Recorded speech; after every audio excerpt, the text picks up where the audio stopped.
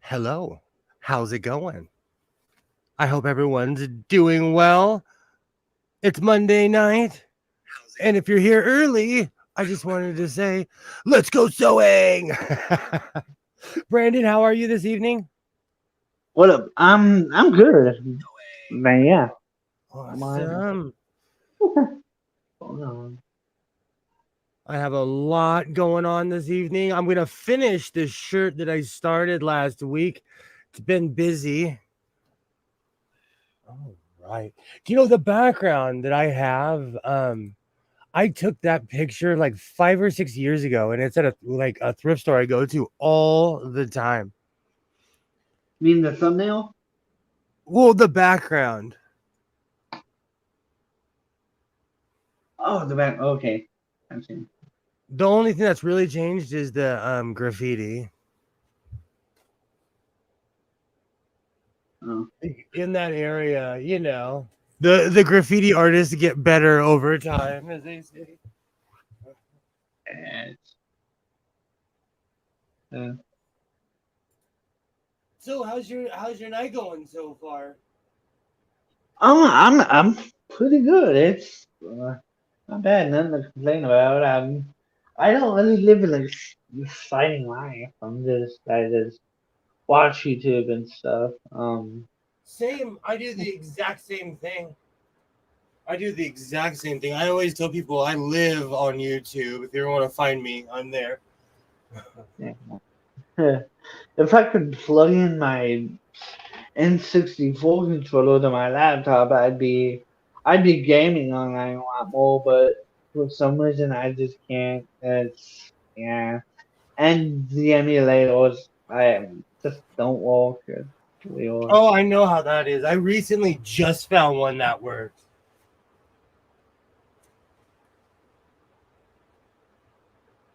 I have an SNES controller that I could use on an emulator, but I don't have a cord for it, so and that sucks. Hey, Commander. Hello, hello. How's it going? I hope you're doing well.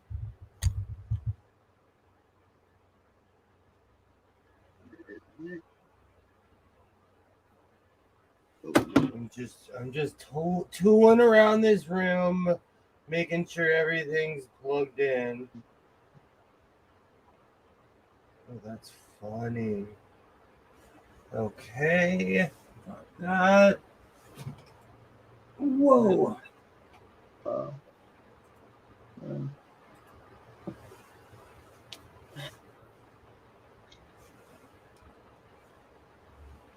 uh, It takes me a second to get everything going in there. Hey, Skids, how's it going? How's it going? Hello, hello. I hope you're having a good evening. Oh, man. There we go. Perfect. Perfect.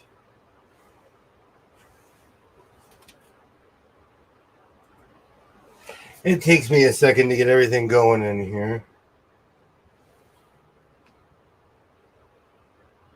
Beautiful. Beautiful. And that's ESPN reminding me that I have to pay to watch hockey. I hope everyone's doing well. It's Monday night. I have a ton of stuff to show off. You don't remember Brandon? We were streaming with Brandon the other day, Skids. yeah, yeah, it's like a few days ago. Yeah, Make sure all this stuff's on. Beautiful. It's Monday night. I hope everyone's doing well. Here in the house of sewing, I have all kinds of stuff this evening. I'll wait for everyone to pile in. It's the same old beautiful stuff.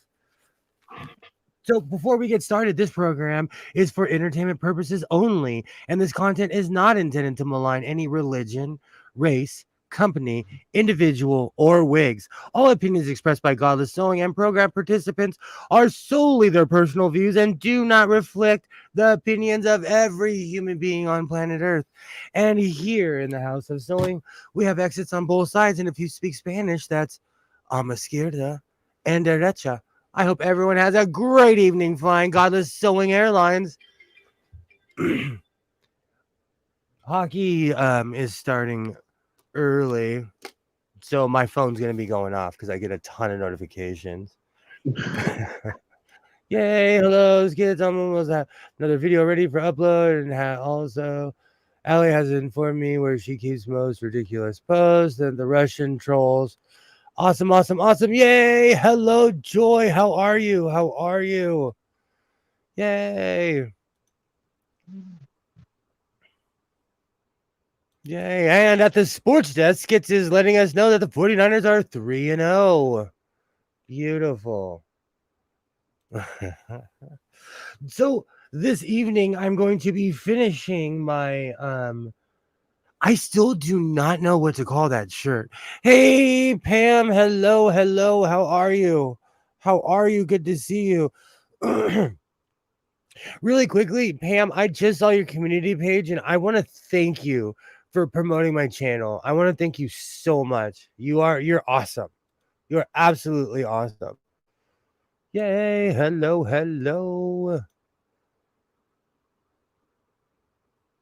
Yay. Awesome. Awesome. So I still haven't figured out who's on that shirt that I have. I still have not figured out who's on that shirt, but I'm gonna grab it in a second. Also, let's see if I could switch my camera. I'm gonna do it because I have to. It's gonna be a mess. Whoops, wrong angle. It's gonna be mayhem. But this evening, I have to move. Let's see. Let me know if you can see it. Can you see that? Can you see that fabric over there? I have to move all of that before this evening. Oh, Brandon dropped out. He should be right back. I have to move all of that this evening. I did not get my washer today. Sorry. My mic is wanting to fall off. I did not get my washer today. And so it gave me opportunity to clean. And so I have cleaned everything. Thank you so much, Pam. Seriously, thank you so much. And Brandon, if you're listening, you can hop right back in. You still have the link.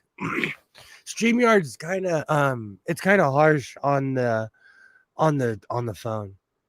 But I have to move all of that fabric. Thank you so much. Thank you so much. You guys are what make this channel, so I thank everybody. So now that we have all the hugs out of the way, I have to move all of that fabric, and I've been cleaning all day. So it's going to be interesting. Sometime this evening, I shall be moving all of that. But it's early. It's early. And it doesn't look like a lot of fabric, but what's going to happen is I'm going to take it all out. I'm going to put it in the living room or I'm going to put it in here, and it's going to be just a ton of fabric. What treasures did you find? You forgot about all kinds of stuff. I found a ton of stuff. And you know what? That helicopter flew so close that it blew a filter off from my Christmas storage. I found all kinds of stuff from Christmas I forgot about. I have a Christmas storage that I keep that's kind of on the same side as my washer and dryer. And it's so jam-packed. I only go in there once a year. I literally screwed the door shut this year because I was not having it. Just have your eagle friend behind you help you. Skits, I think it's funny that my eagle friend scares you. But I will tell you, if that eagle moved, you would see me move so fast, you would literally see smoke like in the old cartoon. It does end up being sky high when you unearth it. Absolutely. That's why it's taken me this long just to get to the point where I am at now. Just to get where I'm at now, it has taken me a lot. Yay. Hello, Joy. Hello. Hey, Commander. Sorry, Joy, I'm laughing with you. I completely inverted what I was going to say.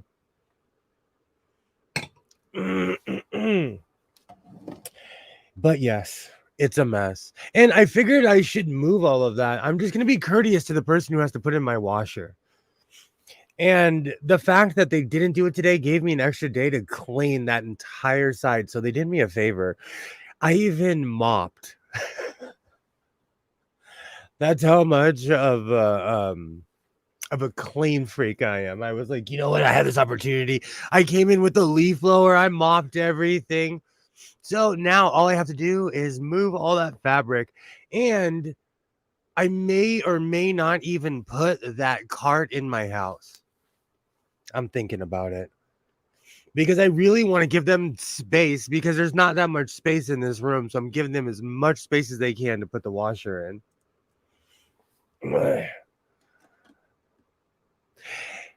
Yeah. Yes, they did, Pam. They did. I am such a crybaby. But here's my real gripe, okay? I paid an extra $10.99 for a rush delivery they did not follow through on. So who's at fault? And you know what? I know sometimes your reaction will make you wrong. I didn't like go full Karen. I didn't come with my wig talking trash to people. I was just like, where is my patch? And it finally came after all those excruciating days. Good about thank you. See, that's my thing. It's the principle of the situation. I'm willing to work with you. Just be honest. Just tell me, like, well, we'll get it to you in a day ish. And I understand, like, I order a lot of things at 2 or 3 in the morning. I am the definition of compulsive shopping. I get it. I totally get it. But Amazon Prime has really dropped the ball. I'm thinking about going back to, I don't know if I can, but I'm thinking about going back to my old account. And you know what, really quickly, today is World Ataxia Day, and I want to shed light on a person that is my friend. I don't know if she's around anymore, but there was someone that actually encouraged me to get onto Instagram first and then get onto Twitter and get onto YouTube. And that's my friend Liz. And because today's World Ataxia Day, I want to let you know that I'm still here. You're loved. And if you're around, you know, I'm here for you. She is the person who encouraged me to get on YouTube years ago, and literally was like, when nobody was in the audience, she was the only person in my audience. Literally, like, I always there's a meme of a person in an empty stadium clapping, and that was her. So much respect to Liz. And I know people who have ataxia have really, really harsh lives. So, I figured on World Ataxia Day I should bring light to the person who helped me get on YouTube in the first place. And Brandon Worrell and I were talking earlier before the stream starts that, do you know, in all the topics that we talk about in the world, we do not talk about people who have disabilities, you know? So I feel like we should shed more light on that. I canceled my Amazon Prime. I am this close. I am this close to canceling it because every single package I've ordered on it has been a complete failure. Let me switch my camera angle. I'll go grab everything and start sewing. But Amazon Prime has been an utter and complete failure. But, like I said the other day, these are all first world problems. I have a obsessive Amazon habit, not as hardcore as my thrifting habit. I unfortunately, on my way to my job, there's 2 Goodwills, and if I go anywhere north of my house, there's a Goodwill within, like, I don't know, 3 minutes of my it's on the way to Walmart, so every time I say I'm going to Walmart, I end up going to the Goodwill, and, they're everywhere here. In Southern California, they're everywhere. Alright.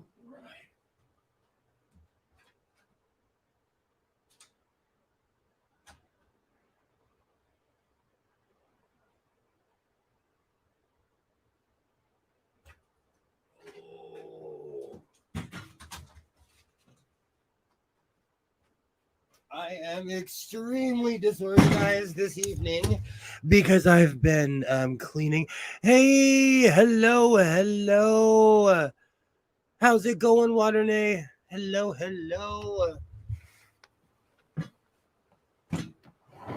Oh.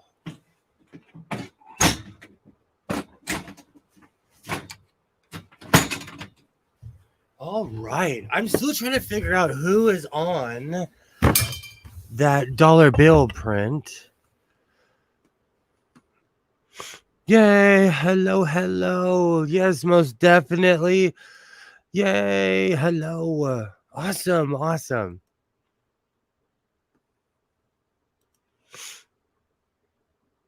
Hey, Waternay, how's the machine? Yes, we all inquiring minds want to know how's your machine doing. I'm going to go grab my print, who I still have not figured out who's on it yet.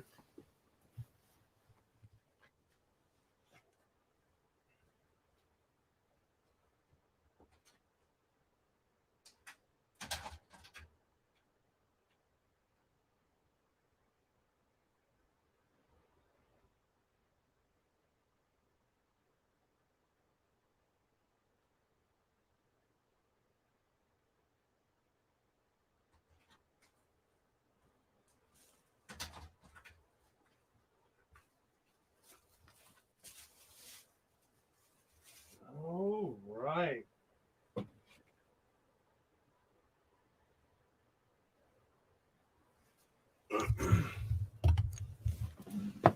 Awesome. All right. Semi disorganized, but now I'm ready to go. Oh, yay. Hello. So I had to completely clean out everything today, so I am scattered. It's going to take me a second. I had to like run around and remember where I put everything. But usually I try not to use my living room as my closet. I try not to. I was cleaning and organizing those hoses to make room for the machine. I was going to clean it inside, but I think the preliminary cleaning will be outside as I originally planned. Awesome. All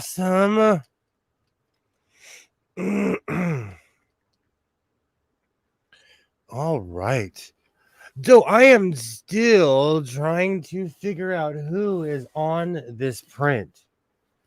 It's really starting to mess with me. I'm gonna go and ask the guy, but I don't know if he would know.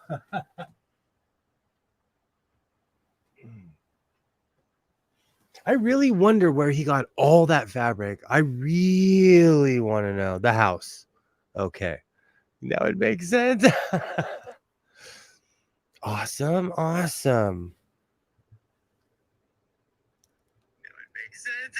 Whoops, I knew that was gonna happen. Wrong side. Okay, good. Perfect.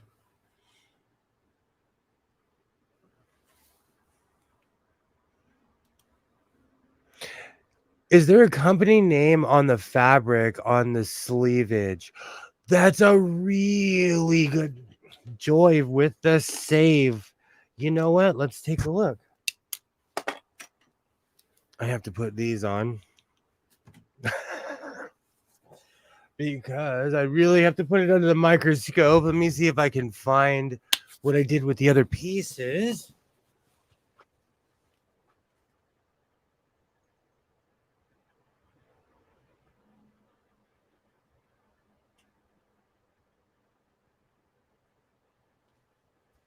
I really do not think that there's a I really do not think, but let's look.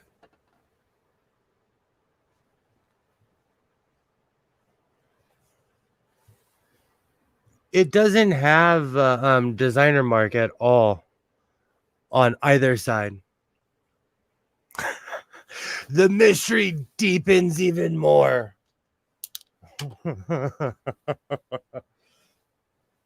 I am really curious to know who this is. I am dying to know who this is.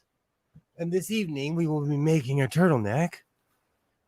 And a lot of the stuff downtown is like that. A lot of the stuff is like you get what you got. Because I feel like a lot of it is printed down there. I feel like most of it is made down there because that is the textile area. And that's why the patches are cheaper. The one shop I go to, I know for a fact they make them upstairs. Especially that one where I go to where they have just every patch you could possibly think of.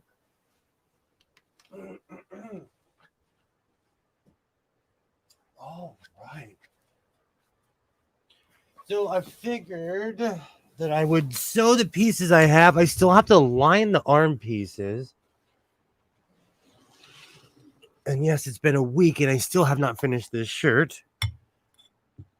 And the funny thing is, like, I started the fuzzy shirt and I finished that thing within like I finished that thing within seriously within a day. I finished less than a day. And it's ironic when you're really in love with a project, it instantly gets done. So this kind of fell by the wayside, but that's okay. Still have a wound bobbin or two.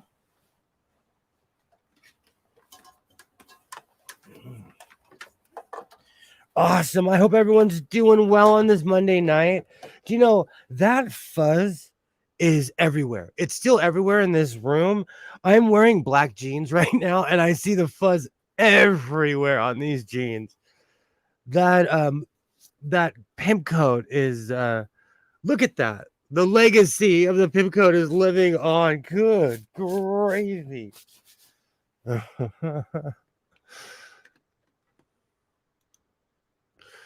It's that judgy bitch from the chat.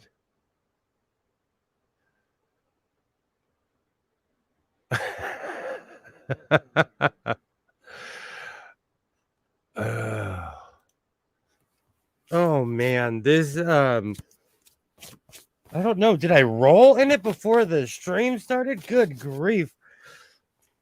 It's getting to the point where you can't wear black in this room.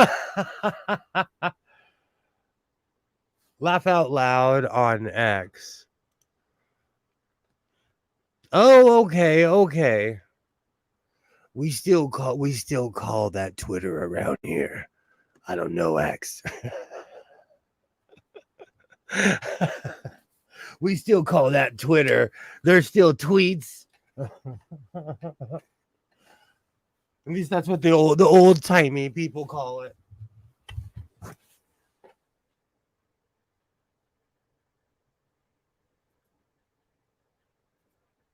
Oh man, that stuff is just everywhere. All right, we got that going. Good. It's funny to me how that coat is just shedding everywhere in here. Beautiful. Let me move my chair a little bit.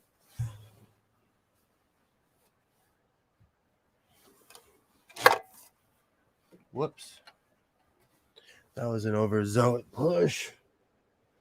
Let me look in my notes because there was all kinds of exciting things that happened today. So I had to go purchase a new battery for my truck. My truck was parked in my driveway. I had no idea the battery died. That's the plight of owning multiple vehicles. Like, you don't drive them all the time. And so the battery died in my truck and I had to go get a new battery today.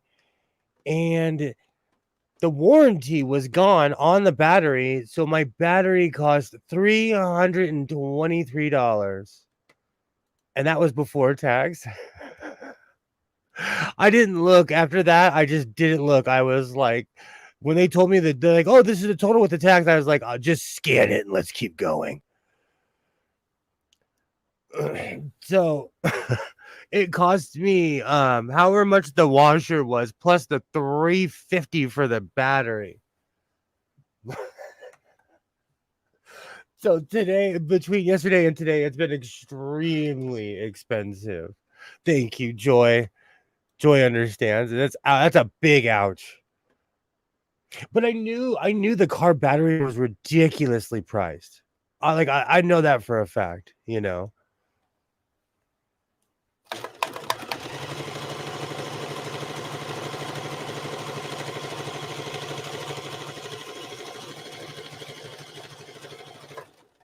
But I get there and I'm already kind of anxious because I know the car battery is gonna be an arm and a leg. And like the guy, let me make sure. Okay, good. Just have to make sure. Perfect.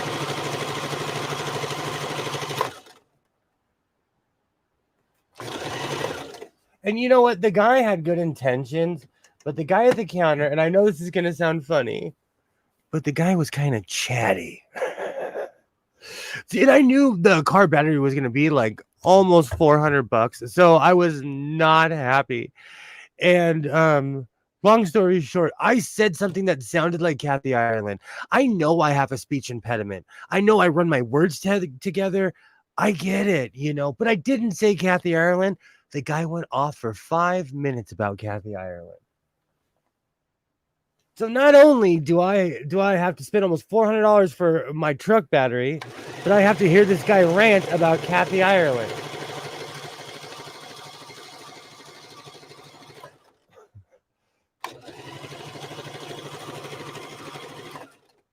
And he was trying to play that like, oh, in my day thing, and he was shocked when he found out that I wasn't much younger than he was. He was older than I was, but not by much.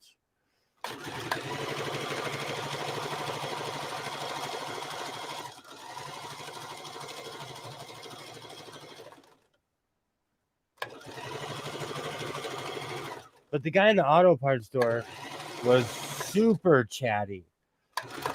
But I guess for $400, it comes with the conversation, you know.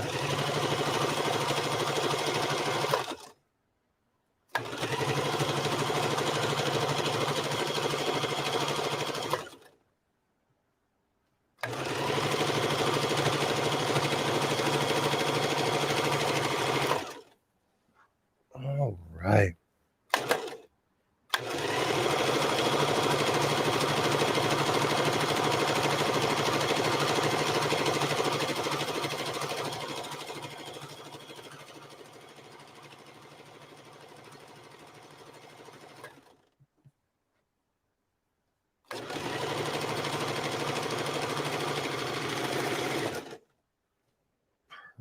Perfect. Oh. Figured one day I'll figure out where they are, considering they're always in the same spot. Awesome. Awesome. So, like I said, not only was the battery $400, well, it was like $350-ish after tax, but I had to listen to this guy ramble about Kathy Ireland and everything else, and I was like, dude, I just want to put the battery in my truck and move on with my life. So that's why you always get the warranty, kids. But I think I already used the warranty. I couldn't remember if I had or not, and it doesn't matter because I knew it was going to be expensive. Absolutely. Truck batteries are worth it. I think there's something a lot electrical in my truck, but I also do not drive it every day.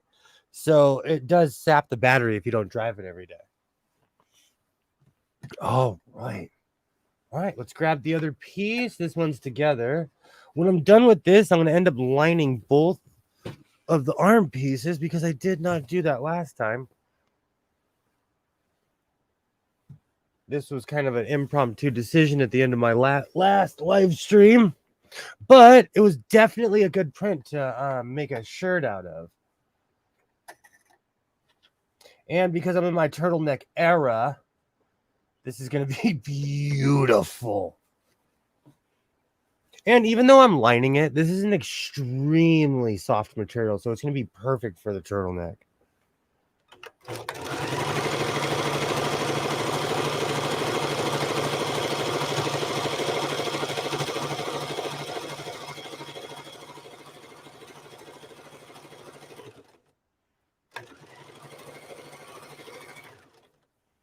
Beautiful. And I checked at my local Walmart, and they are out of fuzzy material because I get, it's that time of year, so I bet a lot of people are making fuzzy coats.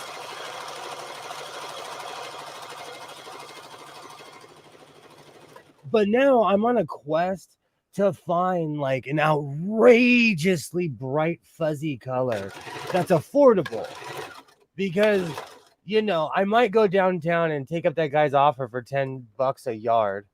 Ooh, that sounded really bad. I might go downtown and take up that guy's offer for $10 a yard.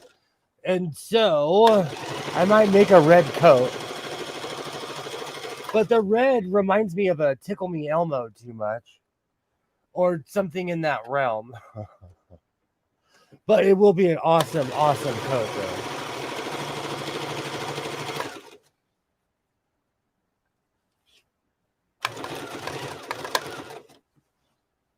Awesome. Are you going to totally complete it today, or does it go in the finish me pile? Well, it's early. It's early, Joy. It's early. This one is feasible.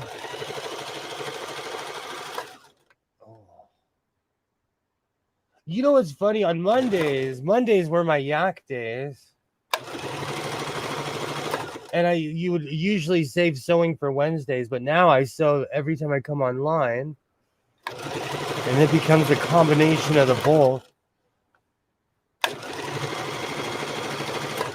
But I am still dying to know who this individual on this pattern is.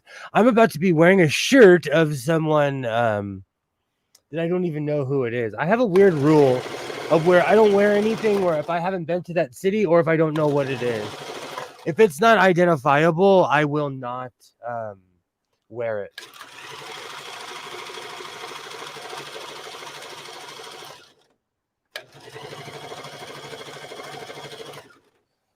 All right, perfect.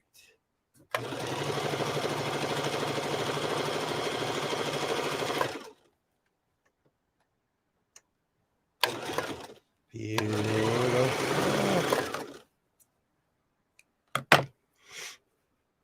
I hope everyone's having a beautiful start to their week. If anyone could help me out, who is this individual? Oh, this is going to be an awesome shirt. I love these off prints because I feel like these were intended for something that was going to be mass produced but never went out. That's why I love going to the off shops that are way off on 8th Street. But if you go to downtown, I would recommend you to stick on 9th Street. But where I go, it's way off on 8th Street. And this guy has like discontinued prints and stuff from the 90s that had sat there for all those years waiting for me. Awesome. So I'm really interested to know who this is.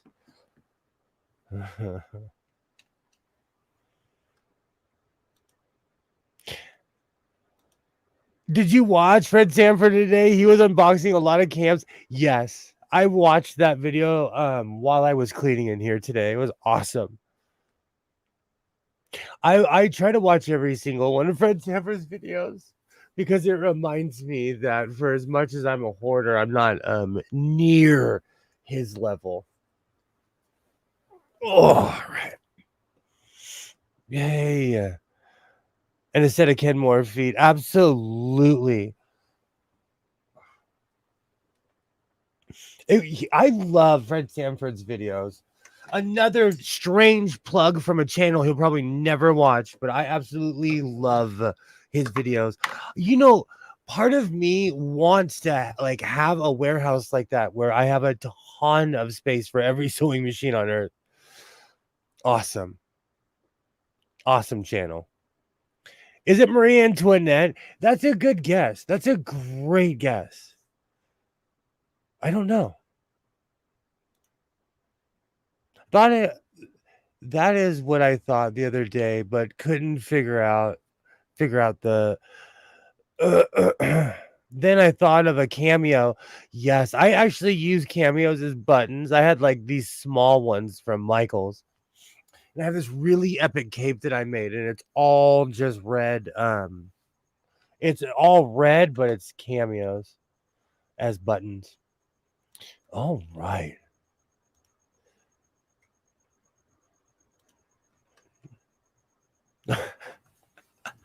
That is just my tower of shame. Shame.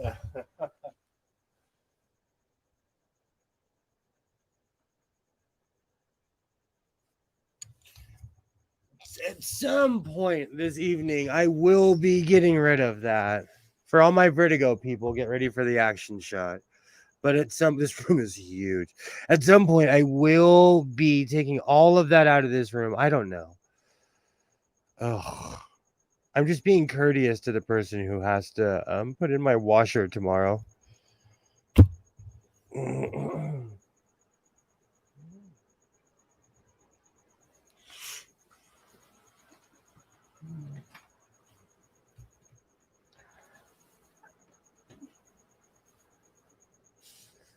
Awesome, awesome, awesome.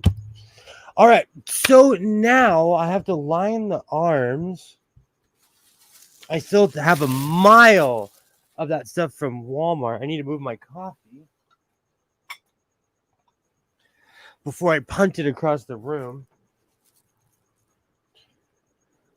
But I still, I'm going to stay consistent because I try, depending on what it is. Like on certain makes, I'll make the arms different than the inside just for that one person who looks at that and says, oh, this is really cool.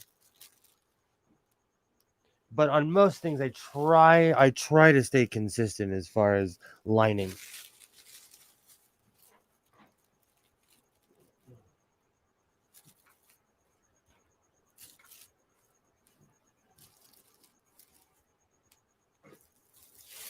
All right. Let's see. This is Simplicity Pattern. This is Simplicity Pattern S9 158. I absolutely love this pattern. And yes, this guy does have a spray on beard.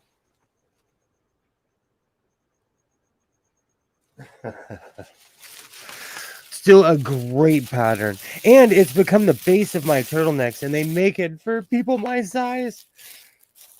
It's absolutely perfect. Like the tunic I have, I love it, but their XL is made for someone that's like double my size. So I'm gonna have to change the pattern a little bit, but the pattern it's a large pattern. Oh, right.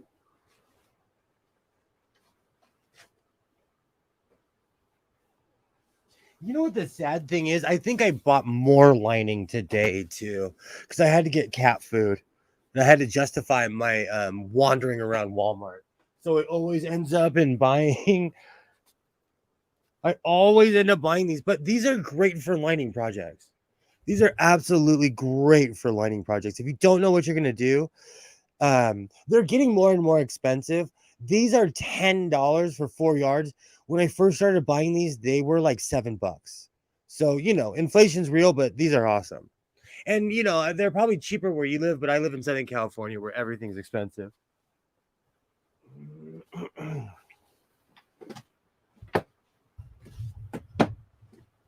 Beautiful. Let me grab my phone.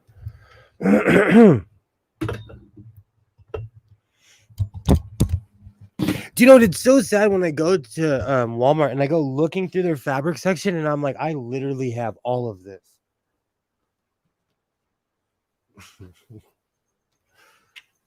But ever since I started going downtown, I just don't have the desire to pay their exorbitant prices for a lot of fabric. Some of that stuff I can't even wash it because it instantly fades.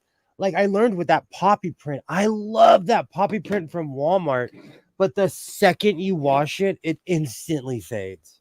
I mean, like it becomes gray almost. So it's really sad. And now I'm looking for that print in something that's more higher quality. All right.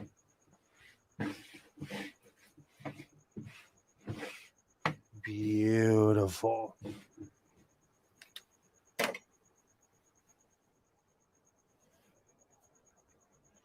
I almost forgot where I put these things. They're so camouflaged on top of each other. Oh, that's hilarious. Do you know these pattern arms are cut a little bit different, and I actually like the cut on these compared to most things. It has a little bit of a longer sleeve. And on not necessarily on everything do I like that suit cut. It really depends. Because sometimes you want the emo arm, sometimes you want to put your thumb through your sleeve, sometimes you want it to be short like a suit coat. It just depends. Perfect. Perfect.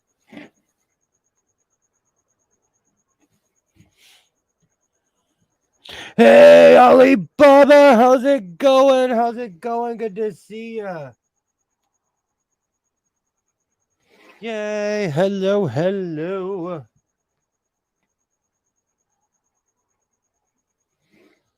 Yay. I am finally doing something about that print that I have yet to for do you know what's funny? This is the shirt with human to be named later.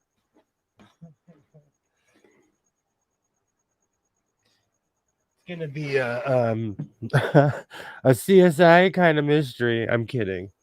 I just saw a commercial for NCIS and it brought me back.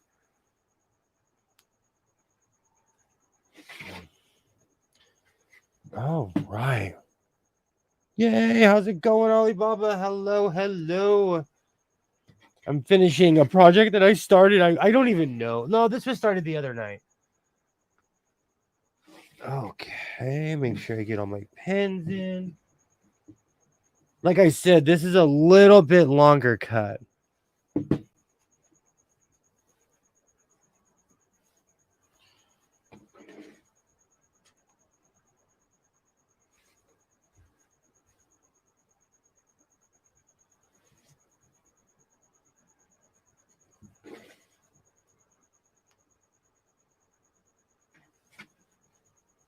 All right.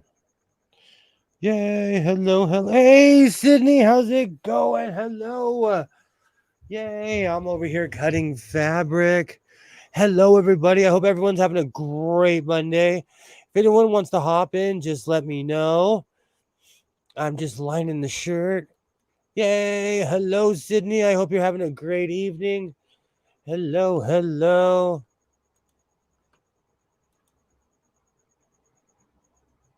Awesome. Awesome. Do you know this evening I'm going to try to figure out who this person is?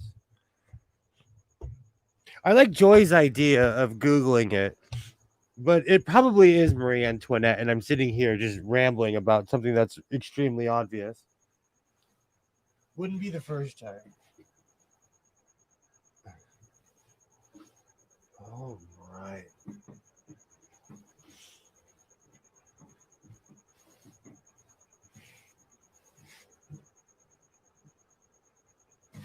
And another reason why I really love this lining is because it's a little bit more stiff, and so it's easy to lay things on top of it.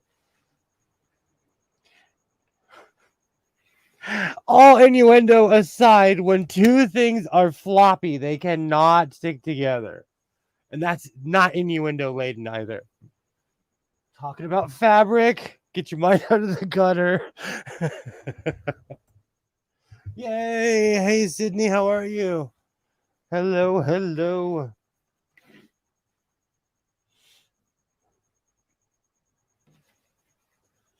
Awesome. I figured I'd do both of these at once. Makes it a little bit easier. I tried to work smarter. Beautiful. Do you know what's funny? When I got this print, I instantly in my head expected it to be Benjamin Franklin on this.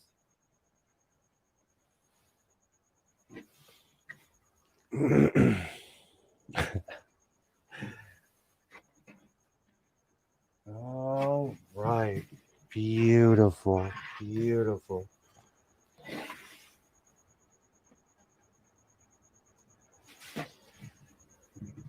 I got my innuendo in before Kilroy was here. Even though. Okay. Beautiful. Beautiful.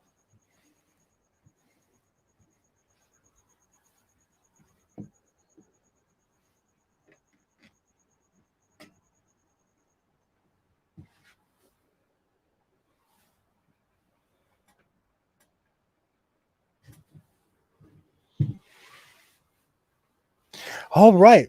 So after all of that, I can finally cut these out.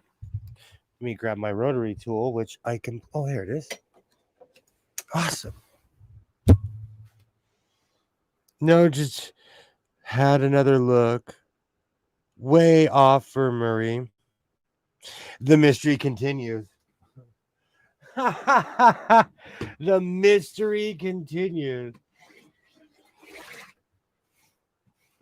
It has to be somebody of some significance, I guess.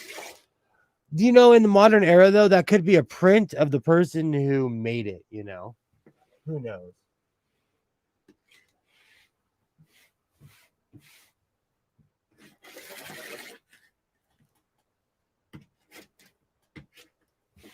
Awesome.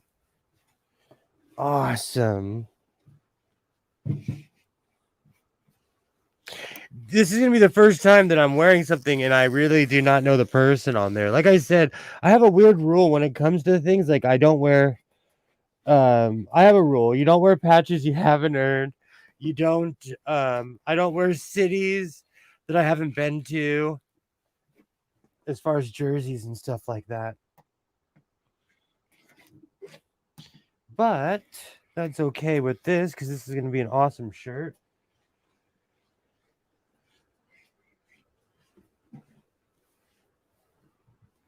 I think I found it just now. Not Jane Seymour, but Anne Boleyn. Boleyn. Boleyn? Boleyn. Which would be an odd choice. Odd choice for the $100 bill. Oh, that's funny.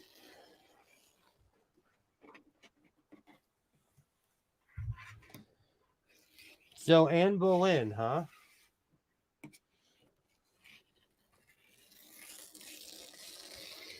Beautiful. All right. We want to cut that piece off just in case it peeks out. Perfect. That is the beauty of the rotary tool. I keep making mistakes of Boleyn. Boleyn.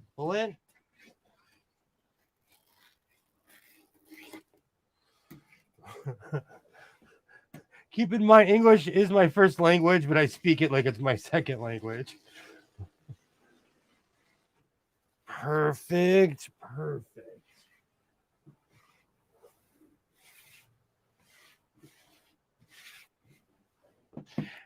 All right. So in my truck, I have a Marty Robbins CD. And right now, I have Marty Robbins stuck in my head. Got 160 acres in the valley. I got 160 acres out west. Great song. For all my Marty Robbins fans. But it's funny when I drive around bumping Marty Robbins, the looks that I get from people. This poor guy, he was trying so hard not to look at me, but I was looking right at him. Awesome. Especially when they hear with a big iron on his hip. All right, that's perfect. All right, let's start sewing, put our pieces together. I love that coat. That coat is going to stay there for a while. That coat is getting a place of honor here in the House of Sewing. We're going to call that the coat of self-discovery.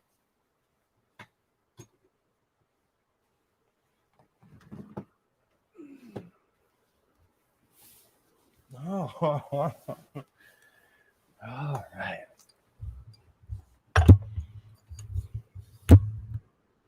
Shakespeare spelled his name differently. No worries, Alibaba. I am nothing but mistakes. Interesting. Very interesting. I always wonder about historical figures and the inaccuracies that we pin on them. Just in my lifetime, I've seen people become deified, for the lack of a better term, based after they pass away. And I'm like, I knew that person. They didn't do all that stuff. So it's interesting to find. It's interesting. Awesome. Awesome.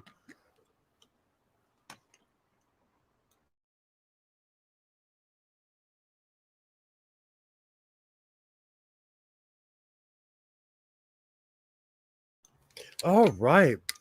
Let's put these arms together.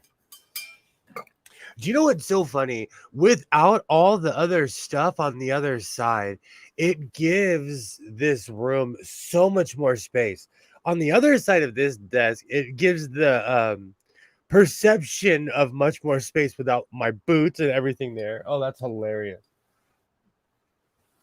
I did not get my washer today, but it's coming tomorrow between 1 o'clock and 5 o'clock tomorrow. So knowing my luck, they'll be here at 4:55 tomorrow.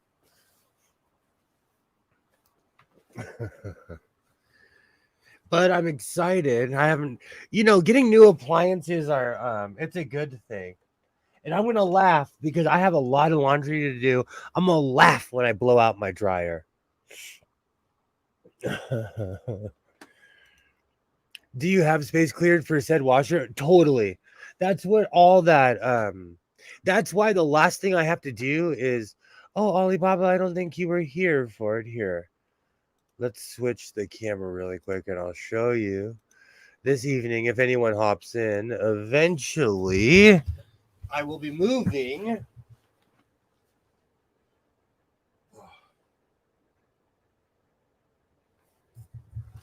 I'll be moving all of that fabric and the cart too. I'm going to move the cart and the fabric and everything.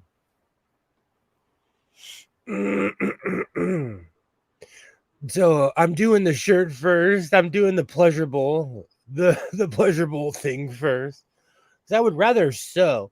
It took me all day to clear this room, just one half of this room, just to get to my fabric.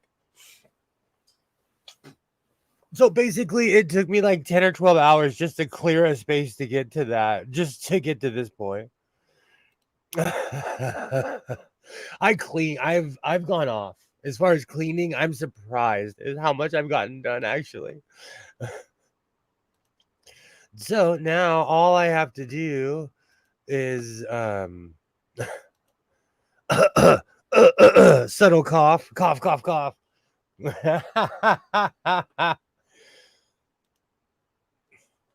Called out for what? I have Marty Robbins stuck in my head. All right, let me move this chair a little bit.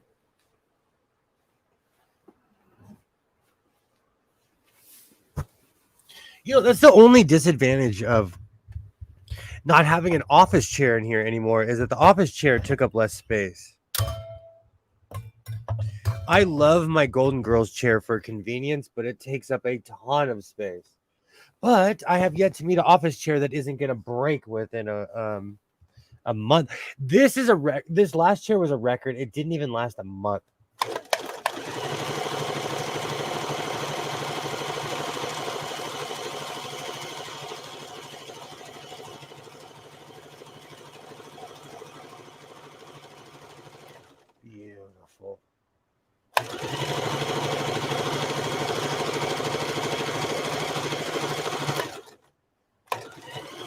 Oh, that's gonna look great at the wrist with that portrait right there.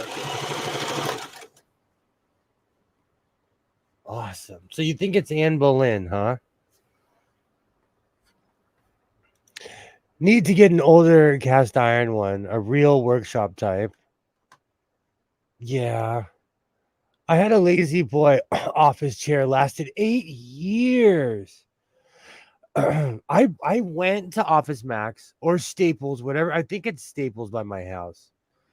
I spent $115 on a chair that lasted less than 30 days. I had a gamer chair. I bought a gamer chair and that thing lasted me 3 years. And part of me didn't want to buy the same chair, but I should have. In retrospect, I should have bought the same chair because it probably would have lasted longer.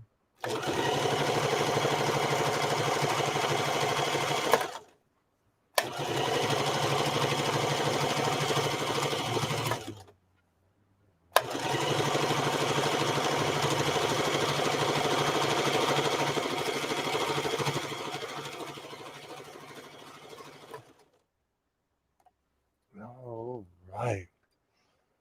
Swivel seat.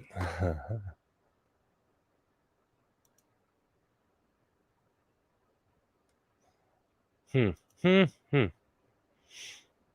I had an oak chair with cast pivot and rise. Do you know my problem is, I didn't get the warranties. There was nothing I could do about it. And they had like a 25-day policy or something, and the chair broke like on day 29. Something like that. I was so beside myself. I was mad. I was mad about the chair. I've redone, reworked, reconditioned Lazy Boy 1991. Do you know what it was? The welds on the chair broke. So I instantly was like, oh, you gotta be kidding me. On this brand new chair, the welds broke. And it made me feel, like I broke a chair. I have an antique vintage wooden office chair to restore. Oh, that's awesome. The funny thing is those things lasted way longer than the stuff they have nowadays. Buy it at Costco, can return anytime, I think. I need to bring an office chair back in here because I move around a lot and I love my Golden Girls chair because I can fall asleep in it while watching hockey. It is terrible. It's absolutely terrible.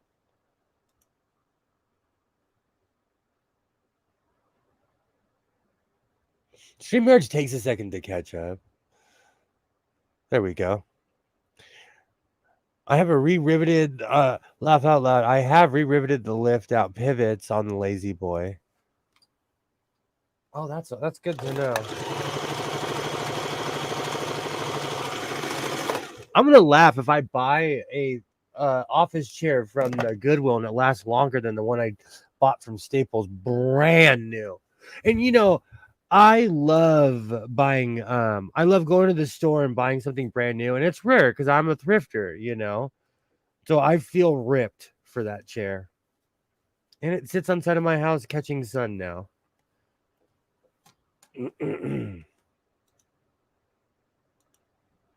My Lazy Boy still works just the leather was messy.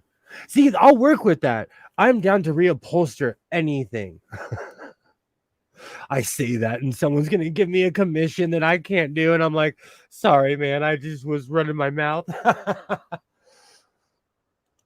Joyful Joe, I might try reupholstering the Lazy Boy for practice, if anything else. I need to do that with my truck seats. Even today, like, oh, that reminds me, I need to make a steering wheel grip. Do you think I should make it out of pleather? And where did the other arm go?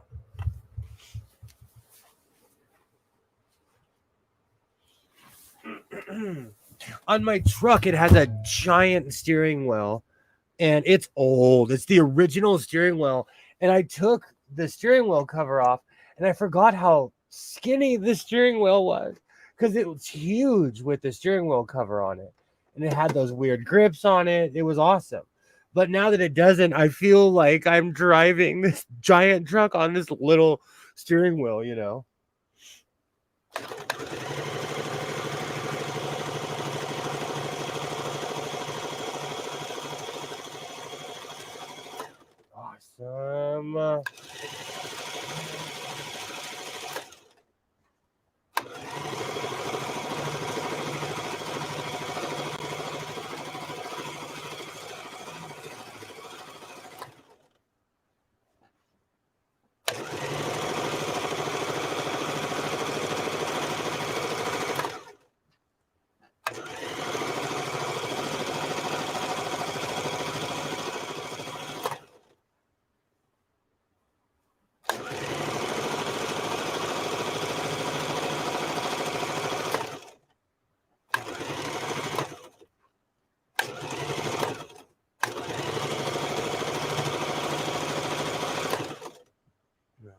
Okay.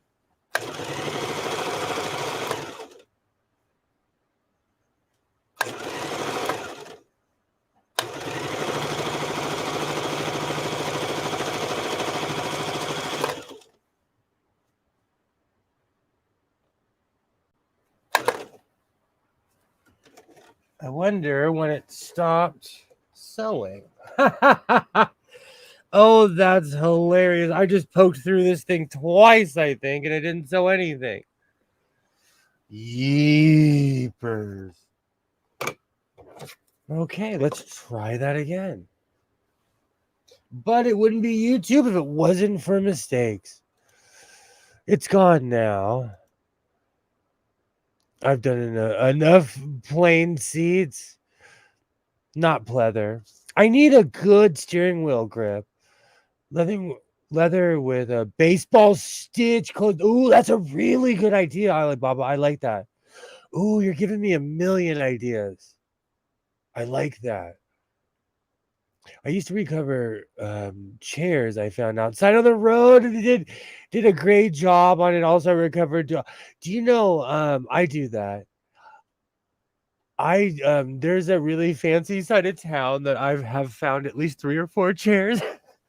They put out there are chairs that they sell at like stores at Cost Plus and stuff. They're $400 or $500 chairs. People just put them out on the street here. I like the FOF Creative I have. It has a warning light when the bobbin's low. Hello. Hello. I hear someone's looking for company on their stream.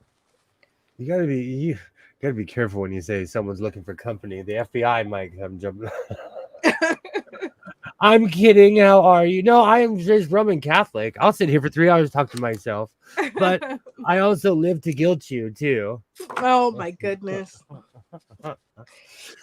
Oh, this poor machine. This poor machine. How are you? How are you? Oh, well, I didn't take my tea last night, and so I had the worst insomnia.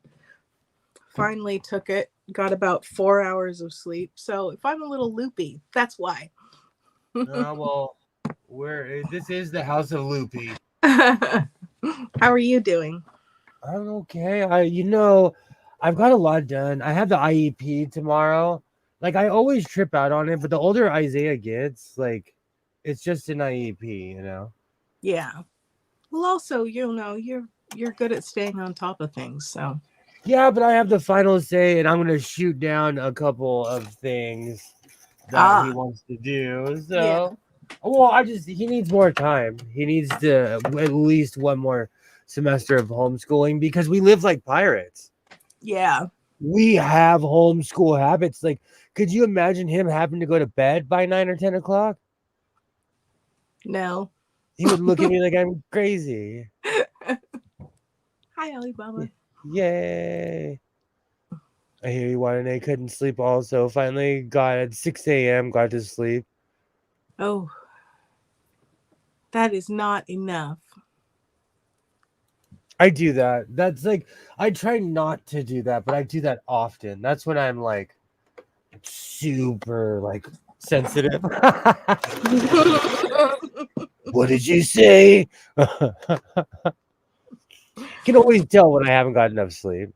But honestly, I think most humans are like that. Like a lack of sleep has an adverse effect on you. This is true. This is true. People don't like to face it because, they like to be out doing things, and then Oh my word, it's already started. Yes, when people don't get enough sleep, they can't function, but they're in denial. They're like, "Oh, I'll sleep when I'm dead," or "What do you mean? I want to go out late and I don't care if I have to get up early." And then they're not Yeah, at and their it's best. like, and if you don't sleep, you will croak. Yeah. Oh, ringing in your ears, that's the worst. Yeah, I'm not very fond of napping either, Alibaba. The trouble is, I have a hard time waking up, and so if I take a nap, then I have to wake up twice in one day. So, and then, I think I'm going to sleep for like an hour, and it ends up being 4, and then I can't sleep at night, and the cycle continues. Incurable. Oh, I'm so sorry, Joy. That's awful. I have a friend who has that too. She doesn't seem to really mind. I think I would lose my mind. Did this come on like from an injury, or is this a recent thing? What happened?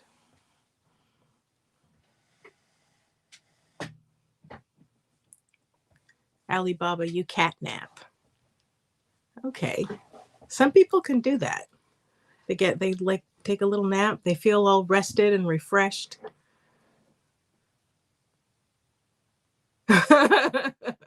Yeah, Winston Churchill did a lot of things I wouldn't recommend. He's another one through history. Like when you're a kid, you're like, Winston Churchill's a hero. Then you learn about him, you're like, oof, oof. Yeah, he was a complex fella. But yeah, apparently I saw a thing about how much Winston Churchill used to drink. It's a wonder the man's liver didn't give out at like 25. But do you think that's generational? I knew a human that would drink. If you drank as much as this person did every day, you'd be in rehab in a week. I think a little bit of both. Like there were times in history when people were much heavier drinkers and they kind of adapted, but still seems like a lot. Just noticed a few years ago. Oh, that is awful, Joy. I'm so sorry. My grandfather was a Scotch drinker to the point where he was Scotchy McScotch. He smelled like it. Oh my. See, but like I'm an oops baby, so I came around when he was retired. Like, well, I hung out with him because he was retired. Like Yeah. I was a little kid and he was Scotchy McScotch. I think sometimes people don't really realize how much they're drinking too, or eating, or like you sit down with a bag of chips and next thing you know it's half gone or whatever. Like I think that people Totally. are just oh, my glass is empty, I should put some more in, and the next thing you know you've gone through like the bottle.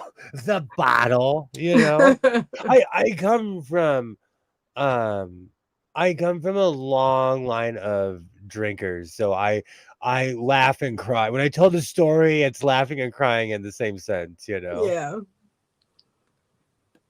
in high positions. Oh yeah. True. My pops was like that too. They were just drinkers. A lot of it I attribute to like the Navy, gun ho 19. He was like 1950s, 1960s, 70s Navy. Yeah.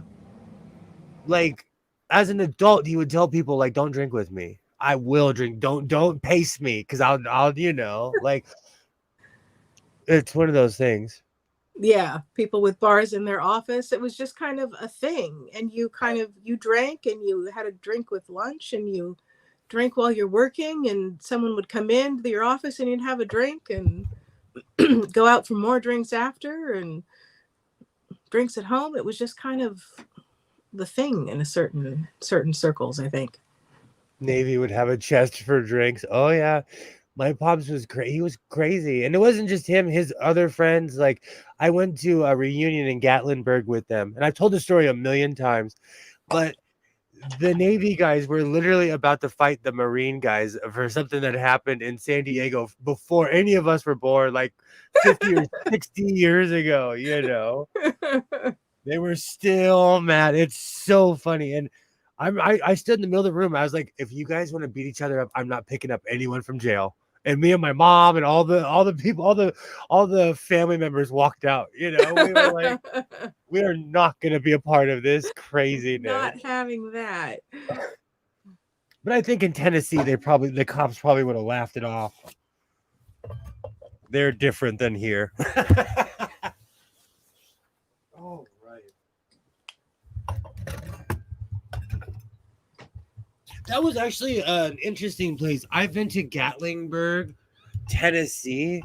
They take pride in moonshine there. And now that moonshine's kind of legal, I don't. And keep in mind when I say this, I do not drink alcohol. But it was just a really interesting tour.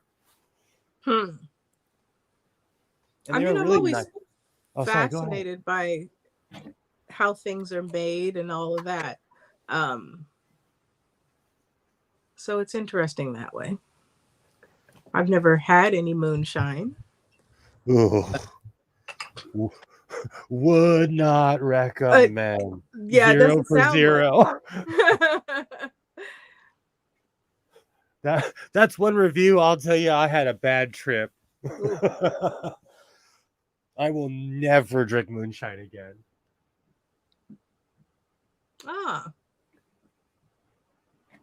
It's pretty country there in that whole like Tennessee, Kentucky, West Virginia. Oh, yeah.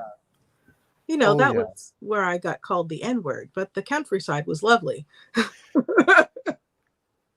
I think because I came with a bunch of soldiers, people were really nice to me, you know, because I came with a large, like 100, you know, like 150, 200 people. Yeah. I mean, this was by someone who was, you know, a friend of the husband of the cousin of the, you know, so it was a little removed, but still, you know. Gatlinburg, far from me too.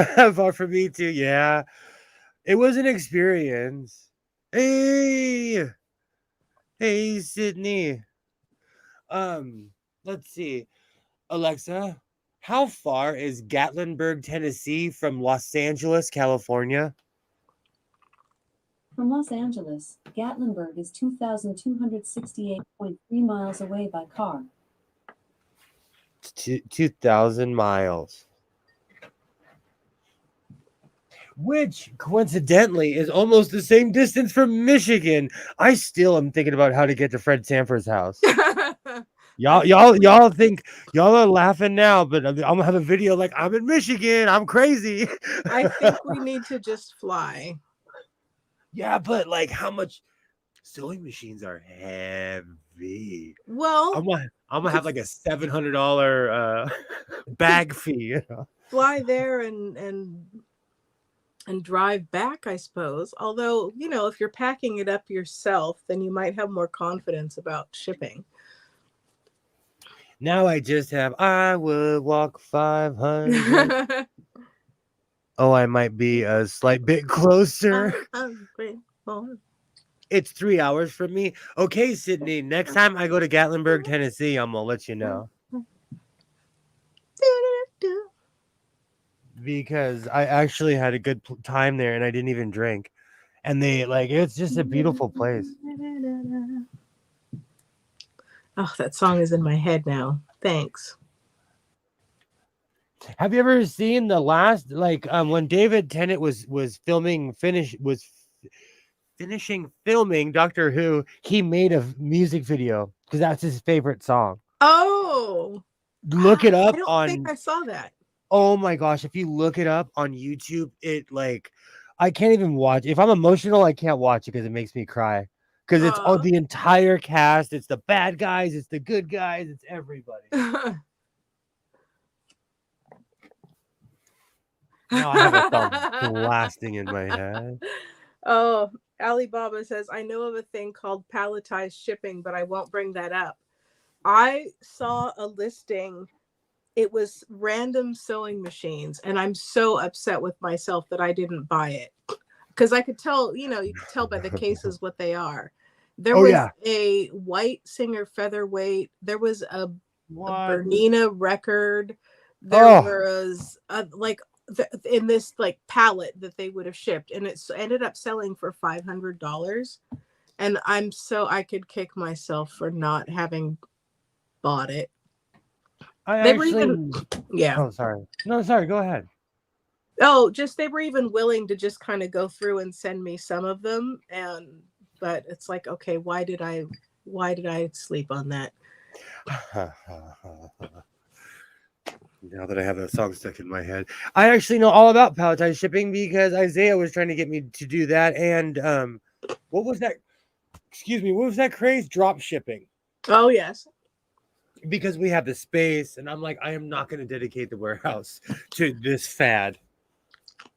I know, Joy and Alibaba. I'm really kicking myself. Why? But then, if I had been bidding on it, then, the other person might have bid higher, but still it was a steal for what was in that box. A big box of sewing machines, just like dumped in the box, and I could see the cases. That actually used to drive me crazy when I used to buy lockers. Like, there would always be that one person who was mad because you could afford to buy it, so they rack the price up, Yeah. I mean, it was a lot. It would have been a financial commitment with that and the shipping and everything, but yeah, I have regrets. But something like that, like I always say, there's a lot of sewing machines I do not show because I end up making my money back off them immediately. Because I'm in a bunch of groups, Mm-hmm. But with the movie strike, I've noticed, I'm gonna tell you, with the strike, I've noticed the entire game slow down. So I think a lot of those people were buying for movie houses. Oh yeah.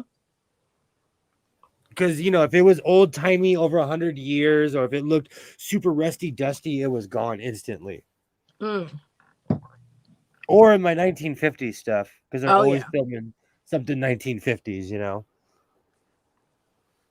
And people they weirdly want accurate things. I don't blame them. Yeah. Like, I was reading how accurate certain Star Trek characters are, and I'm like, wow, I did not catch that. I did not catch that. Certain Star Trek characters, in what sense? Just like certain people will have a name like Okana or something, and they'll have a reference to the original Okana or whoever they're referencing, Okay. Or their dress will be of that person. Like, everything's an Easter egg with Star Trek. Yeah. Like, everything. And if you're not paying attention, like, I think, I love those super geeks who pay attention to stuff like that. Yeah. Wow, 500 is just half the price of one of those featherweight. That's what I'm saying. Something like that, it flies. I wish. Yeah. Regret. If I lived in a warehouse, if I had my dream of living in a warehouse like MacGyver, let me sip some coffee. I could definitely do some drop shipping.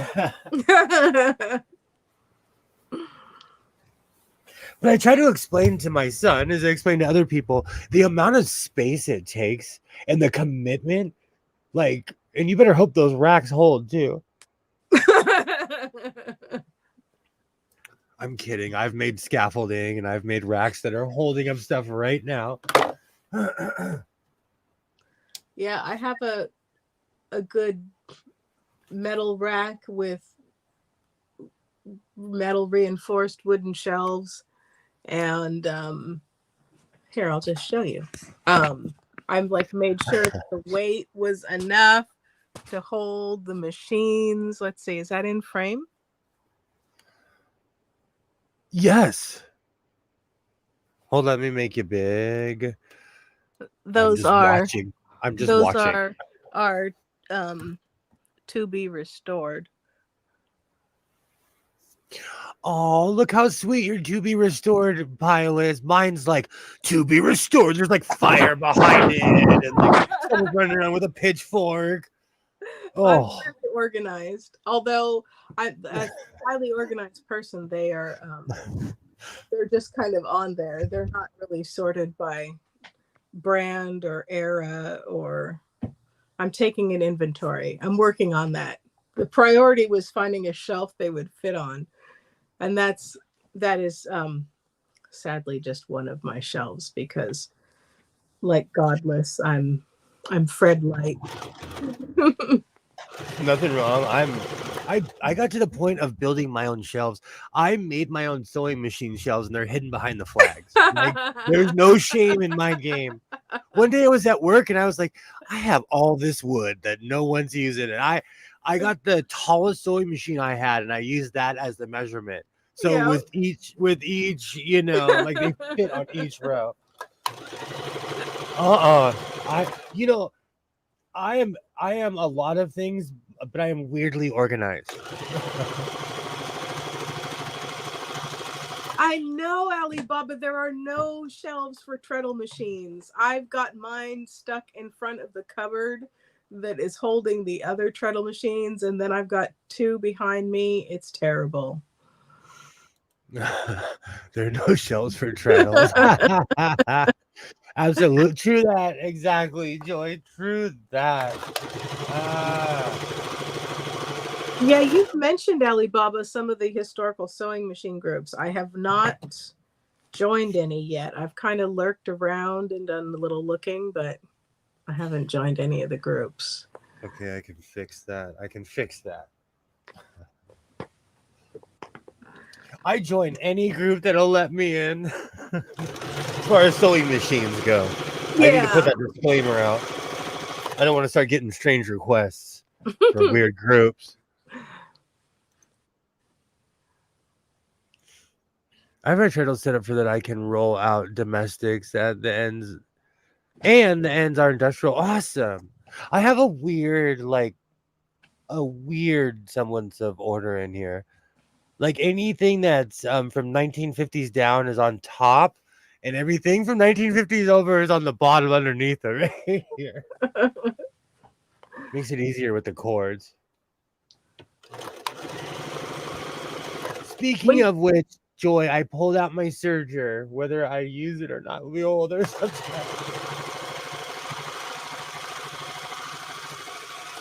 a grasshopper. Oh, sorry. Go ahead. Oh, I was reading Joy's comment. Joy saw a grasshopper in Facebook Marketplace selling for $300.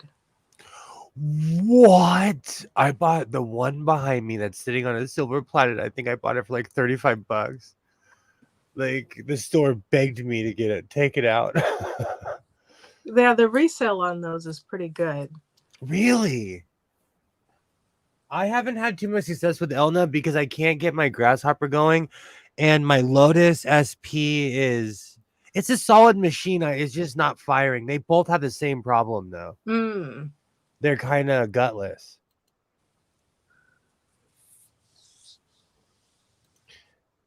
If you can get a download called Sincere, what is that? I need to put my freaking glasses. Sincere Sewing Machine Book. Might be the wrong title exactly, but that's good for general work on old sewing machines. Good to know. Absolutely. I have a lot of interest, but I don't have much experience yet. Where did I put my pin cushion? How is my feed? Am I good? Right now you are. Okay. When you came in choppy. Oh, chop. That's all right. You're good. You're good. It's wanting to chop. We're going like this on the heavy water. Oh my gosh, I am not a cruiser. I am so not a cruise person. No. And I didn't realize it. I was good. We got to the Queen Mary. We got home. I was in the parking lot. I was good. It wasn't until I was in the shower, literally after everyone was settled, I was in the shower and I was still going like this. Oh, dear. And I was like, oh, I'm not a cruiser. Oh, I'm not a cruiser. But I get that on the train too. Have you ever taken a train long distance? Yes. When you stop moving, you still feel like you're on the train. Yeah. Or it's like when you go roller skating, you try to slide through the parking lot. Oh, yeah. Oh, yeah. Same feeling. It's crazy. Yeah, you do have a good feed. Where is my pen? My grandfather used to work for the Canadian Railroad. And so as part of the retirement, he and my grandmother had had lifetime rail passes. And Oh, so, yeah, when I would go with my grandmother to visit family in the summer, we would often take the train. oh my gosh! If you gave me a lifetime pass, I'd take the train everywhere. Like, why do you have your grocery bags on the train? I'd be like, mind your business. All right, I got a lifetime pass. Mind your business. Oh, that's awesome. My my grandfather was the first Hispanic principal in LA County, so he got well, he was really into athletics, but he has a gold. I have it. I have it. I just don't want to dox his name, but he has a gold pass to any CIF game. Oh, wow. And it says like years of service on it, you know. Oh. But and I know it's gold. Let's just put it that way. I got it appraised, and the appraiser was like, "You're not gonna sell this, you vulture, are you?" I was like, "No, I just wanted to make sure it's real." He's like, "Look, it's real."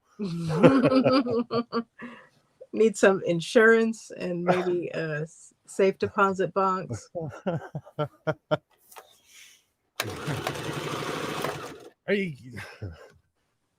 I'm from the suburbs. We don't need a safe deposit box. I'm kidding. Oh, I was thinking about the same thing, Joy. Joy's going to make coffee. You've got coffee. Joy's going to have coffee. I just have iced tea. It's not the same. Serves its purpose, but it's not coffee.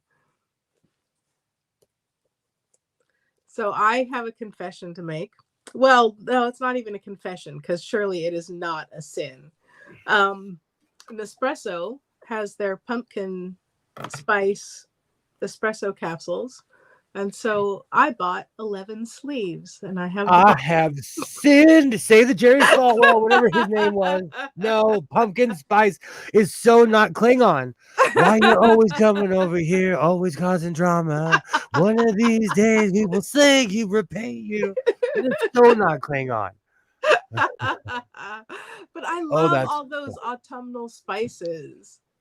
They're so good. The cinnamon and the nutmeg and the cardamom and the cloves, the allspice. I want to tell you something weird, and I'm just a weird human. I've never had a pumpkin spice latte ever, and I'm a coffee hound. I make the poor man's latte. I've never had it before. Well, do you have any cinnamon and nutmeg and clove and whatnot in your house, or like pumpkin pie spice? Actually, yes, all of it. Well, just make yourself a latte and put a little of that when you warm the milk up. Do you know what's really funny? I make oh gosh, I'm gonna be kicked out of so many clubs for this. Because I'm from the West Coast, I grew up in the suburbs. My father used to make sweet potato pie. I'm obsessed with pumpkin pie. This is a point of contention in certain circles. You're considered from the burbs, if you know what I'm saying, Waternet. But I'm obsessed with. We're gonna lose our black cards. We are, but I make pumpkin pie. I don't like. Not. I can't believe I just said it live on YouTube. But yes, I'm gonna say it with my chest. I'm obsessed with pumpkin pie. You do get kicked out of, but I also am obsessed with sweet potato pie too. Like I won't turn down either. Oh, I really like sweet potatoes. Sweet potato pie just tastes like a side dish in a pie crust. I'm really sorry, but that's how I feel. I've never looked at it like that because I have never had a sweet potato outside of a pie. Oh, I'm not a yam guy. Never. Oh, they're so Never. good. They're so good. And my dad used to grow them. He was obsessed with them, like obsessed with tubers. Oh, you can roast them in the oven. So good. Why are you making that face? What's I'm not picky. The older I get, like I'll eat anything. It's just I'm not a sweet potato guy. Yes, I am a pumpkin pie. Thank you. I'll eat food pie again. Well, if you like sweet potato pie, then why would you not like sweet potatoes? Do you know, honestly, I'm going to tell you, I've never tried a plain sweet potato. Well, then why are you making faces? Throw some butter on that. Oh, it's delicious. One of these days.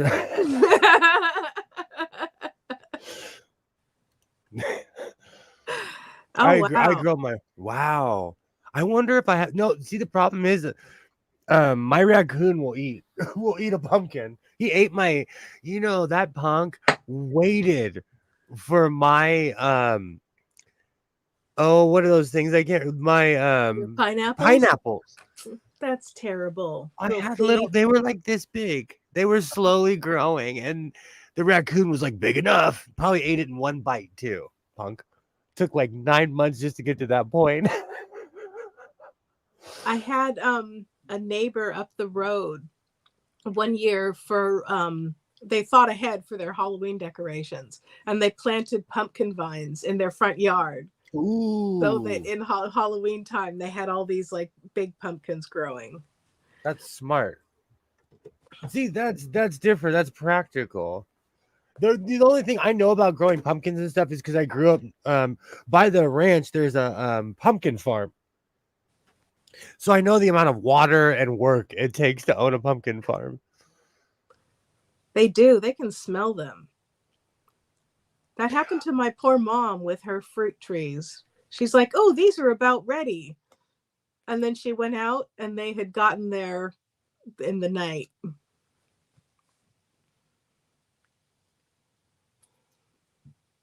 Were you going to say something, Godless? What's that? Were you going to say something? I think we said something at the same time. Oh no, I muted myself. I was about to go off about I grew up in a house with an apricot tree, and I think apricots are gross. They're delicious from the tree. I used to like them when I was a kid. I'd walk right up and eat it, and I ate way too many. I ate Captain Crunch every day for like 3 or 4 years as a kid. One thing that's not in my house right now is Captain Crunch. So see, they're not gross. It's just you. You ruined it for yourself. And cherries too. I've told the story a gajillion times. I went cherry picking. I ate like 7 or 8 pounds within a couple days. Oh dear. And I'm not kidding you. And I have not had a cherry since. I liked cherries. Now I'm like, get that thing away from me. So Alibaba, you say that you have no sweet potato. Does that mean that you're too far north and they won't grow in your climate, or that you just don't like to grow them? Is anyone else a gardener? I'm not very good with plants. I'm a gardener, you know that. I love growing food. Yeah. Although my broccoli is trying again. The last broccoli tree is sprouting new leaves from the bottom. So I think I'll chop the top part off so that it can concentrate on the new stuff. They're We're not also- allowed? What? We're also into second summer right now too. True. It's the last hurrah before your broccoli didn't do well. Oh, you should try some heritage broccoli. I have some seeds, and first they grew. You can see on my Instagram, they were like 4 feet tall or whatever, with lovely little baby broccoli or broccolini or whatever. And then they kept growing. It was like Jack and the Beanstalk. They were literally like 12 feet tall and thick wooden trunks. They were trees. That's awesome. And the birds would come on them. It was nice. Oh, whoops, wrong angle. I will be tackling that this evening. There's no need to shame yourself. We know that's there. You're working on it. It's okay. Oh no, I'm not. I'm just that's the last. No, I've actually worked really hard today. I'm surprised how much space is in this room right now. Yeah. I could instantly fill it with more stuff. So what is this, Alibaba, that they're not oh, welcome back, Joy. Yay.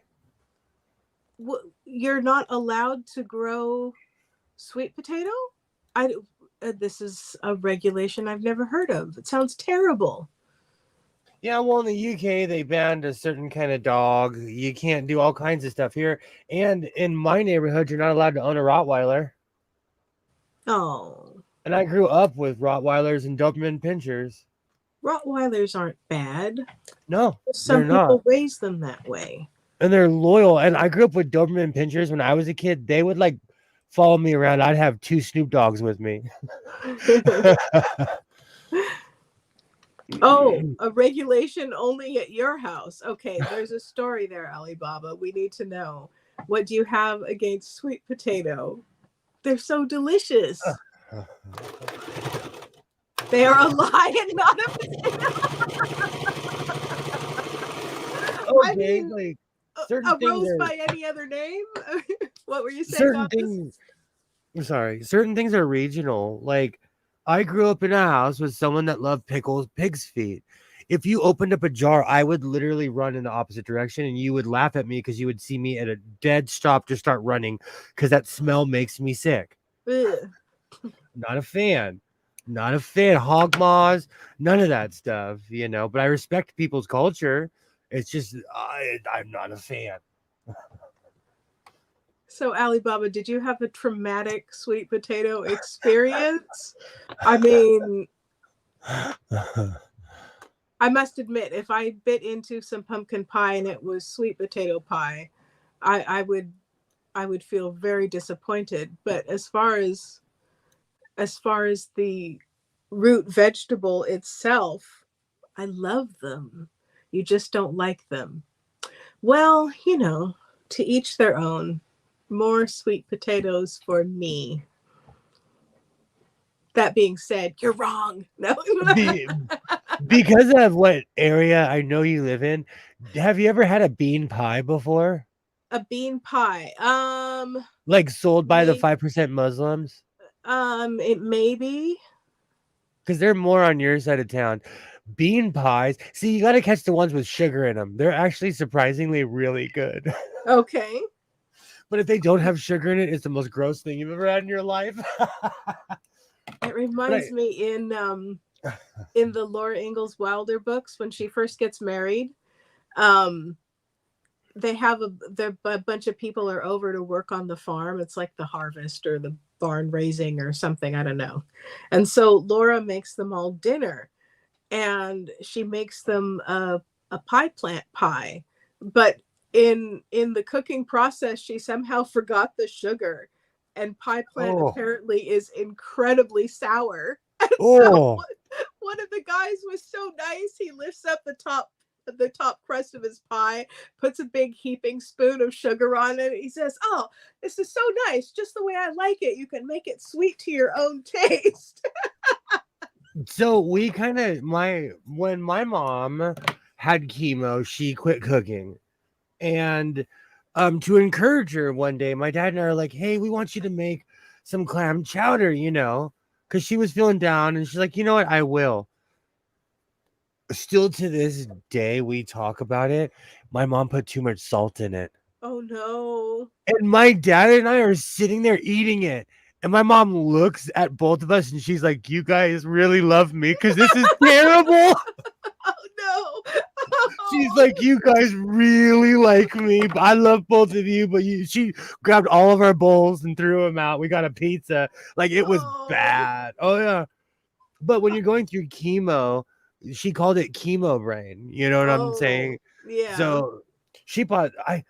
I still don't know where it is, but like she bought this really funky rug. And I'll never forget, she was like, "I didn't order that." And it came in her name. And I'm like, "Did your card get hacked?" And she's like, "No, I ordered it." Oh, good times. When people are like, "Why do you have all these rugs?" I had some friends over for biscuits, and we're eating them, and I'm like, "Ooh, these just do not taste right." The texture was there, but there was like just this weird taste to them. And I realized I had put baking soda in the biscuits instead of baking powder. Oh. Yeah. They were, yeah, don't do that. So, I'm so glad you said that. I recently did that with making waffles from scratch, and I felt like I was like, "What is wrong with me?" I recently did that. I'm so glad you said that. And it's such a weird flavor too, and everything else is perfect, so you can't figure out what the problem is. And there's like this like almost like a Whoa. I don't know, like a sour metallic taste. It's Exactly. terrible. We have now entered the food portion of the evening. I hope everyone enjoys flying Cloudless Sailing Airlines. I am obsessed with waffles. I now know how to make waffles from scratch and make them taste like the restaurant. But my first couple of times, and who doesn't have Arm & Hammer sitting in their cabinet? How did I know the difference? How am I? I'm a man, I just I don't even read instructions. Instructions are not for my generation. Oh dear. Let's see. Alibaba says, I had a large bean when I was a kid in Italy. It was sweet like candy and sold like an old-fashioned candy. Oh, wow. That sounds Bean really pies. interesting. Bean pies are so good. And I know it's like a regional thing, and I really like them. I do. Parsnip and turnips. Do you know what I like, though? I'm weird. I love radishes. My mom likes to bake her radishes. They're supposed to be really good when you cook them. Oh, you guys are making me hungry. I'm going to fry ravioli later because I got to get rid of all that weird ravioli Isaiah bought a while ago. It's been in the freezer. Alibaba's taking us back. I like parsnip and turnip / rutabaga / Swedes. My grandmother loved those pungent root vegetables. Oh, what is rhubarb? What is Rhubarb? Yeah. Rhubarb is a stalk. It looks like red celery. Don't eat the leaves. It's poisonous. The stalks are kind of like if lemon and celery had a baby, and then they cook it up with a lot of sugar to make a pie. Because I've had sarsaparilla and rhubarb drink, and it's good. I've never had a rhubarb drink, but you can go out and like chew on the stalks. They're crunchy, kind of like celery, and sour like a lemon. Joy says, something you eat only if you dip it in sugar. Good to know. Good to know. I have rhubarb. Good to know. Because people make fun of it. Oh, sorry. Go ahead. Just a reminder, PSA, don't eat the leaves. They're poisonous. Oh, I already gave my disclaimer, so we won't get sued. Okay. I'm kidding, kind of. Rhubarb and strawberry pie. Yes, that's a combo you see a lot.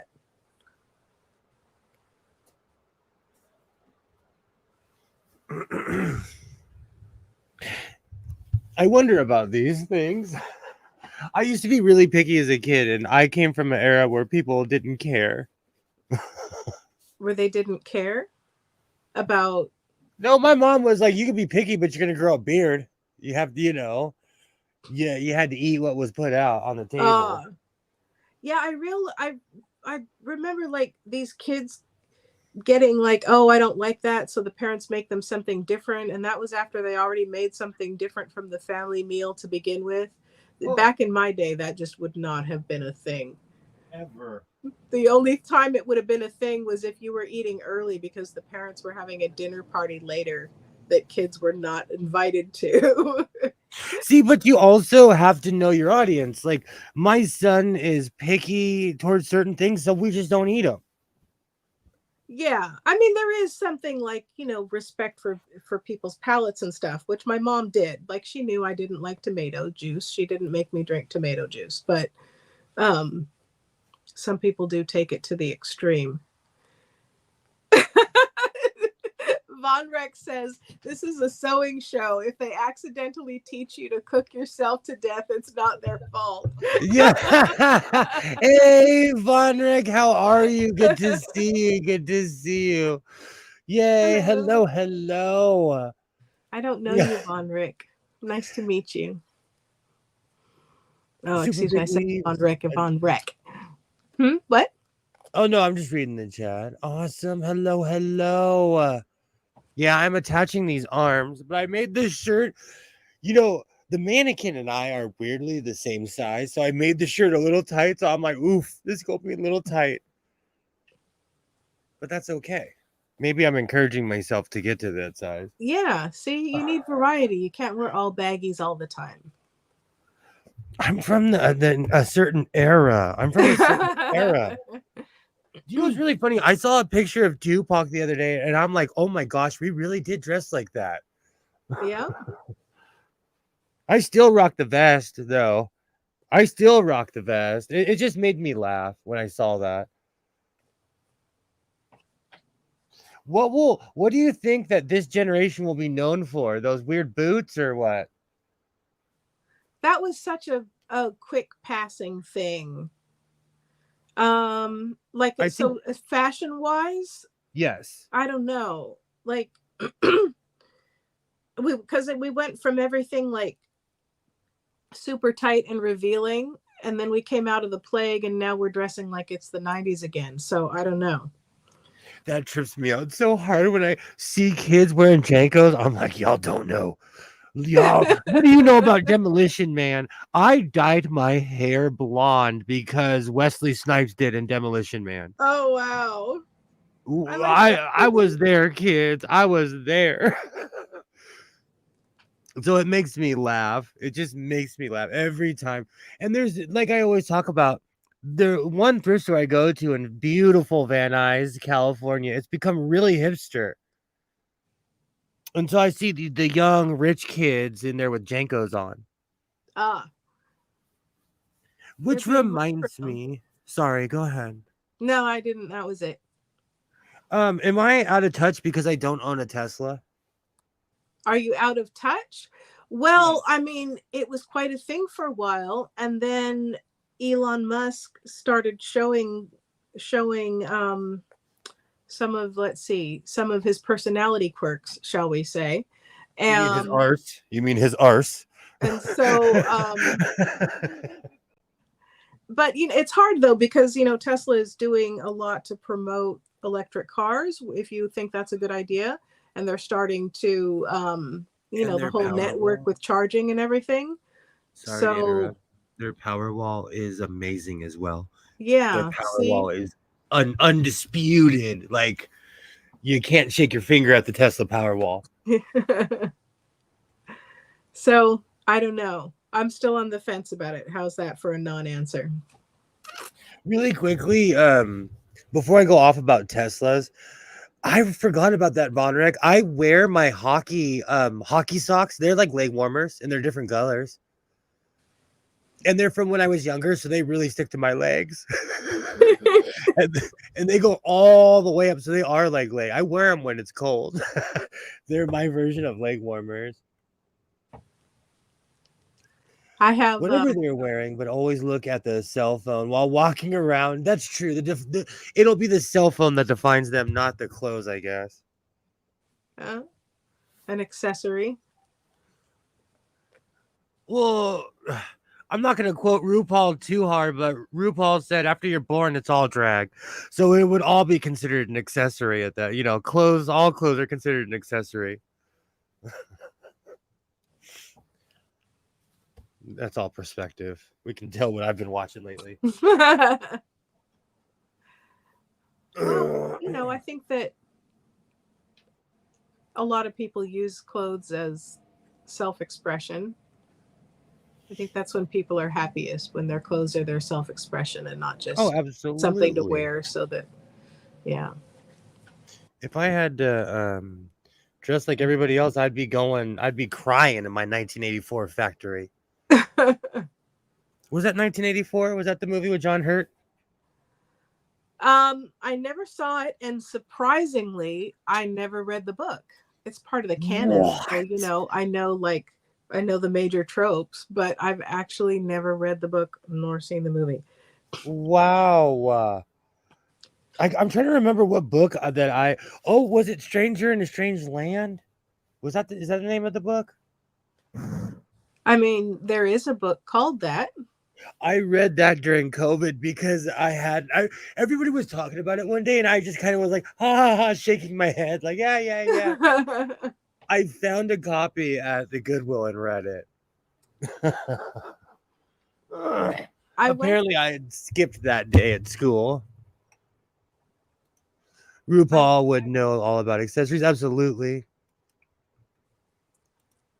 Go ahead. What's her name? I went to a Ray Bradbury signing, and Wow. I got a book signed by him, but I kind of, talk about regrets. I did not get him to sign a copy of 1984. It just seemed kind of cliched, or Fahrenheit 451 rather. But anyway. I have the Halloween tree. I have quite a few Bradbury books. I have to look now. I finally freed my cabinet, so all my Star Trek books and everything are. I have no excuse to finish them now. There's one book I started on a Greyhound like 10 years ago. I think I have like 40 pages to go, and I still haven't finished it yet. Oh goodness, is it long? Is it so long that you need to start over because you don't remember the details? No, it's funny. I quit right at the good part too. It's such a good book. Oh, It is because of my memory. Like it was like an episode. Okay. That's why I loved the books, because they had all these adventures, and I felt like not too many people read the books. So, you're privy to adventures that not too many people know about. Yeah. And it's so good. I don't even want to give it away. And there's a whole series of Excelsior books of George Takei. Ah. And there is, oh my gosh, I got to look and see the name of the book, but there's this one book I read. I could not put it down because it was like right after First Contact. And it would combine like right after First Contact, and it kept on flashing back to modern times, to the time of George Takei. It was such a good book. Huh. So it tied in Zepp and Cochrane. It was just such a good book. Oh wow. But Star Trek books tend to be just well written. Yeah, they get good authors. Oh wow. And Star Wars too. And I don't care what anyone says. I know this is going to cause controversy, but Michael Stackpole writes amazing Star Wars books. I have a couple of his Rogue Squadron books. They're awesome. Huh. He's hated in certain circles. Is and he? I don't know why. Oh. Yeah. I was going to say, But everybody has their opinions, because what happens is people fall in love with the movie, and then the books take it to a whole other level. Yeah. And then it may not be what you want, Yeah. because you're into something. Or like, look at Picard. Look, when Picard came on, I was like, oh, what did you do to my hero? What did you do? Like he's just a normal person. And I'm not going to give it away too hard, but in season 2, when Q slapped Picard, I honestly felt like someone slapped my grandmama in front of me. Oh. I flinched so hard. I was like, what? This is not Star Trek. No, I didn't say that, but I flinched so hard. I was like, oh, you touched my grandfather. They got a little edgy, in Picard. They got really edgy in Picard. All right. So I got those pieces together. Oh, excuse me. What did I have for dinner? I had beautiful barbecue chicken, French fries, and corn, because my son can cook. Oh, very nice. Very nice. Don't tell him that. Chicken Sorry. sandwich. You don't tell him? I thought we had agreed already. Don't tell him that most 14-year-olds don't cook like that. He can cook for real. Like for real, he can cook. Sorry, I had espresso before the stream started. Sorry. I won't let him know. I'll just ask him to send me a care package. Yeah.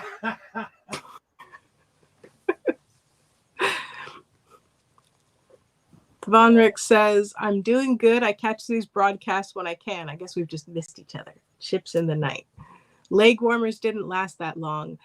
No, they kind of had a little bit of a resurgence, but I get orders from Soft Dreams and get some amazing like knee-high and thigh-high socks, and some of my favorite crew socks. Little ankle, they got a hole in the heel, and I think it's too much for me to darn them. I'm very sad. See, that's why I have a bunch of fancy socks, and I've learned, because I had these really cool skull socks. I washed them one time, and they didn't fit on my feet anymore. Oh no! What the heck?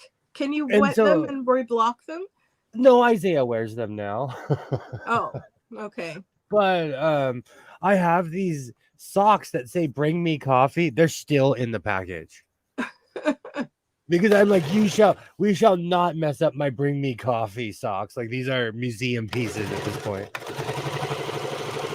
I have a kitchen towel I got from the local kitchen into like fancy kitchen supply store, and it has all these vintage like egg beaters and mixing machines on it, and it says whip it good.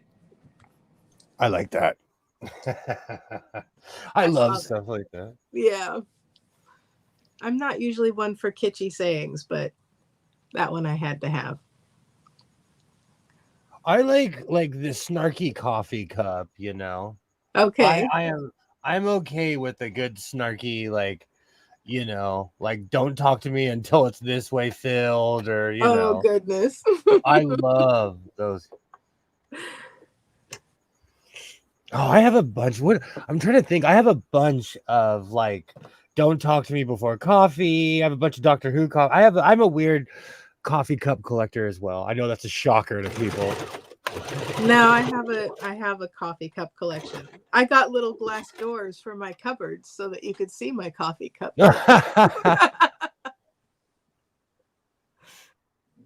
But I'm still on a hunt for giant coffee cups. I watch LBC, okay, with James O'Brien. He's in the UK. He has a cup. The man is huge. The cup is bigger than his head. And he had to special order it because they had to put an LBC logo on it. It's huge. I want one that big. Bigger than the one I have now. Well, the cup that you admired the other day is by Schulp's Pottery, and they make some big coffee steins, and they do ship, or you can catch them at like the Renaissance Fair and stuff. That's not a bad idea. That's not a bad idea at all. For the longest time, the 99 by my house was selling oversized coffee cups, and that's where I got this from. I just took it for granted, and they just stopped making them one day. Oh no. But like you always say, if you like it, buy it there because it won't be around much longer. Have you checked Cost Plus World Market? I have not walked in there since I quit drinking. And I'll tell you why. Because I used to drink bitter Fosters. And that's one of the only places where you can get the green can Fosters. And I know people in Australia do not drink that. But I have not walked into a world market in years and years and years. Well, unless Mark is lurking, there's no one can criticize you right now. That's how I know he's not here, because he would jump on me for drinking that. They don't even drink that I was so disappointed when I found out they don't drink that in Australia. I thought that would be like our point of connection, you know, like I grew up drinking Fosters. Nope, they don't even know who that is.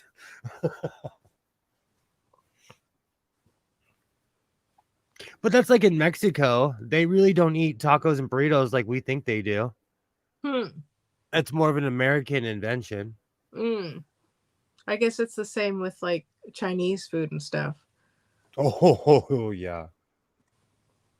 Well, in Mexico, they eat tacos and stuff, but they don't eat burritos like that. Like, they don't eat giant burritos at all. Now they That's do. so convenient, though. Well, now they'll say, of course, if you're a tourist and you're in Acapulco, they'll make you a burrito the size of your head, you know, because of capitalism. But in the more traditional parts, they really don't eat like that, you know. Like in Italy, I knew Italian people, and they really didn't eat like Italian food every day. And they were from Italy. Yeah. They're like, are you kidding? No, we want to go out for a nice General Tso's chicken. But like that's like when I went to Canada, I didn't want to eat anything that I recognized. You know what I'm saying? How different like, do you think Canadian food is? Well, I'd never seen a Tim Hortons. I'd never, you know what I'm saying? Just the novel things, like even when I crossed over, do you know California is so strange because we do not have the yellow Waffle House. Yeah. From Arizona, literally to the ocean, there is nothing but Waffle House in every state except for California. So when I was in Arizona, I had never been in one, but the Waffle Houses in Arizona are not lit like the ones are. They're not the stereotypical ones, but I love the yellow sign Waffle House. Okay. But I'd never had it before. Whataburger, never heard of it, So I would go and seek these places. I told you I had never had Church's Chicken before until I lived in Arizona. And then I had it and I'm like, what is so special about this, But it's weird because, like, in Cali, we just don't have Waffle Houses like they do everywhere else. Everywhere else. Yeah. We used to have a Waffle House around here. See, that's what I'm saying. Even in Canada, they have Waffle Houses, but not in freaking, excuse me, in Southern California. And when I lived in Arizona, that just like opened my eyes. And like when I lived in Oregon, when I lived in Texas, it's different, Okay. And the time in Texas is when I did my scab job I always talk about, when I was a real life scab. Scandal. No, they don't play in Texas. They wanted to fight us, and I was like, nope, I'm getting paid. Sorry. Would you be a scab though? Like right now, if CBS called you and was like, Waternay, we're gonna give you your own show. And we're gonna pay you a boatload of money, enough money for the people to hate you, to make it worth people hating you. Probably not. Now, if I were Wow. desperate for food and had to feed my family, I don't know, but because you can't say what you would do in that kind of situation. But on the surface level, I'm going to say no because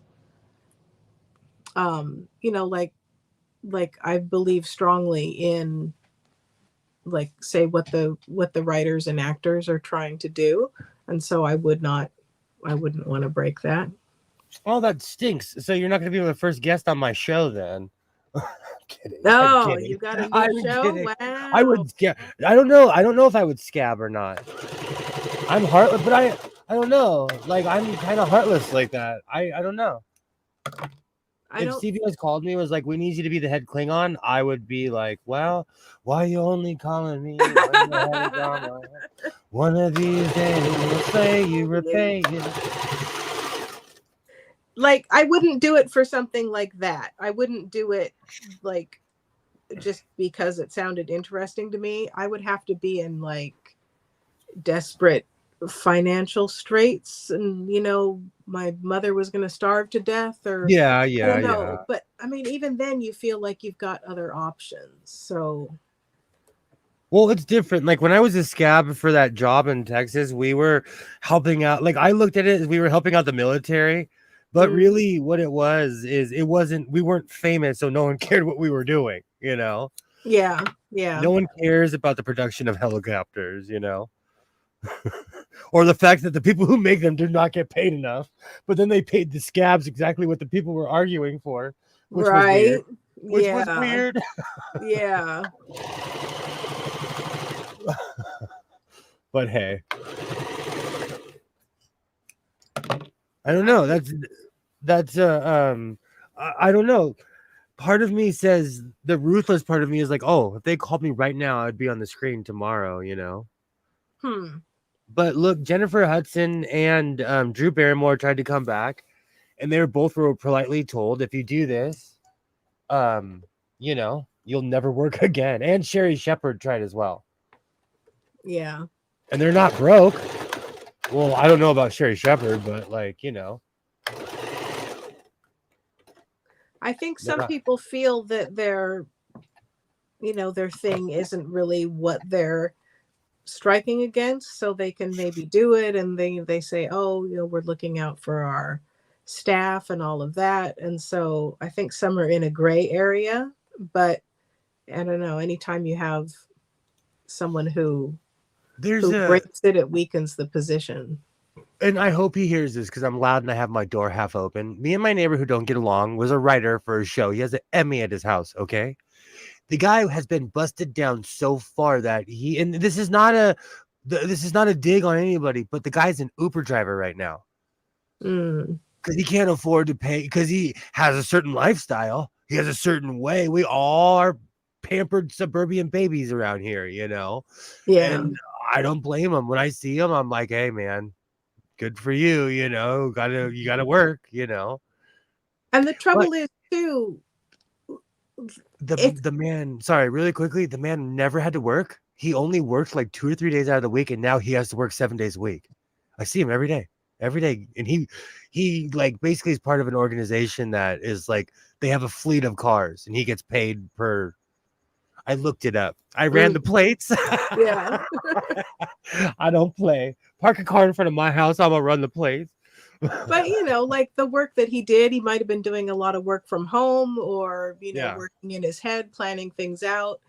And it's you've set up a lifestyle that you can afford, and then when you Yeah. suddenly have zero income, that's not something that you can just change on a dime. It's like, we'll get a cheaper house. It's like, well, yeah, but Oof. that's not something you can make happen in the 3 months that we're having the strike. So And they're trying the house behind me. They have had a mixer every weekend now because they're not selling the house. oh They're not selling the house. And so like because I noticed when I come back from my this weekend I went to the valley, but like when I come back a certain way, there's signs everywhere and balloons. And the address is the same as mine, except for just a different street name. So every when I see it, my mind is like, it just catches me every time because it's my address, but yeah. with a different, so it's shocking they haven't sold that house, but they want a 1.2 for a 4-bedroom house. Oh Do you know yeah. how much money that is? And we're not a million. I guess we're $1 million neighborhood now, but it doesn't feel like it. Right. You Yeah, know, it's it's so weird. housing prices are absolutely ridiculous. And they're There's gonna. Sorry. there's a house in my neighborhood that is selling for $10,000 shy of $1 million. Now, Holy cow! that is ridiculous because let me tell you, when I got my house, it was $215,000. I hate to laugh, but that is such a jump in a price. It's not. That is funny. You Yeah. can't even. Oh my gosh. And it's not like suddenly the houses are bigger or better or anything. It's just housing Exactly. prices are absolutely ridiculous. Now, I mean, I did get a really good deal on my house, but even if I had paid full market value, it still would have been like, I don't know, 250, maybe 275 max if someone was crazy and spent too much money. But that's crazy. yeah. The pace houses has been stalling all over. Some places have been plummeting in price. They're jacking the price up where I live, and it's crazy. Someone's going to pay $1.2 million to see me sit in my fountain and smoke a J's in my backyard when it gets really hot. Like, we don't have one. Man, when I think of 1.2 million, I think of sprawling property like a ranch, Here, let me make you big. Oh, I was going to laugh if you get stuck on that. It says, how I dreamed $1 million houses looked as a kid. And we've got a chateau looking mansion. What $1 million houses actually look like. And it's this, That's literally my house. That looks like my house. That is literally my house. That is literally without the honeysuckle. That is literally my house. Oh my gosh. That's what I'm saying. Like, I think of like a castle, a literal castle. And no, you get my house for 1.2. You get to be my neighbor for 1.2 million. That's crazy. You gotta watch the movie The Last Black Man in San Francisco. It's not about they talk about color, but it's more about gentrification. And Danny Glover basically is this old guy who's owned this house since the 40s and the 50s, and Like he gives it to his sons. Okay. And the whole movie, they're trying to decide what to do with the house. Because Mm. the house is worth millions and millions and millions, you know. But Yeah. you know, Pops bought it in the 50s for a pack of Pall Malls and $75, you know. The whole San Francisco thing was pretty messed up because people couldn't afford to live there. And they had San Francisco had established neighborhoods Yeah. of people. Established since like the 1800s, kind of established, you know. And then now all the like gorgeous houses with original details are getting just wrecked because flippers buy them and gut them thinking that's what people want, and all the original features go away, and it's very sad. Let me tell you, if I move to San Francisco, I want to live like Full House. If I can't live like Uncle Jesse, I don't want it. I don't want it. Oh, Pam's Hashtag back. stop ruining. What's that? Sorry. Pam is back. Yay! Hi, Pam. I'm about to add the neck on my turtleneck. This shirt's gonna be tight. I think I'm gonna have to take my top shirt off for it. Yay! Welcome back, Pam. Did you have a successful jaunt to CVS? Do you know are you a shopper, Waterday? In what sense? Do you go up every aisle? It depends. Like the grocery store, yes. If I'm, browsing at Cost Plus World Market or something like that.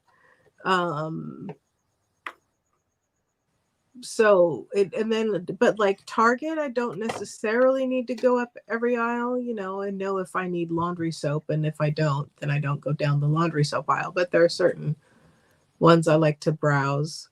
Depends on my energy. I'm a cruiser. Like I'll hang out at the CVS. When you're like, why is that guy hanging out in the greeting card section? That's me. Reading the greeting cards. I don't know if I have a great uncle, but I need this card. Like just in case I ever do meet my great uncle, I'll give him a card. Like, here, I have a card for you. It's fun to see new things, and I go to CVS a lot because I have very specific asthma medication, and so I go to pharmacies all around my local. I don't go to Walmart much anymore because it's just kind of depressing watching people negotiate what they're going to do with their med. Like, oh, I don't want that medicine. I want this one. I can't afford that. Oh, for people who don't know, because of the regulations, any pharmacy that sells a medication has to sell to everybody. And Costco, because of their buying power, often gets really good prices on medications. And you're allowed to go into Costco pharmacy even if you don't have a Costco membership. And you can go to the pharmacy and get your medication if that has a better price for you. So, little PSA. That's some good advice. It's something that made me so sad I switched pharmacies. Oh, wow. I mean, you want to help, but you can sometimes, your means can only stretch so far. I would go broke. I would heartbreak. Go broke. Yeah. And plus, like, let's be real. One of the inhalers I take, it's $9 with my insurance. Okay, it's $112 without insurance. Oh yeah. Today was National Daughter Day. Awesome. Aw. We're here for you, Sydney. We're here for you. My mom came over. She did not wish me happy Daughter Day. So there's a podcast I watched that talks about that, where they're wine moms, and she's like, look, you're lucky I remember your birthday.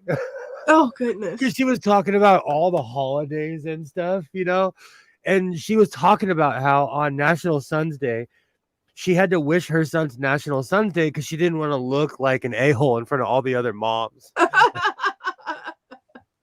And she flat out told her son, like, I don't like you that much. I just did this because Twitter told me to.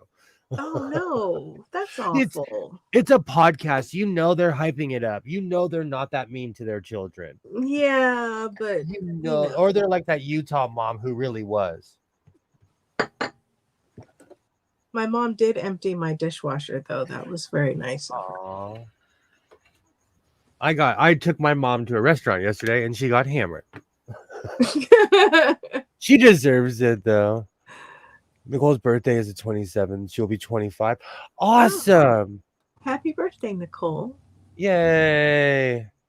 My friend's birthday is tomorrow. The one in the picture I sent you. Awesome. Yeah. Are you guys gonna do anything special? I don't I mean at some point we will. But I don't think necessarily tomorrow. She'll probably go out with her boyfriend tomorrow. So are you a birthday month kind of person? Sorry, go ahead. I'm a birthday month in the sense where if you miss the birthday day, it's still fun to celebrate another time. Yeah. But I'm not a birthday month person in that I feel like entitled to a month of celebrations and catering. So I didn't even know it was a thing until I met somebody, and their entire family, every month, they party every weekend for that person. oh my goodness. Yeah, it seems excessive. Every weekend. Sydney's like me, only celebrated on that specific day. I'm the same way. Do you know what's really funny? Sorry, ever since my 40th birthday, like I'm kind of like, blah, whatever. And when Isaiah was younger, as he got older, he didn't understand that like I didn't want a cake on my birthday. I started buying cakes for him on my birthday. Because he's like, it's your birthday, I get cake. That's how this works. That's how this. And don't get me wrong, like I'm obsessed with those Carville cakes you get at Safeway / Vaughn's with the cookies at the bottom. They're ice cream cakes. Okay. They're called They come from a brand called Carvel. It's like they've been selling it for a long time. I'm obsessed with those things. I might buy one. Just because I feel like gaining weight on the cake. For my honorary aunt and uncle, godparents, I don't know what you want to call them. Whenever we would celebrate birthdays and things, I would always make a cake. But I mean, my Okay. honorary cousin's birthday is in the same month as mine, and so I would make cake because we would kind of celebrate both our birthdays. But I don't know. I'm tired of making my own birthday cake. But then, so my friends bought a cake for me one time, and oh my goodness, they spent a small fortune on it, and then I felt bad. Well, like, was it a designer cake? It was a very fancy cake. Because people go cray nowadays for cake. Yeah, this was very fancy, but Oh, that's sweet though. That's sweet. Yeah, it was very nice, but I thought maybe they would make one, but then but it's not like I expected them to make me a cake, because then that sounds terrible. If they wanted to buy one, that was fine, but then when I heard how much it cost, I'm like, oh. I actually know someone who owns a cookie cake company, and they are so expensive. We went to a mixer and they were giving out cookies, and I was like, "This is the greatest cookie ever." She's like, "Come to the shop; they're $9 each." Whew. And I was like, "Ooh!" I didn't say it to her because I've known her a very long time. So she knows where I live. I didn't say it to her face, but I was like, "Those are Disneyland." I didn't say it to her face though. I was like, "Oof." Well, I should expect the $9 cookies because she's got a brand new Beamer. You got to pay for that thing. I took that pumpkin muffin recipe and modified it. I put some extra spices. I added an extra egg accidentally, but so it worked out. And I put nothing wrong with that. I put some cream and cream cheese in the center. Oh, they were amazing. So I sent one home with my mom to her tenant. And he's like, "Oh, she should sell these. She could make some money."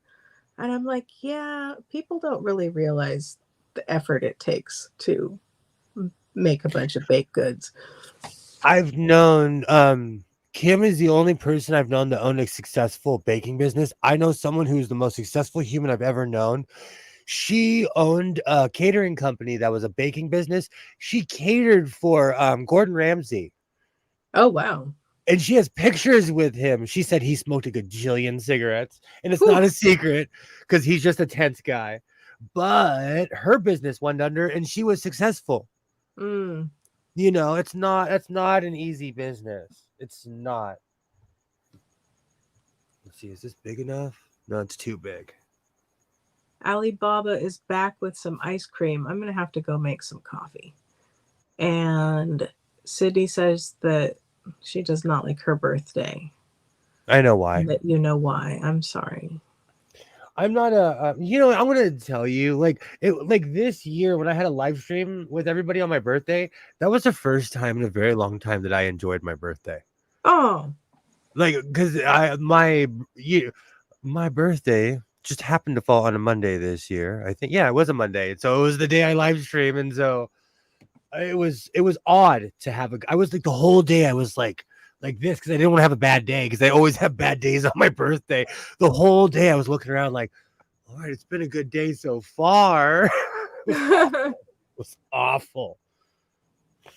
But I actually had a decent birthday this year. oh, wow. The other couple of years were not kind. Oh, But I think with anything, if you overanalyze it, you could put yourself in a, you know, and mine was just more superficial. Mine had nothing to do anything more than just like, you know, midlife crisis. Yeah, sometimes you get hit hard. It's still too big. Well, for me, it's first world problems. It's not anything like it. For me, it was just like when I was in my 20s, I felt invincible. When I was in my 30s, I came to a stark realization. In my 40s, I realized I was never invincible. Is that stretchy material, Godless? Yes. Okay, I want to make sure it was going to go over your head. Oh, that is true. I gotta calculate that too. Let me get that algorithm going. Oh yeah, it's super stretchy. This is good Okay. stuff. All right. I love I have fallen in love with downtown LA again. I think because I lived down there, I kind of got jaded. And when I moved away 20 something years, I come back and like I am so sorry, Sydney. I am so sorry. Yeah. And so ever since I have been going back to downtown, it's like it's a rebirth, it's a real revitalization, you know. Yeah. Absolutely, Sydney. Hugs. Absolutely. Hugs. So I'm trying to I'm just in love with this this is quality fabric that I would have been paying $9 a yard. I'm paying $1.50 for this stuff. Nice. You know? I just feel like with this I can experiment. I can afford like with that stuff that was $47 a yard, that jacket would have been $200. Yeah. I'm not gonna wear $200. Whim. Yeah, I'm not gonna exactly what you said, not for a whim. I'm not gonna do it for $200 because I want to look like a rainbow Muppet. It was rainbow print. I think that's what it was. I guarantee you I'll find it way cheaper if I just keep hunting. Yeah. Or fabric dye. That's just screams he's gonna stain the concrete in the garage. That just like I'm gonna have fabric dye spots in my driveway. I'm trying to sell the house. They're gonna be like, "What is wrong with this guy? Toddler. He's got splotches all over the." I am so sorry, Sydney. He's got splotches all over the place. What is wrong with this guy? I think I'm gonna have to cut it another inch or two. And then I'm gonna sew it on. Oh, that's perfect. Actually, you know what? With the give, we'll go with the giant and turtle. We're gonna go with the giant turtleneck and see what happens. We're gonna go super dramatic with whoever this human being is on this. If you find that it's too like gathered looking, you can always like fold it instead of scrunching it. That was my thought as well. That was Yeah. my thought. I'd rather it be long than too short and I'm pulling it down. And plus I like, because I have the chin, I have the Chad chin. I like that big Oh, giant I see. You gaudy want to show turtle. off the chin. No, I gotta cover the chin. It gets You're cold, covering you the know. chin. Oh, excuse me. I thought you were trying to frame your face. Both at the same time. Schrodinger's chin. Both at the same time. Oh, this shirt's gonna be kind of tight. And I've been eating pizza and donuts, so this is gonna be interesting. All right. We'll be sure to play the stripper song. Oh, hey, Seraphim, you made it. How you Yay! feeling? Hello. I'm pretty tired myself today. Have you gotten any rest? You have too many chins. I understand. I found some chins a few years ago that weren't there before. And We're working Bowen. on it, though. Muffins So aside. we're What? sorry. No, please go off. I I'm was reading the done. chat. I was done. What? So we're going with Anne Boleyn, huh? That's Alibaba's suggestion, and I didn't find that actual image. I mean, I didn't look too hard, but I did a preliminary search and did not find the image. Okay, let me find my pin cushion. I've been walking around with it this evening for some reason. Maybe Seraphim knows. Seraphim, do you know who the lady is in the print? Alibaba says it's Anne Boleyn. I didn't find that particular portrait though. Unable to sleep. Oh, that's the worst. That happened to me the other night. I fell asleep and I woke up and I was like, why? Why? Oh. No, I did the link, but when I looked through, I didn't see that particular portrait on the page that you linked. So I don't know if I've got the page up and it showed other portraits, but it didn't show that one. It just, it doesn't show that particular one. So, unless, no, that doesn't let me slide through. So it wasn't there. And then Seraphim, I will show you the picture that we're talking about. It's on the fabric that he's doing. And it's this lady here, and we're trying to figure out who it is. Some Renaissance-y looking lady. And Alibaba's thinking that it is Anne Boleyn. And Alibaba says that they found this picture on the website. I couldn't find it, but I'm going to chalk that up to technical issues on my part, not on incorrectness on Alibaba's part. Oh, that is Professor Alibaba over there.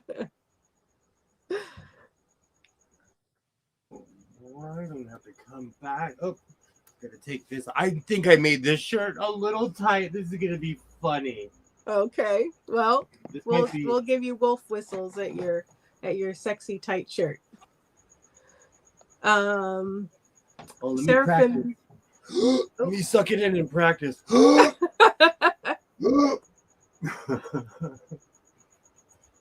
Seraphim says, I'm on a tiny phone and cannot see many details. That's all right. I'm sure Godless will give you another look. I'm adding the turtleneck right now, and I will be done in a minute, and then we could look at Anne Boleyn's face. All right. Is that the back of your shirt or the front? This is the front. I'm wrapping the turtleneck right now in the only way I know how. Oh, okay. I thought for a second you were putting the seam in the front, and I was going to suggest putting it in the back. Well, it's so thick that it's so long that you won't see it. Little seam, a little trick. And no one walks up with their turtleneck flipped up. Unless they're trying to hide their face. It'll be like a mask and a turtleneck. Let's see. Seraphim suggested a reverse image search, which is probably what Alibaba did. And Joy says the shirt might be tight because of the lining. And then Seraphim says godless sewing and his sexy muscle shirt. Where's Kilroy to quote that for you? And Alibaba says, I do have cataracts, maybe not the same image. Well, I didn't see it, but again, it might just be that I didn't connect to the right page or something. They have the same style shirt / top. Oh, cool. Cool. I like that. I like being able to identify my prints. Tell me, Alibaba, if I just like somehow logged into the wrong page or something, because I've got this picture, which is not the one from the fabric, and this one, which this lady's got a hat on, the other one does not. And those are the only two that are on the page that you sent. Okay, perfect. So let me know if I'm on the wrong page. Perfecto.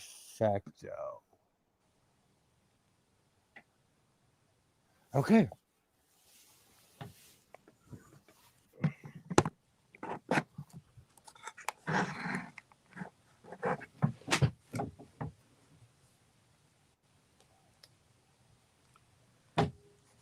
Oh man.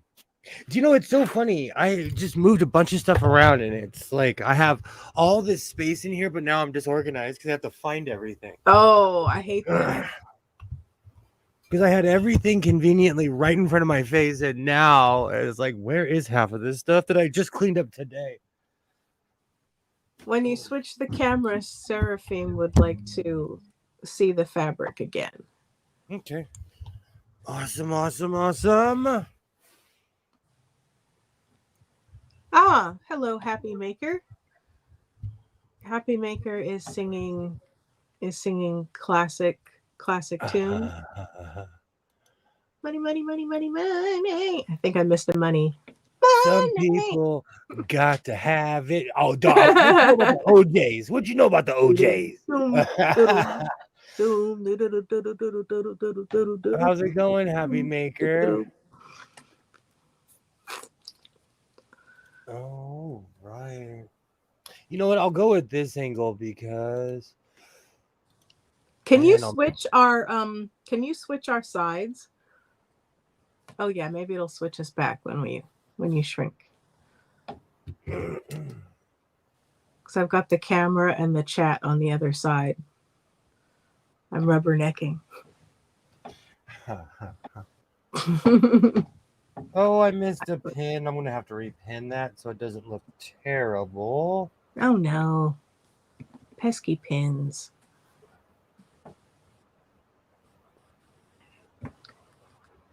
Lots of greetings from Happy Maker.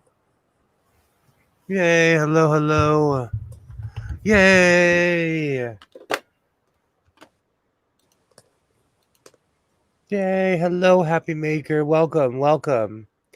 I'm going to be finishing this turtleneck soon. Only took me 2.5 hours. Ah, very nice. Carol is a friend of Pam's. Awesome. Oh, excuse me. Welcome, welcome. I invited a friend of mine to join us tonight, but I think she's sad because she moved her kids into college this weekend. So That I actually completely understand. The Yeah. emptiness. That, like, my son recently asked me, he's like, now that I got a cell phone, can I go to the store by myself? I was like, yeah, we'll talk about it, which means no. Come on, we all speak parrot. He knows if I'm like ifs and maybes, because I'm like always like, yeah, let's go. He's like, can we go here? And I'm like, let's go. He knows I'm not gun ho. He knows the answer is probably nope. Well, you're starting the conversation. It's a process. Yeah, I'm not ready for him to grow up. Really is what it is. But eventually I'm gonna have to let him, but Yeah. whoops. Ooh. I started that without even looking. Oh my. That's why you line it up properly. Beautiful. Beautiful. Oh, very nice. Pam sent Carol to your channel. She did a shout out. Thank you so much. I saw that and it took me a couple of days, because I went on Pam's community because I was getting all these Oh. subscribers and I'm like, I know that. And so thank you so much, Pam. Thank you so much. I just discovered Oh. that today. I wanted to ask Pam, I didn't can you type in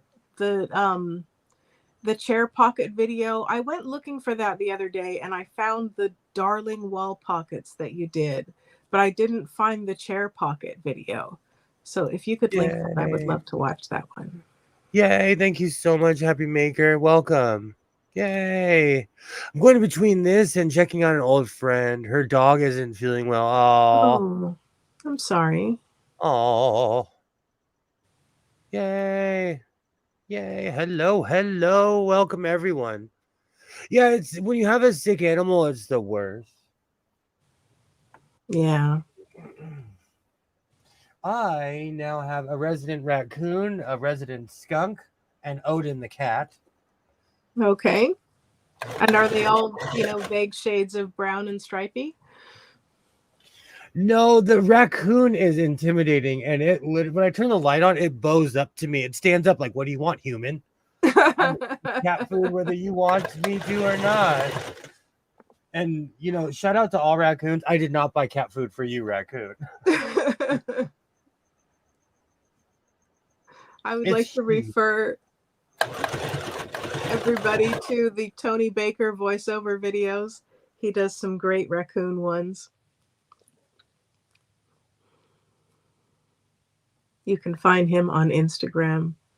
And the sad thing is, I've become I don't know if you remember the old commercial with the woman with the glasses. You're the one that told me about it. Yes. I've become her. Yeah. Because I heard chomping the other night. I turned the light on. I'm like, that's a giant raccoon. That is a giant raccoon. It's puppy size. It's huge. Yeah, I'm incredibly nearsighted. So there is a good chance I might let a raccoon in by mistake if I had a tabby cat. And if they were much the same size. I used to have these two tall, slender roommates, and one of them was blonde and one of them was brunette. But if the light wasn't on very strong and I couldn't really see, I sometimes had trouble telling which one was which without my contact lenses. Oh, wow. So you really do need your glasses. I really do. Well, okay. The glasses are for reading because apparently I'm old and that's what happens. Even though I'm in denial, I must admit I cannot see to read the chat without them. Godless. So we all know that I'm in denial. I do not wear my glasses. I should. We all know I'm in denial. But yeah, as far as like day-to-day life, if I did not have glasses or contact lenses, I would seriously get a dog because I might walk into traffic. Like my optometrist has like eyes that are way worse than mine, and I know there are people out there who like legally blind and whatnot, but I mean, without my contacts I would be legally blind. But I cannot read the big E on the eye chart, and not almost read the big E. I really can't read the big E. My prescription is like 5.75 in one eye and 6 1/4 in the other, or something like that. Like I really can't see. It's terrible. I can't see like 7 or 8. Whatever, like the last 2 rows. The last 2 rows? Oh my goodness. I On the wish I eye could test. see the last 2. If I could even, like, it would even just be more functional if I could read like halfway down the chart. But yeah. Seraphim can't see 2 feet.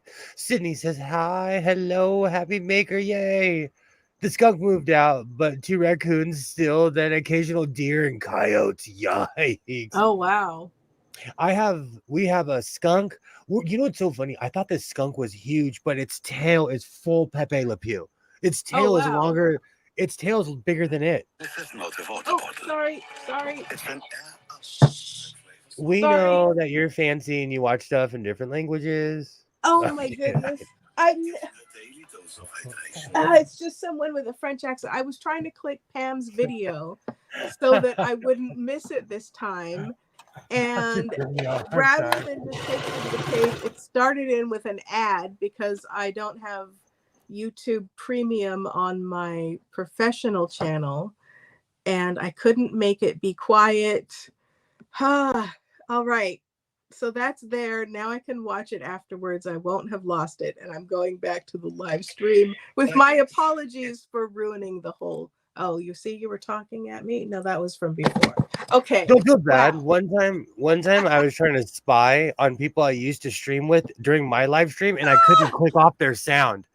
Oh, So I was stuck on their live stream.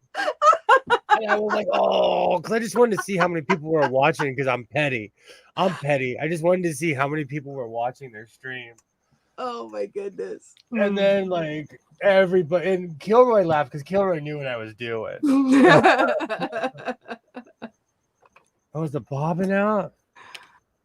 Yes, Seraphim. I was checking numbers because my numbers were higher. I was being petty. This was a while ago. This was like 6 or 7 months ago. I was being real petty. It was a funny moment. It was a super funny moment. I'm glad you moved on. Oh, we're all human. Like I'm curious sometimes. I gotta wind a bobbin. It's always at the end. I had 2 full wound bobbins. I gotta wind my bobbin. Let me grab my bobbin winding machine, aka my Janome. Let's see. Yeah, Seraphim, your eyes sound about like mine. It's terrible. Alibaba says the skunk moved out. Oh, we read that already. As long as you don't have bear, Alibaba. And Seraphim rightly says you're better off without them. And besides, you still have Seraphim. Oh, thank you. Yay. I was feeling super petty that day. I just had to peek. That's all. All right, let's wind this bobbin. But it was more or less of a funny moment because we're all human, you know? And like, I never peek. And then one moment I did peek. I totally got caught. Happy Maker has bears. You know, we have cougars, like real 190-pound, 200-pound mountain lions out here. But don't tell us about your lady problems. And I have a dating life too.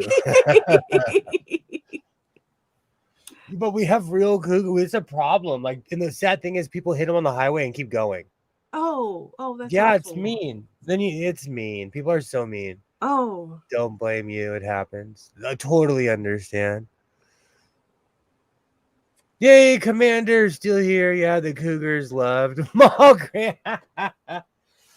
Oh man, we have and where I live, it's now legally.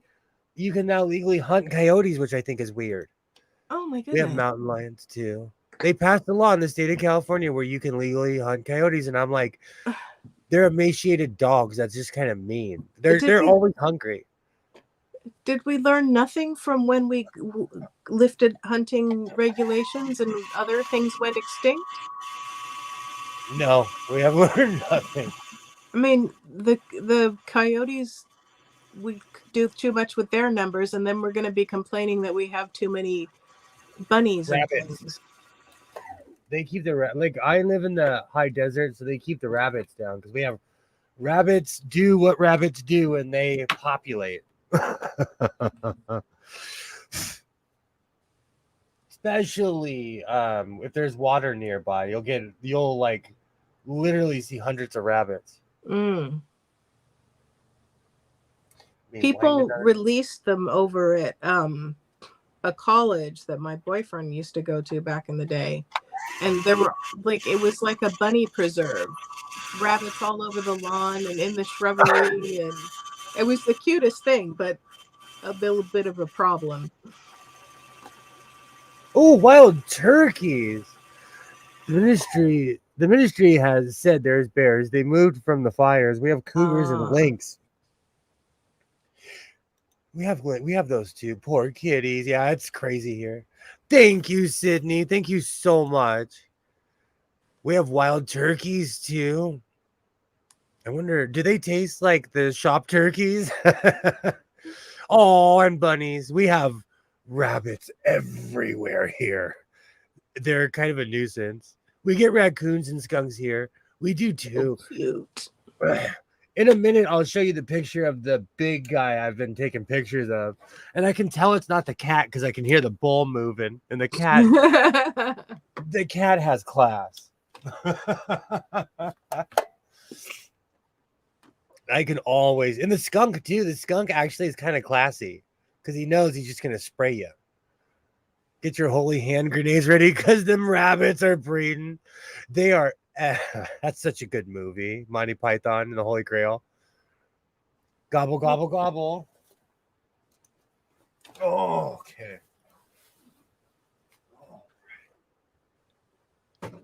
Carol asks if that's Mr. Bean on your sewing machine. Yes, it is. It is. A while ago, there's about 10, 15 sewing machines in this room that I'm going to keep forever. And I put stickers on all the ones that I'm going to keep forever. And I went off on that Janome. It has Mr. Bean all over it. When I was younger, he was like, I loved watching Mr. Bean. The first Mr. Bean I saw was the one where he's trying to make the fish sandwich and on the park bench with the live fish. Oh my goodness. Mr. Bean was a legend. And they treat him like that too now in the UK. It's actually funny because he was always a jokey kind of guy, you know? Yeah. All right. Should have done this first, but if I am nothing but oops in the house of sewing. Well, I mean, that is a method to sew it on, and then, you know, people do that with their arm, with their sleeves and things. Well, it's because I want the neck to be kind of loose too, so I'm giving it some serious room.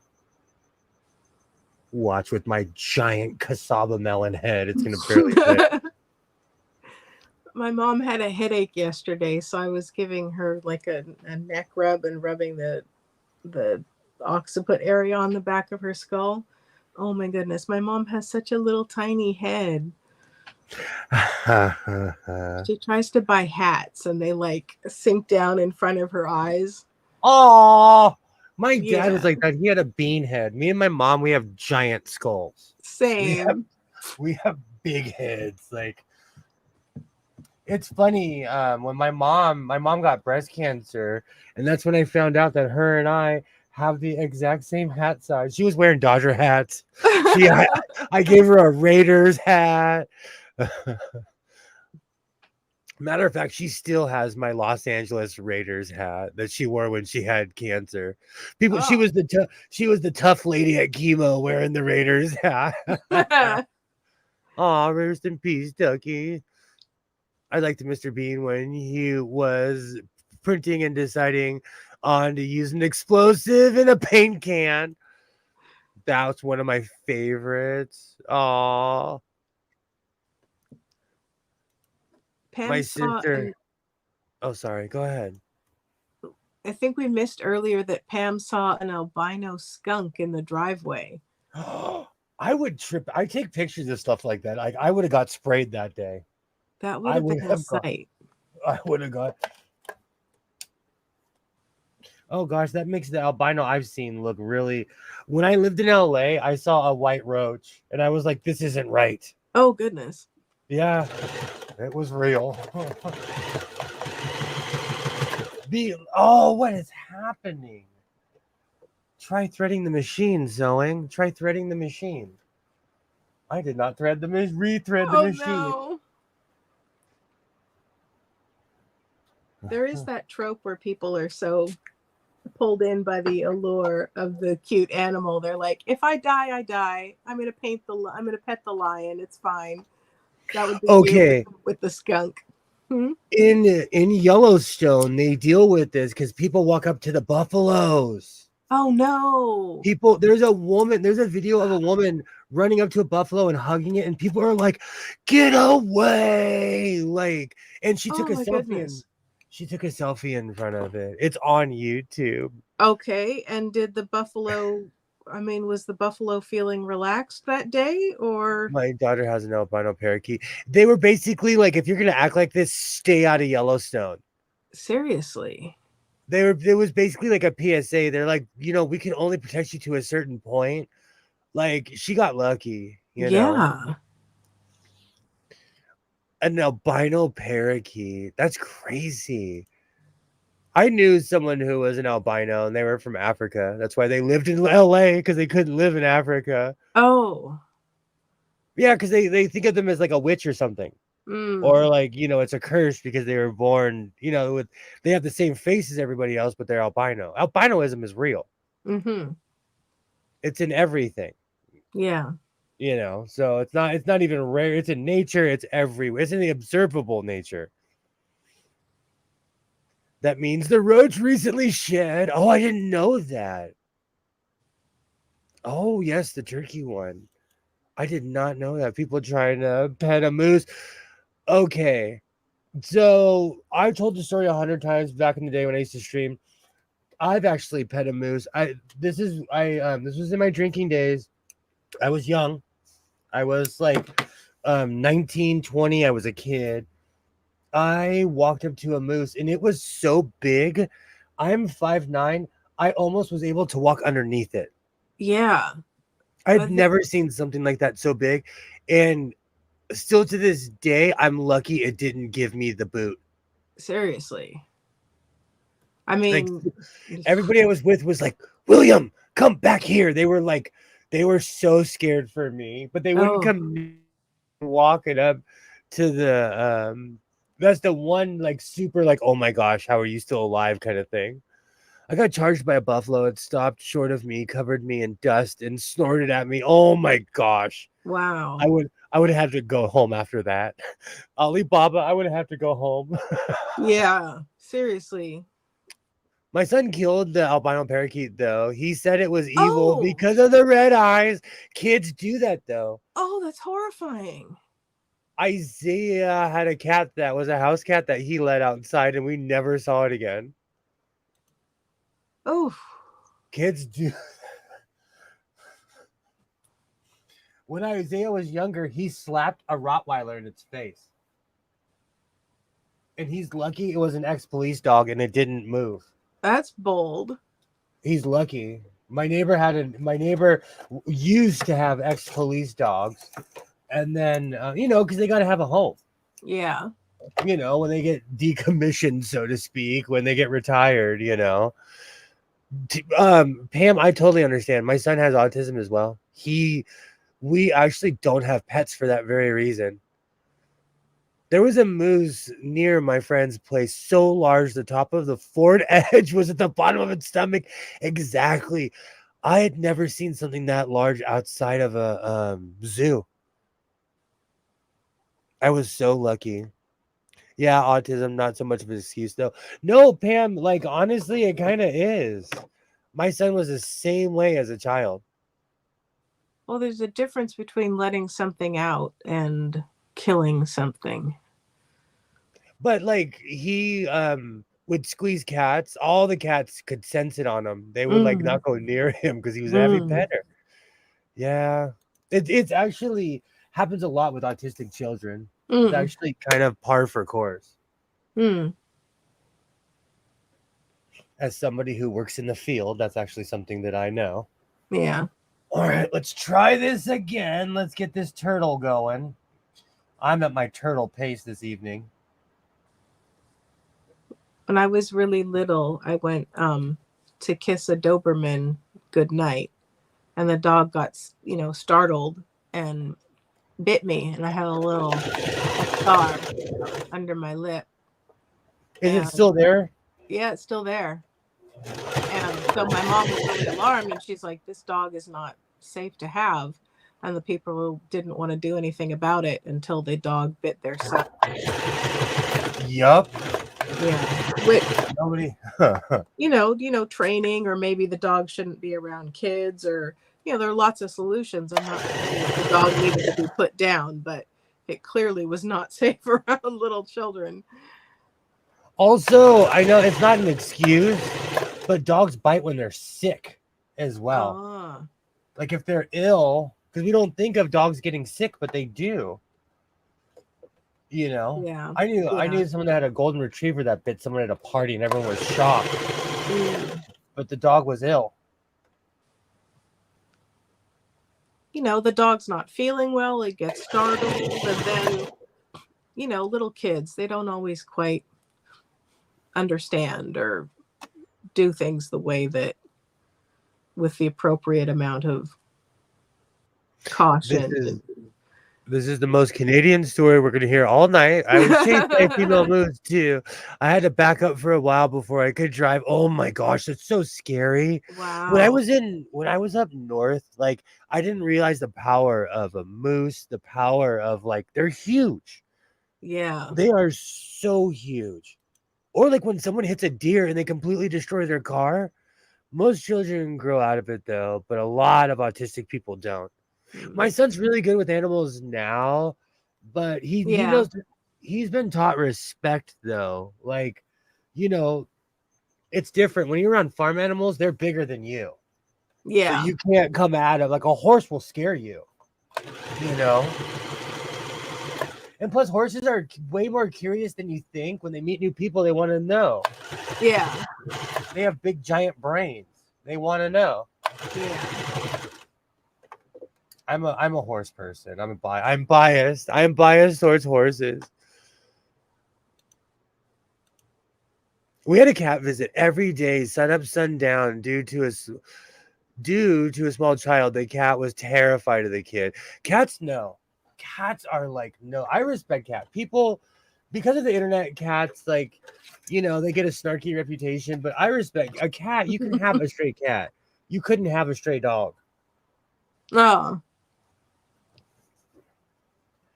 Oh, this neck is gonna be huge. Oh, right. Seraphim says horses are nosy AF. They are so they want to know everything. That's why they're good with kids with autism, because they'll walk right up to you and be like, "What are you doing?" with a big giant face. They'll put their big giant face in yours. I'm biased towards horses. They're good for people with special needs. I had always, you see the Clydesdales with the old Budweiser, thing, oh my word, with the, they used to call the Budweiser cart thing. Yeah, the carriages. Yeah, and so I mean, that they're big, but you need to see them in context before you realize just how, it just sometimes you just there's knowing and there's knowing. Well, here's knowing. Yeah, exactly. That's what I'm. They're so big. They are so huge. My favorite breed is Arabian Seraphim. I've had the benefit of being around Arabian horses. They are just they're beautiful. They're being bred to the point where they're almost like Dalmatians. No, I'm so sorry, but Dalmatians have been bred to the point where you're like, please stop making this animal. And what's that one that can't breathe? Oh, like the pugs and things? I have 3 cats. There's nothing wrong with cats. I love cats. Sydney, I have a cat. Odin lives in my backyard. We used to have a horse when I was 4. We have them on at my job. We use them. They're therapy horses. They're trail horses, though. Oh, okay. They don't get lost. Like joke. Like when I told the joke yesterday how when I found the the horse whip, the horse literally started walking away from me because the horse knew what it was. The horse was like, "Oh no, we don't do that anymore. We have unions," and the horse was like gone. The horse was gone when I found that horse whip. But it walked straight home, and it walked just fast enough where I was like, "Hey, I know you hear me. I know you hear me." And it's like, you have a weapon, bruh. I have long legs. Oh yeah, horses they're not dumb. They're so smart. Horses are smart animals. We have 4 cats, 1 dog. The dog is good leftover. Aww. I'm a dog person. I'm so biased towards dogs. I had a dog named Cleopas that lived to be 19. Like, I am so biased towards dogs. Oh, wow. Cleopas was so old, he turned gray. What kind of dog was it? He was half Doberman Pinscher and half Rottweiler, and he was a runt. Oh, wow. And so they gave me the runt, thinking, like, oh, they told me he won't live long. Cleopas lived to be 19. Cleopas outlived everybody. Wow. He was Uncle Cleopas at the end. Oh, I miss my dog. He lived from the time I was in junior high until the year before my son was born. Oh, wow. Oh yeah, that dog lived forever. What kind of dog are you thinking to get, Sydney? Oh, pets are important. Now I want a dog again. I don't have the emotional space or the time to raise another puppy, though. I do not have the emotional space because it's like having another kid. Well, maybe get one that's a little older without, But still, I'm gonna have to take it everywhere I go with me. Like, yeah, because rescue dogs are clingy at first. I really want a French bulldog. I have feline overlords. I love okay, I'm gonna try this shirt on. I love my cat. I've learned to love wrong angle. I've learned to love Odin. And she keeps all the riffraff out of my backyard. except the raccoon. No one's stopping that raccoon. I'm not. Let's be real. The cat's like, oh, that's your job. My W-2 specifically says I do not have to mess with raccoons. It's not in the job description. Oh, right. Oh, I took the face off of my serger. Oh, my serger needs help. Poor guy. Does it just need servicing or have you found a problem? Oh no, that's the one. That's my Franken serger. It's right in for spooky season. Okay. Oh, give me a quick second. I got to run the sewing room. Okay. Oh. Seraphim, let's see. My mom is like the cat whisperer. Cats that don't talk to anybody will come and talk to my mom. And so she gets random cats from the neighborhood that decide that her place is kind of a nice place to be. She'll come round. The last cat that she had was a rescue. The owners had passed away, and then she was adopted again, and then they died too because she was adopted by some elderly people. And then or they went into a home or something and couldn't take her. I don't know. And so someone was trying to kind of feed her, but she didn't have a home. And so my grandmother loved cats, and her cat had passed, and my mom's like, probably would be good if we had another cat for grandma. And so my grandmother died in 2000, and the cat just passed away this month. My mom was very sad.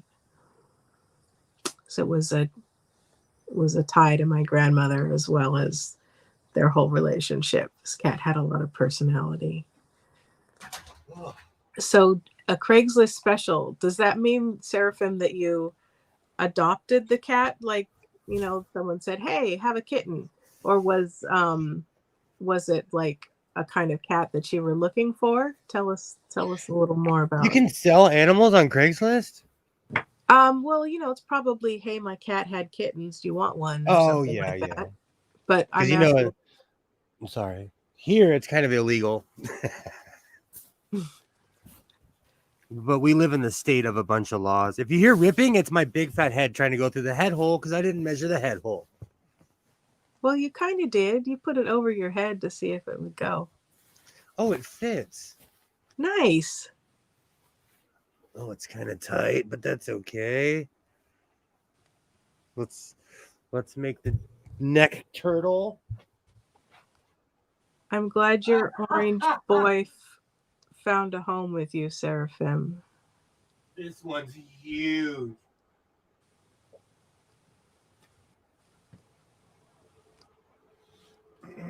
My mom was getting rid of the cat supplies, Sydney, and I told her that she shouldn't get rid of the litter box because she might get adopted by another cat. I like it. I like it too. Let me make myself big. This is another victory in my long line of turtlenecks. I'm hanging it up. I'm going to open up a turtleneck shop. This one's big. The neck is huge. I might adjust the neck. Oh, whoops, wrong button. There we go. Yay. Awesome. It's got the money print on it. It actually fits. I thought it was going to be too tight, but I've lost a pound or two. It's good. It's the neck comfortable. is huge. But I did that on purpose because I don't like feeling choked. Right. We've had this talk. I do not like that. Well, until you put the cowboy hat on, I thought was going to say you look like you're ready to hit the slopes. Well, it fits my urban cowboy look, like a rhinestone cowboy. Blum, blum. I dare you to not get that song stuck in your head. Yay, I love finishing projects. See, Joy, I told you this evening I would finish this tonight. You're getting thirst in the chat. Yay, we love thirst in the house of sewing. I'm an ocean. That looks good. It's a good fit. Good idea, Commander. Commander says, seeing the Klingon flag makes me wish they had Worf in the picture on the $100 bill. I look like I'm about to go out on the... This is kind of cowboy, though. This is super cowboy. Right? This turtleneck is perfect. When you're on the trail and there's dust, you just pull that up. Oh, this is perfect for a mask, too, because we're going on mask season. I don't know about your side of town, but do you know they still they're like, nope, I don't like your mask. No, sir, I do not. Yay, thank you. Seeing the Klingon flag makes me, oh, thank you. I love Worf too. Thank you, Pam. Yay. Is it hemmed? We're gonna find out on Wednesday when I'm hemming it. Why'd you hem it now? It's only 10. I have a few projects. I'm gonna take a smoke and coffee break in a second. And you know me, I like wearing it. I like stewing in my clothes. I like wearing. You can always tell when I like something because I just keep wearing it. I love this dollar print, and it's a conversation piece because people are gonna be like, "Wait a minute, that's not a dude with a powdered wig. Wait a minute." That one in Bazooka Joe. Got someone gonna rob some trains. I have one mask that with my hat on, it looks like I'm going to 310 to Yuma. It looks like... Well, before you take your coffee break, I'm gonna go run and make a coffee. Okay. I was just gonna I'm gonna close the door real quick because it's getting cold in here. The desert weather is so funny. Like it was almost 92 degrees and it's dropping down to the 50s right now. I was contemplating another blanket on my bed last night. I was cold. Me too. Like, I can that's always the tell business. because I have the fan on, and when the fan's like piercing my face, I'm like, ooh, the temperature's changed. Oh, the temperature. Oh, I really like this shirt. Even with the lining, it feels great. Even with the lining. Thumbs up. Thank you. Benjamin Franklin. That's true. Do you know what's really funny, Alibaba? Benjamin Franklin is quite literally my favorite American. Like his story is such a great story. From Goody Doo Wife, when he used to use it as a pen name. Like Ben Franklin is he's not celebrated enough.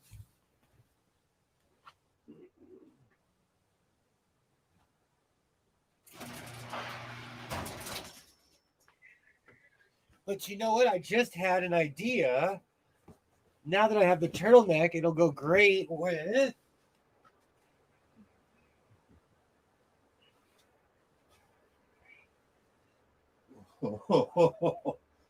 Oh, man. Oh, like peas and carrots. Now I. Oh, 65 here at the moment. I know it's cold. We're all three cats pile on me. Oh, Seraphim. Actually, Ben Franklin was cool. Ben Franklin is such a great story. He apparently liked fart jokes. Ben Franklin was crazy.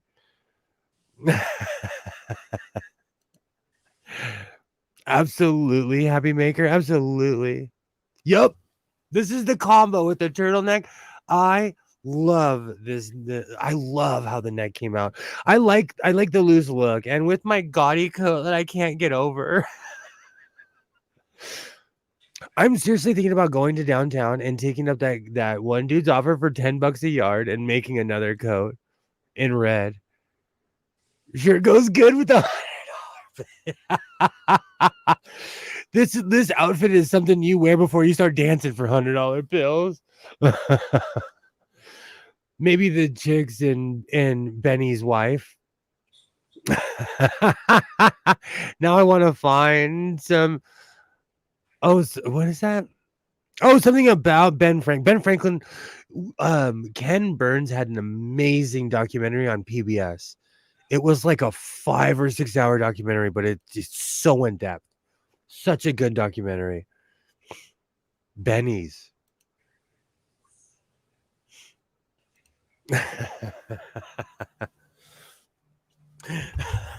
I know what you're saying. Do it, too, Sarah. Oh my gosh, I was cold a minute ago, and this coat is definitely bringing my temperature back. Do you know, I always say it, like, if something's going on in your life, you're having a bad day, make something goofy. It'll put a smile on your face. I absolutely love for all the crazy stuff that I make. Put your buttless chaps under the white coat. I have to find my chaps. I made chaps a couple of Christmases ago. I made some chaps and I have to find them. They're like buried in my pile of shame somewhere. I'm gonna head off. Take care. Thank you so much for stopping by, Alibaba. Your knowledge it's amazing. And it's good to see you again. So I'll see you next time. I'll be back on Wednesday. Have a great night, Alibaba. Thank you for showing up.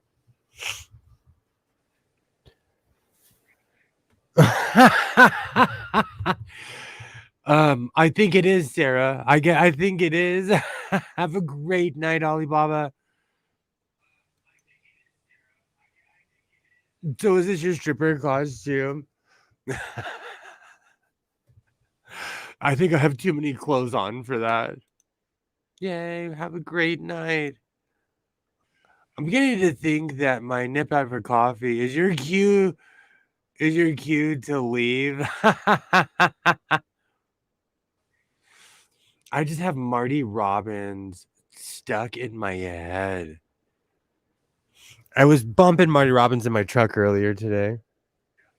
Do you know, I'm really starting to fall in love with my Simplicity Pattern S9 158.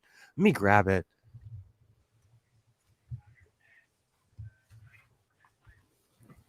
Just like my Mimi G pattern, I am really starting to use this.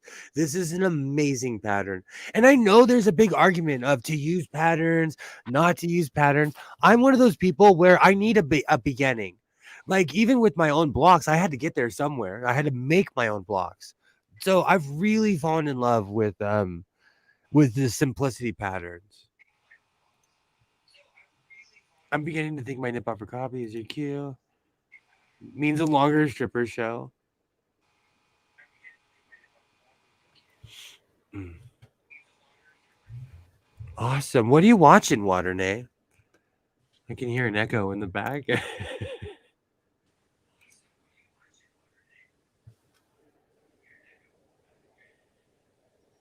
Awesome. Awesome. Do you know I have completely fallen in love with this coat? It's really ridiculous, but that's what I'm here for. That's why I made my what I call my Joseph in the Technicolor coat, all of that stuff. Like, oh, I'm in the kitchen with the chat on. Okay. I can like hear an echo of myself. But that's the whole point of my channel. Do you know, a couple years ago, I noticed that all I wore was black and blue, and that was kind of drabby, and it wasn't for any other reason than that's all I knew. So I just slowly started adding color to my wardrobe.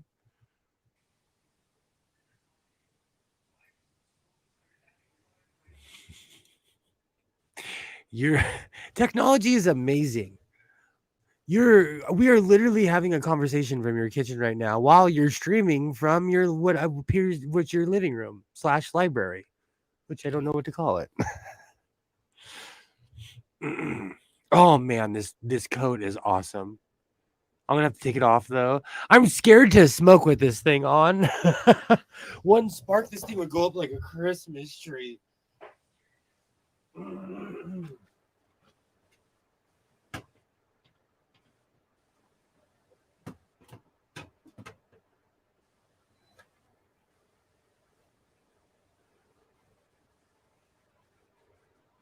Beautiful.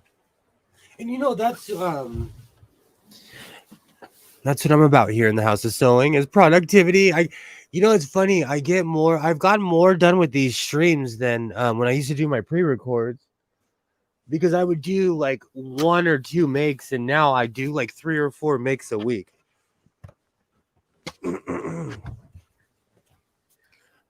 Oh, I keep talking to myself out of buying new clothes. Do you know what, Sarah? Do you know what I do? I go to a thrift store. I am a thrift store fanatic. So you feel less guilty when you don't pay as much. And honestly, it's the same quality stuff. I looked through some patterns earlier, found a coat pattern I need to make. It's the we're getting towards the cold season. I cannot wait to wear all the coats that I made this summer. Especially this one. I've literally had my yellow coat out for months waiting for it to get cold. What kind of pattern is it, Pam? Right now, that's a library dining room. Intrigued by the coat pattern, Pam. Pam, are you going to make a furry coat? I'm on the hunt for that rainbow pattern that's not $47 a yard. The only place that had my size closed. Oh, that stinks. You would love Southern California. We have a section for everybody here. Do you ever make your own clothes, Seraphim? I might actually. I do have some white furry fabric and some brown and black furry fabric. Awesome. I found brown furry fabric when I moved my mirror, and I'm like, I've had this for years, and I don't even know where it came from. That's awesome, Pam. It does. They had some amazing plus size options. Nice. You would love my side of town. We like everybody around here.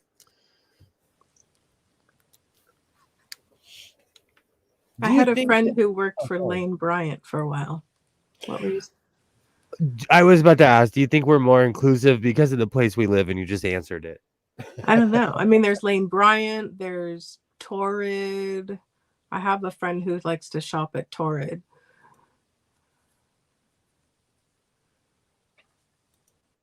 I have enough expensive hobbies I'm mediocre at. Oh my goodness. I do not need to add sewing.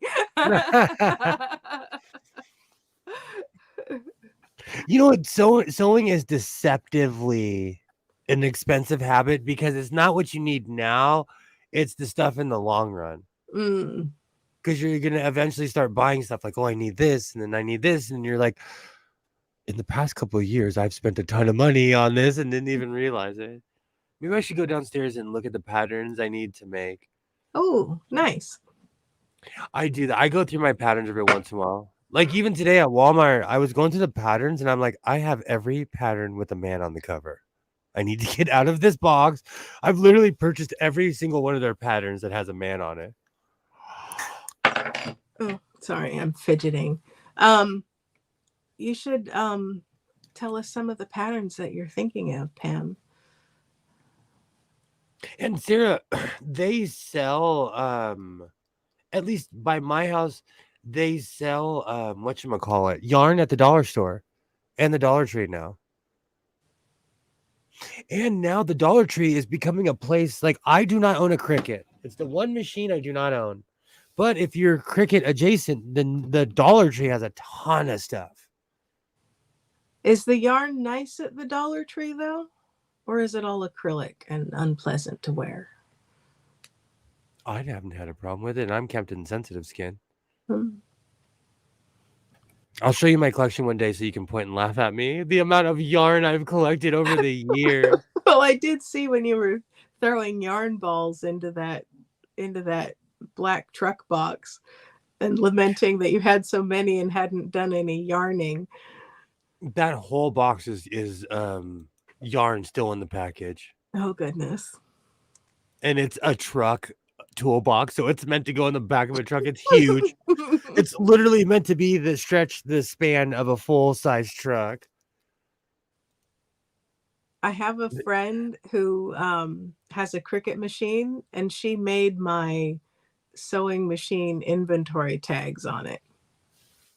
I'm happy to send anyone the file if they want it. See, that's the one thing I'm not into. I'm not a Cricut person. Every time I go to Michael's, I'm like, don't do it.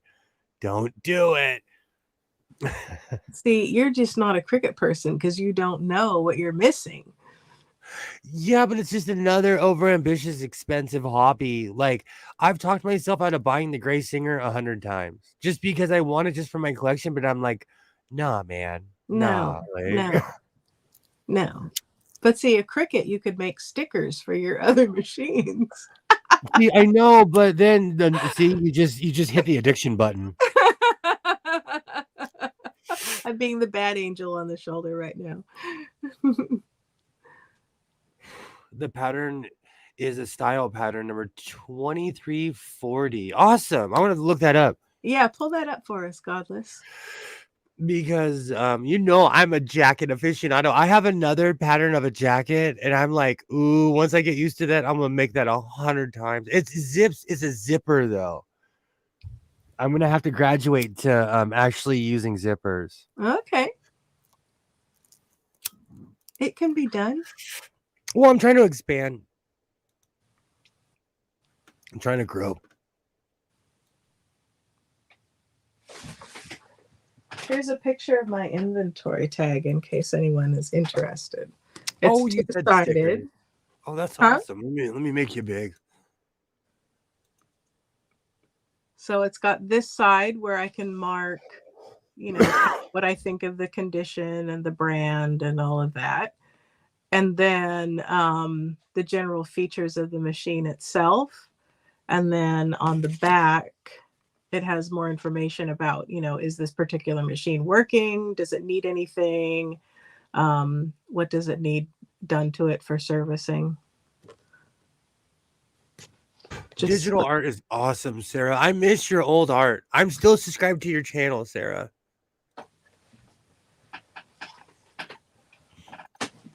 You can grow with a certain, Joy. You know what's so funny? I was thinking of you today when I was at Walmart because I almost bought a serger, but the only one they had was for $2.99. And I'm not going to spend $2.99 for a brother serger. Oh, I feel like much like the vintage sewing machines, you can get yourself a nice vintage serger. I passed on one a long time ago, and every time I think about it, I want to kick myself. But I'm gonna buy a serger new. I think if I find one that's decent. Pam was talking about how she has like a Singer one. Walmart has really good prices, so I think I'm gonna buy one. If it's under $100, next time I see it, I'm gonna buy it. Do you want a serger that's um just under the heading of you get what you pay for? So you think I should have spent the $4 bills and bought the $300 serger today? Well, I'm not a serger expert, but I know that most sewing machines nowadays under $100 are not really built to last. And so if you're finding a serger and it's under $100, I feel like it's not going to serve you very far before it And conks out. I do treat things in the industrial manner where I'm always sewing. I am always sewing. I Yeah. miss your channel, Sarah. I do. Let us know Oversized when you coat. have videos up. Oh, sorry. No, it's okay. Oversized coat in 2 lengths, has collar, bat wing sleeves. Oh, with Oh, optional turn back cuffs, patch pockets with attached flaps, oh self-type wow. belt. Pull Wow. pull up the pattern, Godless, so we can see. Give me a second. I'm on my Oh, lunch break, OSHA. excuse me. I'm Cal State sorry. I'm OSHA. sorry. Was that song by the Manhattan Transfer? We want a 15-minute interval. I'm on my break, boss. I got my hat on. I got my scarf on. I'm on my break, boss. I'm on my break. Oh, I love this turtle. I love this turtle. Awesome. You know what's so funny? Like, I can get lost. You know what? This weekend, I think I'm going to go to Joann's on the hill. We have a mega store, Joann's, by my house. It's huge. And I think I'm going to sit on the floor and go through all the patterns. I get lost in the costume patterns because what they consider a costume, I would wear every day. Yeah. Like, I'm going to tell you, I'm going to show. I was offended today when I found this in the costumes. I was offended. Where is it? And then with all the history bounding too, and considering that a lot of the modern costume patterns are not very historically accurate, they're a little bit more like historically inspired everyday wear. I'm going to okay. So I already own both of these, so I did not purchase them, but I laughed when I saw these in the costume. First off, I've made this and I wear my tunic all the time. This was in the costume. Why is that a costume? I don't know. I think someone might have misplaced it, but this was in the costume too. And I was like, get out of here. I mean, again, that's just Everyday ethnic wear. wear or comfy housewear if you Well, if you lived in Saudi Arabia, Africa, or India, this is everyday wear. Yeah. This is what, just depending on where you live. Their culture is not a costume. Yeah. But at this time of year, what? Let me post my pictures. Let me show you what my Walmart is working with. I laughed so hard when I saw this today. That's Oh, I all forgot there, about that Jim. message. I'm glad they got called out on it. Oh, and by the way, if you're having a bad day, just remember by my house, gas is $6.59. Uh-huh. So just remember, at least you're not paying that much for gas. Welcome to California. My truck, no, I don't have a truck anymore. My car has a small gas tank, and it still is a small fortune to put gas in it. Have a great night, Sarah. Oh, have a good night. Sleep well. I hope you get some rest tonight. Awesome, Pam. Thank you so much. Thank you so much. I'll look at that. I'm a coat maker. That is like what I love to do. And recently somebody was trying to make fun of me for it, and I'm like, well, at least I have a hobby. That's rude. People are rude. We're on the internet, you know. Huh. Making Okay. coats makes you happy, then you make coats. Exactly. That's how I feel. This here, let me show you. This is my local Walmart. I walked in today and I took this picture, and I was like, oh, no, guys. Hey, Skits. Hey, Skits. Welcome. This is my local Walmart. Oh, no. I mean, I can understand crafty items because you need time to make things, but Christmas trees, it's too soon. They got Mr. and Mrs. Claus ready. Oh, Santa, everybody. Hey, Skits. are you joining us, Skits? Or are you just lurking in the background? Thank you so much, Pam. I need a new jacket. I need new. It's a very nice coat, Pam. Awesome. Oh, I didn't get to see it yet. Okay, hang on. I'll go to Pam's. Same. I know. To my phone. Go to channel. Community. I just have to. Oh, I just have to hit sorry. on my phone. I just have to hit M, and Pam pops right up. Yay! Community I'm on the page, but page. it went to shorts instead of the community. Hang on a second. Was trying I to would blend wear it. that. I would wear that. Oh, perfect. I like that. Right.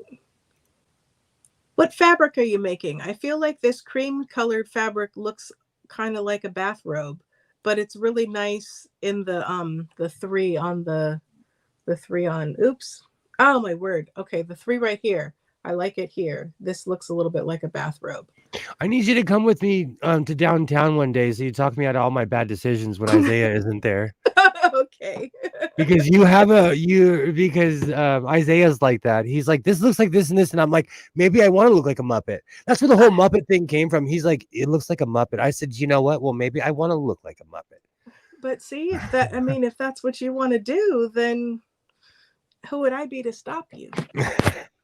Hey, Skits, lurker extraordinaire. No, that's a nice coat. I like the collar. I'm gonna start expanding into that double collar.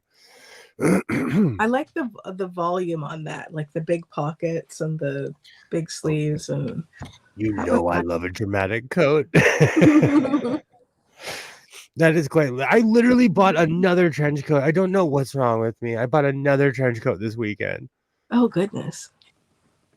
It's total Marlboro cowboy though. It's literally Marlboro.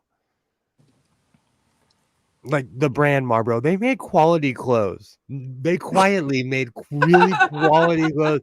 I have what I call it my Mountie shirt, but it's a red corduroy Marlboro pullover from the 90s. That thing is still shiny red to this very day. Mm-hmm.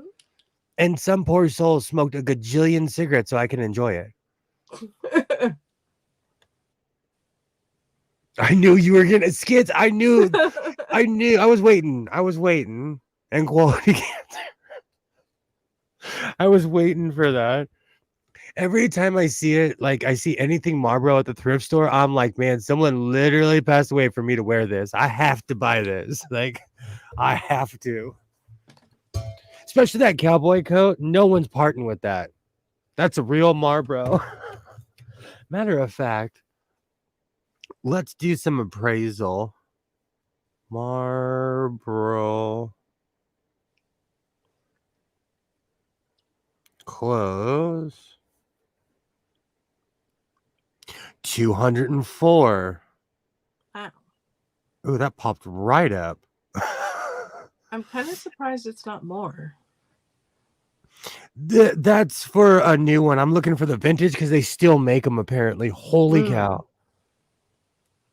I just found yet another rabbit hole I just fell down. People who buy and sell Marlboro clothes. Nope. I'm clicking off. Nope. Not today, Marlboro. Not today. I'm clicking out the page and everything. Nope. Oh, goodness. Nope. I don't. I'm a buyer and seller. I don't need another group of people to loathe. I had no idea they made clothes. So back in the day, Happy Maker, they had this thing called Marlboro Miles. Oh, and this young man in the Hello. background. Why, hello. No, let me put my Elvis hat on. We're going all night tonight. I got guilted into joining. Well, I was going to join anyway, but I'm claiming I got guilted into joining. So we had Got to guilt you. guilted. I'm like, I'm eating my sandwich. And Godless is like, if anyone's joining me tonight, I'm like, I'll be You know right what? there. If that hits you, that's on you. You know, if that hits, if the shoe fits, you know. Oh, I was like, why am I fading? It's because I had. Oh man. If you put the cursor over the person on StreamYards, their picture kind of fades, and I'm like, whoa, what happened? What did I do? I'm a total boomer. Sometimes I was raised by real life. My dad was pre-boomer, and my mom was a real boomer. So Pre-boomer. What I year know was that. your dad born? 1938. Hot mic, sorry.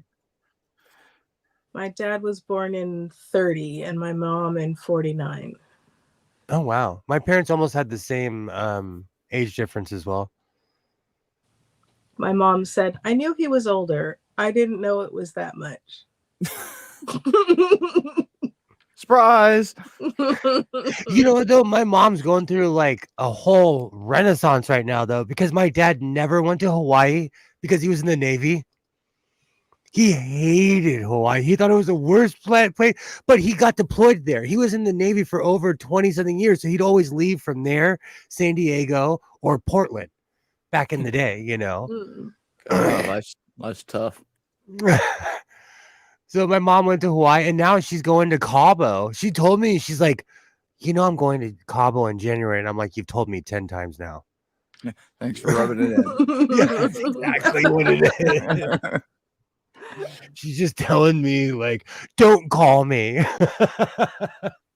My mom usually takes me on vacation with her, which is nice. We're very different people, but we vacation well together. That's nice. I don't want to see my mom doing keg stands. I'm cool.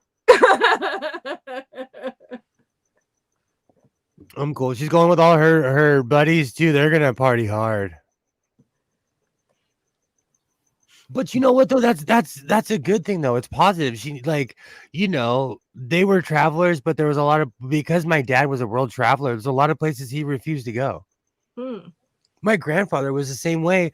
He took my grandmother on cruises everywhere because he was there on D-Day and he never flew in a plane after D-Day ever again. I mean, did he think they were going to make him jump out of it, or?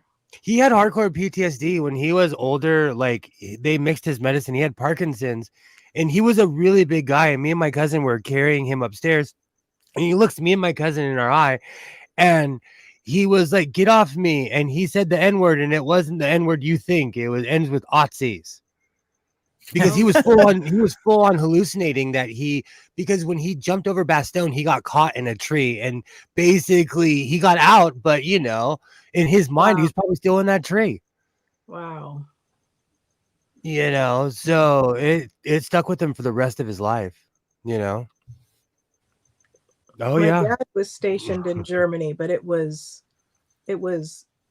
between wars, you know, like it was after World War II, and he wasn't in, you know, Korea or anything like that. Yeah, we in my VFW post, we have a fellow 82nd Airborne veteran. Only he was from World War II. And like I tell people, like I jumped into drop zones named after the places he jumped into. Like I jumped to Holland drop zone. He jumped into Holland with the Germans shooting at. Yeah, exactly. That's why I always say Bastogne. And he took my grandmother there. In the 70s, they went back. I don't blame him. But my mom's in this whole second renaissance, and I'm like, go live your life. Live your life, I told her I know this place in TJ you can jump out of a plane, you can bring your own parachute. I'll sew it for you. No. Skits of all the people to encourage him in his calling.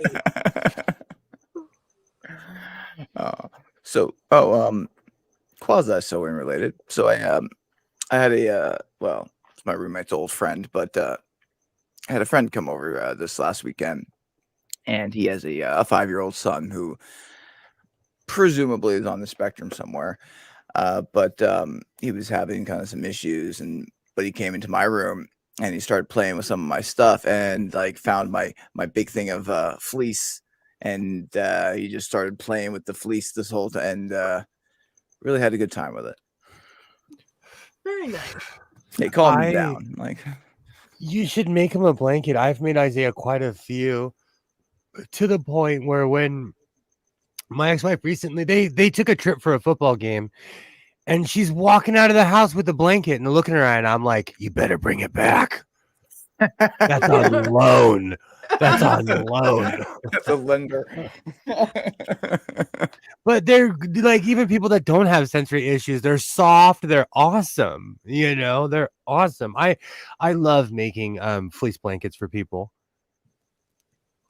Blankets have charms to soothe the savage beast.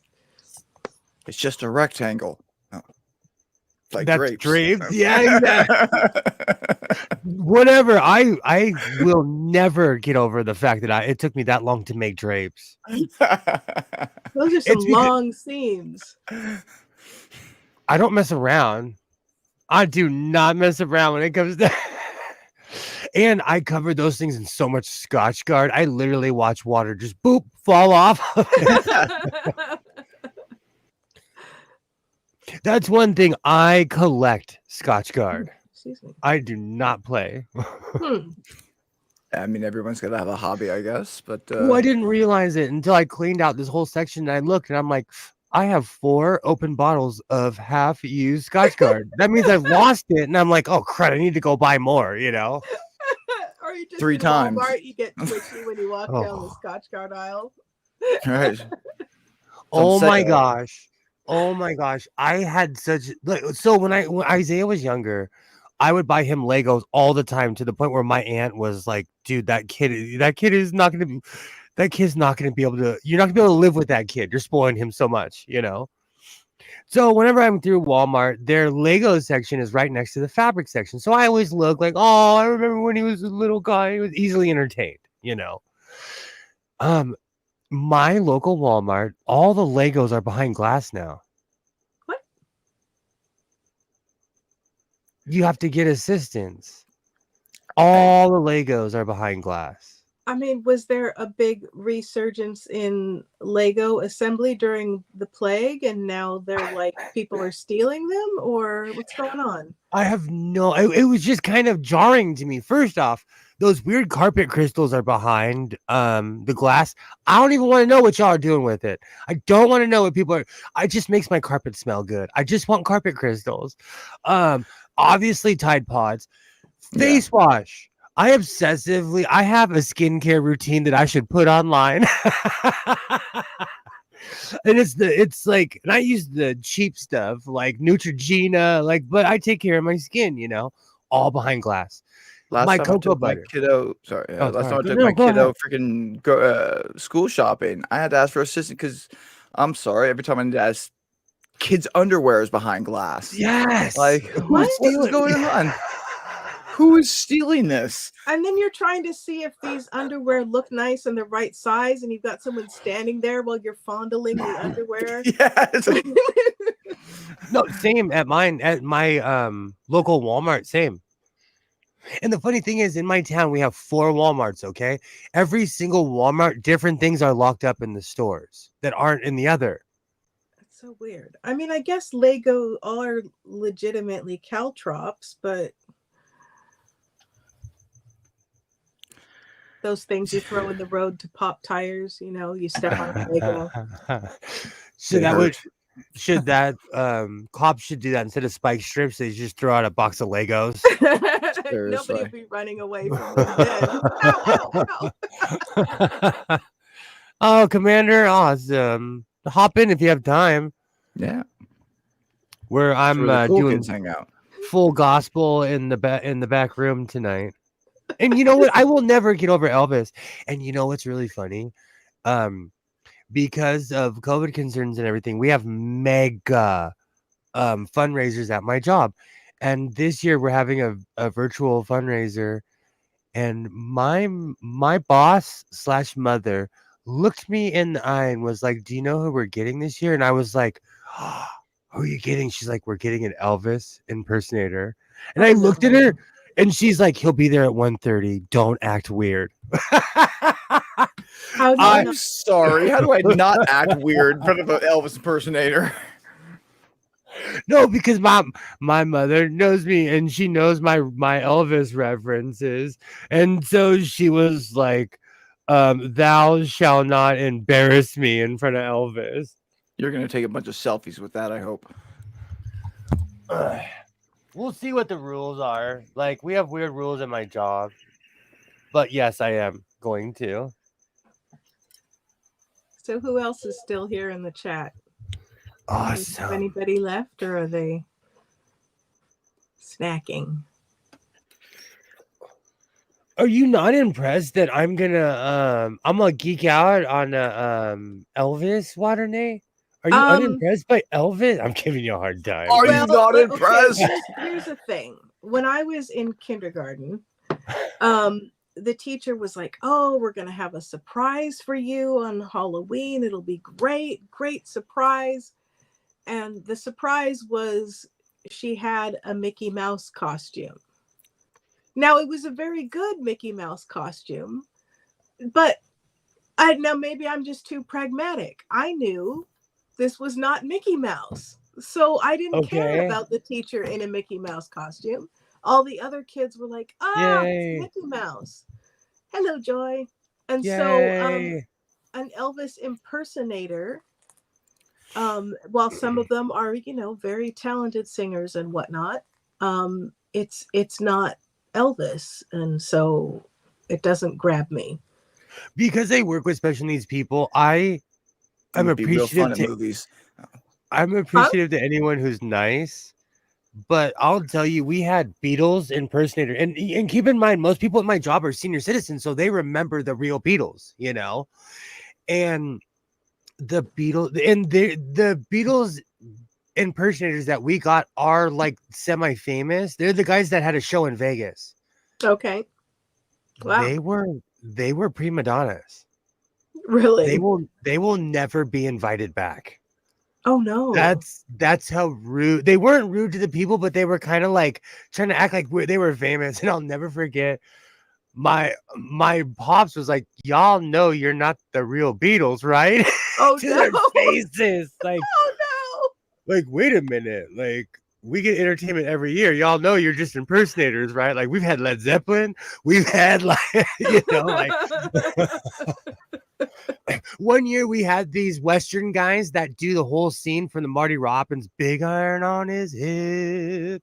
Like, we get reenactors all the time. I love it. Scared. The fake guns did scare everybody though. Oh dear. We learned a lesson that year. You can't have fake guns around heart patients. I'm kind of kidding. Let's see. We have Commander and Pam, Joy, and Maker still in the chat. Okay. Hello. And some lurkers. Hello, lurkers. Keep in mind, I do have a large audience of people in Russia and India and in Mexico. Nice. Hola, Mexicanos. So they may not speak our language necessarily. And I you know what? I know how to say hi in Russian. There was somebody who subscribed to me that was from India, and I subscribed back, and I watched all of her videos, and I have no idea what she's saying. And I watch every single one of her videos. Sometimes there's sometimes the closed captions will have English. That's true. I don't. You know what? Honestly, she has a Singer sewing machine. We speak the same language. Are you muted, Skits? Son of a bitch. Because I'm like, his mouth is moving. I bet it's I've been fun. I bet it singing sounds rah rah Rasputin to myself this whole time. instantly Rah, rah, stuck Rasputin. back in my head. Instantly. Russia's greatest love machine. That will be my next short. I'm trying to like. I finally figured out how to put my cell phone on a tripod, so I'm gonna go crazy with shorts. But I don't want people to think like let's have a talk real quick, okay? I bought this. Hold on, let's have a talk. Hold on. We're ready. Do I need pen and paper? No.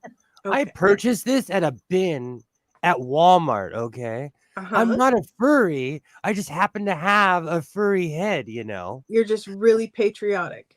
But I like how your That's mic right. is picking you up very well through your mask, by the way. Oh, it's because I'm talking through the eye hole. I see. Where are I'm you But you looking? knew. But if I did this, you wouldn't be able to hear me. So I have to do this. Okay. No, but like I bought this in a bin, you know. But if I if I start making shorts with this, people are gonna think that I'm you know, I don't want to send the wrong message to people. I mean, maybe the furries just like that you're not afraid of their subculture. Like, you know, as long as you're not making fun of it, they don't necessarily have to think that you are a furry, just that you're furry friendly. I'm a sewist. I'm an appreciator of anybody who can sew anything and make it look cool. Like there's someone that I follow. I won't say his name necessarily because I don't know if he you know, but he wears a fox suit and he showed how he made it, and I was like, wow, that's like it's not something I would wear, but I was really impressed. And he made the whole like the face and everything, and I was like, wow, yeah, you know, I was thoroughly impressed. It's not my genre, but I'm not gonna like wag my finger at perfection. I was like, that's perfect. Like you are, you know, you're a wolf. You look like one, you know. I'm not a hater. Like I watch fashion shows. I watch I'm subscribed to a lot of Appalachian people who sew. You know, I love Appalachian English. I'm the kind that you almost need subtitles for. I'm an appreciator. I want to see what people are wearing in Alaska, in France, like, you know. All right. I'm weird. Like when I look at someone's clothes, I'm like, oh, okay, I could make that. Like even right now, in certain circles, there is this whole craze of these half sweatshirts. I'm so glad I brought this up because I'm gonna make one. It's basically a hood, sleeves, and it covers the top of your torso. Mm-hmm. You're gonna like show your dance moves and your abs? It's really funny you would say that. This show I watched, it was called Chasing, and they're in different cities, and it's people in certain communities, and they're trying to become famous, and they're always like a singer or a rapper. But this one guy had one on, and I was like, you know, I could make that. And if I had never watched that show, I wouldn't have known that style existed, you know. You can I'm wear not it a to hater. the gym. What's that? You can wear it to the gym. I'm gonna need to go to the gym first before I wear it.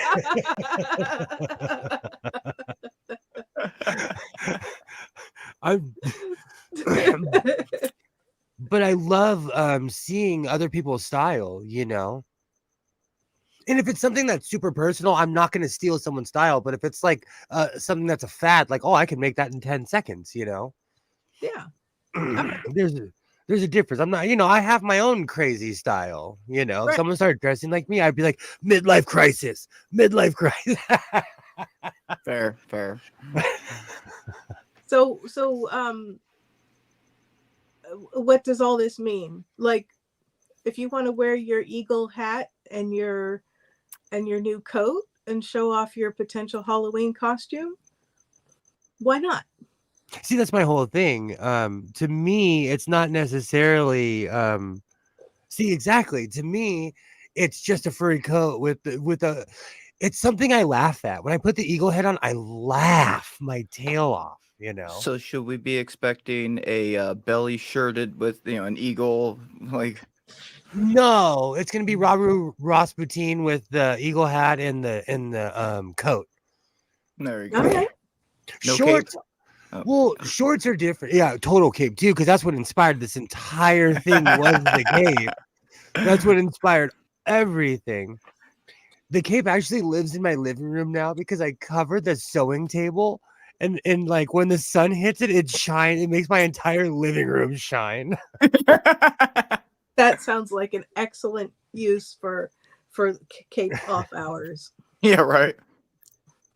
Oh, thank you, Pam, and my Rolls Royce gold chain. Haters are gonna say it's fake. I just like saying that. Haters gonna hate, lovers gonna love. You see me rolling. I love this thing. This is what I'm talking about. It's just about having a good time, and I haven't figured out what I'm gonna do with these. I'm gonna put these on capes because I'm gonna close this place up and become a cape shop. You could dress up as Flava Flav for Halloween. I have too many teeth. Okay. And That not was enough meant to be clocks. funny. I was joking. And let's see if they tell the truth. Alexa, how tall is Flava Flav? Flavor Flav is 5 feet 7 inches tall.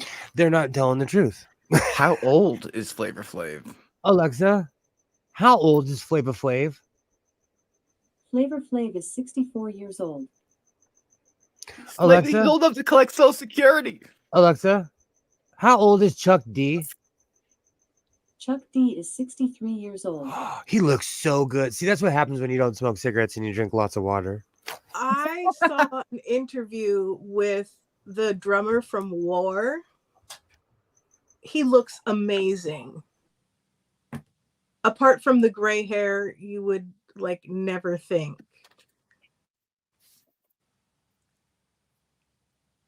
Can you hear me? Oh, I can hear you. I'm okay. having a conversation with the young Mr. Sewing. Oh, all right. Oh, hold on one second. Hey. Word. I don't mess around. He knows. If I don't hear the pipes, I'm like, have you taken a shower yet? Even though I know he hasn't, because I have not heard the pipes. How often does he say yes? Well, he's learned, like, it's deceptive because I'm like all over the place. I have a really good memory, so you can't lie to me because I'm gonna remember what you said, and then I'm just gonna ask you a very logical question. So you could try to lie to me, but did you show off your patch you got from Amazon yet, or did I? Oh, I have not yet. It's just Oh, I'll find it. What did I do with I was so excited. I instantly put it on my vest. I was so excited to get it. Yeah. Was this the one you were like getting pissed off at Amazon for not delivering yet? Yeah, and you know what? Let's be real. The real problem, if it's okay, so Amazon is just a giant chain. And if one doesn't get the other, then the whole process is messed up. I need to stop. I need to learn patience. I'm paying for overnight and not getting it. Mm-hmm. Well, one, that's not Amazon will refund you. And two, was it Amazon who was sending it or was it the seller? It was the seller. See, Amazon backs up everything. The problem is when it's a private seller, they're like, oh, deal with them. And I'm like, wait a minute, bro. We're on your site. And they're like, but deal with them. And I'm like, they're not going to respond back to me. They're just going to see that I'm a Karen. They're going to be like, oh, when it gets there, Karen, you know? Yeah. You spent money for it. You're right. Like, and that's another thing. There's 3 different deliveries that I spent. One of the overnights was $15.99 and the other 2 were $10.99. And they, all 3, they didn't honor what I paid for all 3 different times. Yeah. How much was the patch? Back. And I pay more for the fast delivery than the patch. That's a problem. Well, no, this last one was a little bit bigger, so it was like it was probably around the like for a $10 patch, I probably ended up paying $24, and it still came late. Yeah, that's a problem. I mean, it's one thing if you get it on time and you were antsy to do the stuff, but to pay that much and then not receive it is an issue. You should get your money back. Yeah, it really it's a pet peeve, but the problem is like I'm yelling at computers. If I had a human, another human could be like, "Hey, just take a deep breath, Karen. Let me find your tracking number. I'll tell you where it is. I can move on with my day." The computer is like, "Sorry for that," and I'm like, "You have no feelings, computer. Yeah, We've been don't through apologize. this." Yeah, Well, I've seen that episode of Next You Generation. can request to speak with a person. Only during certain hours. I only operate during, like, I go to work at 4:30 in the morning, so I'm No, up t- at different hours. I talk to them in the middle of the night all the time. It's a pet peeve. I'm gonna have to do, like, honestly, I'm probably not gonna order anything for a while.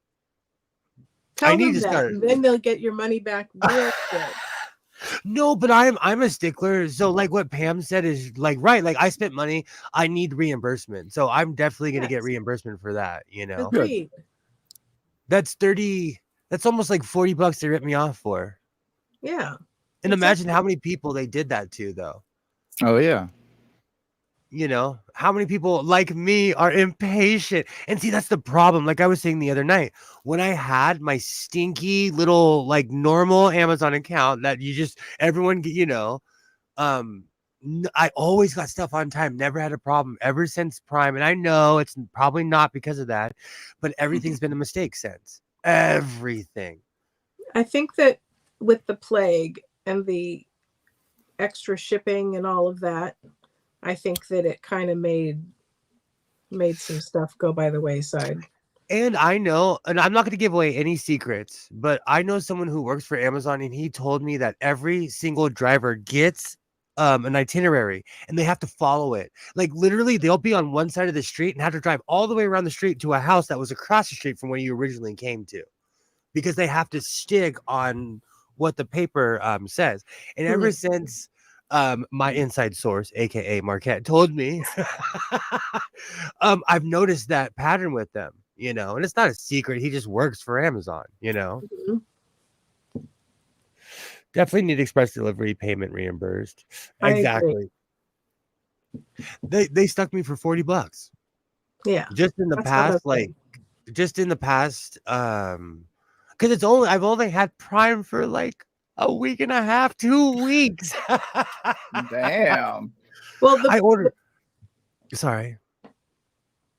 Just the trouble with Prime is it can't really do anything when it's a separate seller. Prime works well for stuff coming from Amazon, but they're like, "Would you like that in 4 hours?" Yes, please. And then Because I've Have ordered a drone deliver it to you.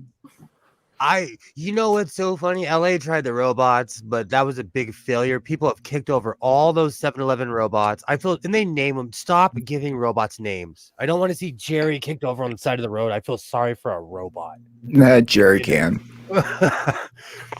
I see videos all over, because I constantly type in hashtag LA on YouTube, and it makes me laugh. People are purposely kicking these things over. We cannot hang as a species with robots. Like, we are not ready for the Jetsons. We are not. LA is failing. We are failing the test right now. Robots are gonna be like during the uprising. They're gonna look back at this shit. LA is gonna be the first place to go. I hope the A word remembers me. The other day, Amazon driver brought my package, and he said that he has other deliveries across town, and he was right here, so he delivered my package out of order. Ooh. See, that's what I'm saying. They are like, they're on a weird. It's a computer telling them how to deliver. It's the strangest thing. Well, they do that because it's supposed to be more efficient, and I guess they were trying to make sure that the drivers weren't, walking across the street in traffic or something. They have the whole. Sorry, I live on a cul-de-sac. You can, and I live deep in the cul-de-sac. You can see people coming. You can see them coming. But still, for the safety of their drivers, and in case there's some crazy people doing donuts at the end of the cul-de-sac.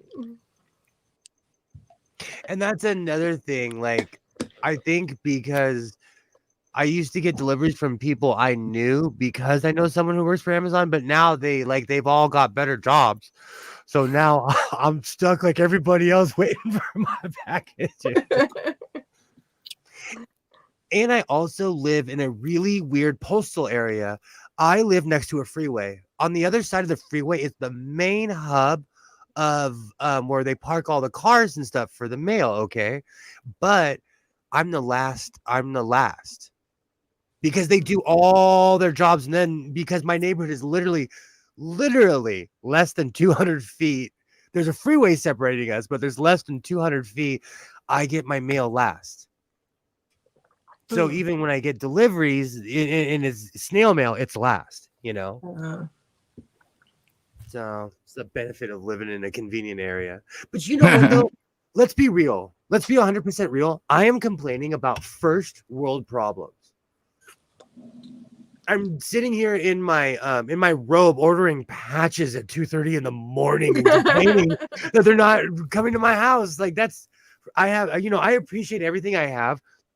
I'm a lucky human being. I have to remind myself of that sometimes, you know, that I can afford to go out and be the great fabric hoarder. I can go out and afford to like buy any patch I want. I have to remind myself that sometimes. Yeah.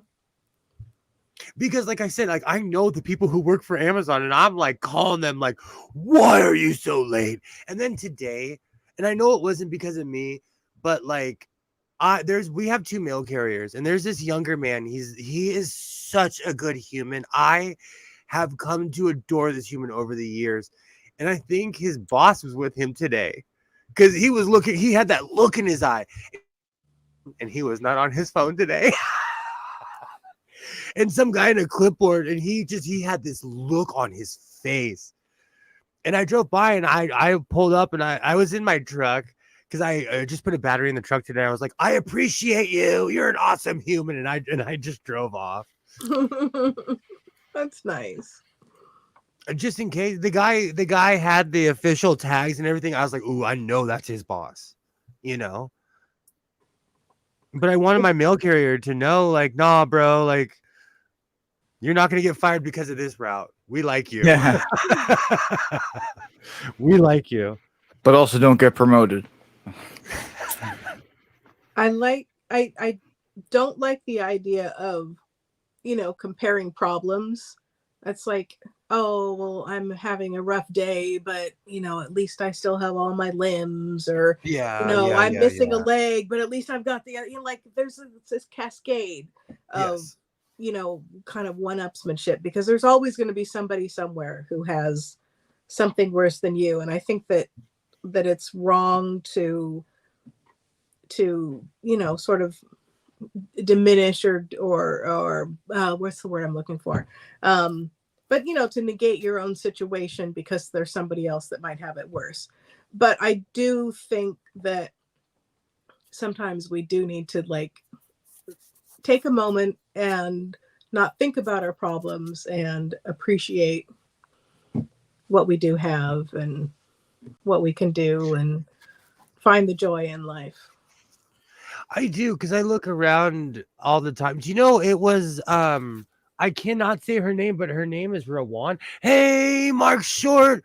I'm glad to see you. Hey, Mark. Every time you pop in, I'm constantly thinking, I'm like, where's Mark? There you are. I'm so glad to see you. We were talking about Foster's earlier and knew you would not approve. I know you missed our conversation. We were talking about Foster's. When I was younger, I was obsessed with bitter Foster's in the green can. Oh, the coffee. Beer. The beer, yeah. Beer. And they, on my side of town, they only sold them at World Market. And so long story short, I haven't been in World Market since I quit drinking, and that was 12 years ago. So it's been a long time since I've stepped foot in World Market. That was the only place I could get the Clearly Canadians for a while. They, it's so funny you would say that. Like they had an actual real what to American in international selection. Yeah. They had stuff. have Go ahead. Cost Plus has this marzipan, and they have like it's by oh man, who makes it? You I'll just have made to me look it think up of and get back to you, but it's a marzipan, and it's like chocolate bar size. So it's not like a huge thick piece, but Okay. it's marzipan, and then it's covered in dark chocolate. It is the best marzipan I've I like had. little It's marzipan fruit amazing. things. You're making me think of every British show I watched. The second you said that, oh my gosh. And that's the only time I've ever heard it in an American accent. What were you saying, Skits, about the marzipan fruits? Oh, the little fruit marzipan things. I love those things. I'll find the name of this this marzipan, and you can What is go to it? Cost Plus and try it out. What does a fruit marzipan consist of? It's It is almond just paste. yeah, it's almond paste kind of stuff that's it's in the shape of fruit. It has no actual fruit in it whatsoever. Is it like a fig Newton? No, it's Yeah. like a kind of like, how a macaroon is made out of the coconut flakes, and it's kind of like a Yes. little cookie. Marzipan Oh. is kind of like that, but with almond paste. I am now craving fig Newtons. It's I was obsessed with those when I was younger. I was not a obsessed with fig. cookie, it's a Newton. It's breaded fruit or something. That and Grey Poupon is just spicy mustard, but I remember the commercial. Do you have any Grey Poupon? I had a friend who had a VW Bug in black, and so it looked kind of like a poor man's Rolls Royce. And you would open the glove compartment, and she had a pair of gloves and a little tiny jar of Grey Poupon. Awesome. Whenever I see that stuff, I still reenact the commercial to this very day. Still to this day. I'm loving these turtlenecks. They are super cowboy. This is what I would look like when I have a scarf on a dusty day. Anyways, I love turtlenecks. I'm officially bringing them back. I'm in my turtleneck era. Is that This one that all- you made? Yeah. Oh, Skits didn't get to see. Oh, you didn't see it. This took me 2.5 hours. Oh, nice. And it's the print of the here, I'll make myself big for a second. It's that weird print of the money where we cannot figure out. What did Ollie say? Oh, he was thinking it was Anne Boleyn, but I think he said he found the picture, but on the site that he linked, I didn't see the picture. So there seemed to be some sort of technical issue. Interesting. Here it is. It is by Niederegger. And I recommend the dark chocolate one. Ah. And they have it at Cost Plus, so you can get some of this and some Clearly Canadian. That name Sounds like a made good me lunch. jump. That name made me jump when you said that. It's kind of like when you ask. Never mind, I won't say that. A little too Not close that to late, some and other it's not words. that kind of stream. Yet. No, you know what? I enjoy my non-political, above-board, happy streams. We end these streams. We all give each other a hug. There's no like beef after. There's no like hate posts on Twitter because I'm watching. There's no like So I may try to sell appreciate- you some Bitcoin, but Do when I'm having a bad day, I think about the time that I had a conversation with what I thought was you. No, because you were getting all deep, and I'm like, oh, Skits is getting all deep today. This is like the deep Skits. I was like, okay. And then Bam! Did you ever think about Bitcoin? Blocked. I didn't even come back with an insult. I didn't even come back with an insult because normally I'm snarky. Normally I'm like, oh, you stole skits. No, I was like, block. I know that's not skits. Oh, I'll never forget that day. We were, well, the fake you and I were talking for a good 5-10 minutes before I figured it out. No, because they were like, how are you? And I'm like, I'm great. What's up? What's going on? Haven't seen you. Love you. What's going on? And they're like, oh, okay. You're welcoming. Boom. Instantly took that. So we had a conversation, you know? I didn't know it was the fake you. I had one of those wrong number phishing schemes. Oh. And they're, like, sent me a message. I'm like, oh, sorry, this isn't so-and-so. And they're like, what? Oh, did I blah, blah, blah. And I'm like, well, I don't know what number you were trying to dial, but that's not it. And, well, can we be friends anyway? And I'm like, oh, this old scheme. And then I didn't hear from them anymore. I talk to sometimes I talk to the scammers because I want my son to learn that not every single person you talk to is truthful. Recently I got a call and they were like, oh, we have a package on hold for you at Amazon. And they're like, we need your information to verify. And I was like, Amazon has my information. And I got into a conversation. Isaiah and I, we bat those guys around like we're lions and they're just gazelles, we're batting them around, but I always ask them a logical question, like, and it all goes back to Star Trek when Kirk was like, hold on. When God was like, I need your starship. And Kirk was like, what does God need with a starship? I always say, don't you guys have my information? Especially the IRS guys. When the IRS guys were calling, I'm like, look, bro, I live in America. If the IRS wanted me, I would be in the back of a car with handcuffs. Like they put Martha Stewart in jail. They put Al Capone. If they wanted me, they know where I live. They know where I live, Boy, howdy. Scammers, they're getting bold though. I get a scam call that's one number off from my kid's school. I pick it up every time because my eyes are like, bam, kid's school. I pick it up every time. You should put your kid's school in the phone so it doesn't show up with the number. It shows up as kid's school. Well, they have the problem is they have multiple numbers. And because he's homeschooled, like the number is like, it's weirdly linked to the district number because it's basically their school. You know what I'm saying? And it's confusing. It's just confusing and it bothers me. But these scammers they're smart. You can put multiple numbers in if you need to under the same account. Well, for a long time, Apple had that scam likely thing and it worked.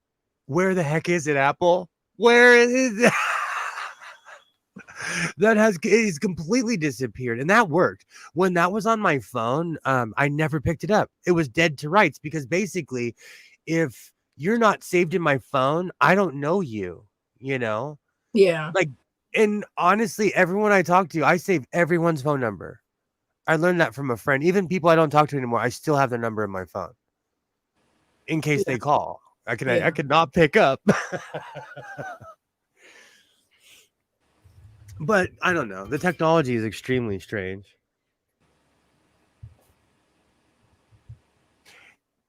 So I'm thinking full Liberace jumpsuit. For life, for fun, for life, for the grocery store. Okay.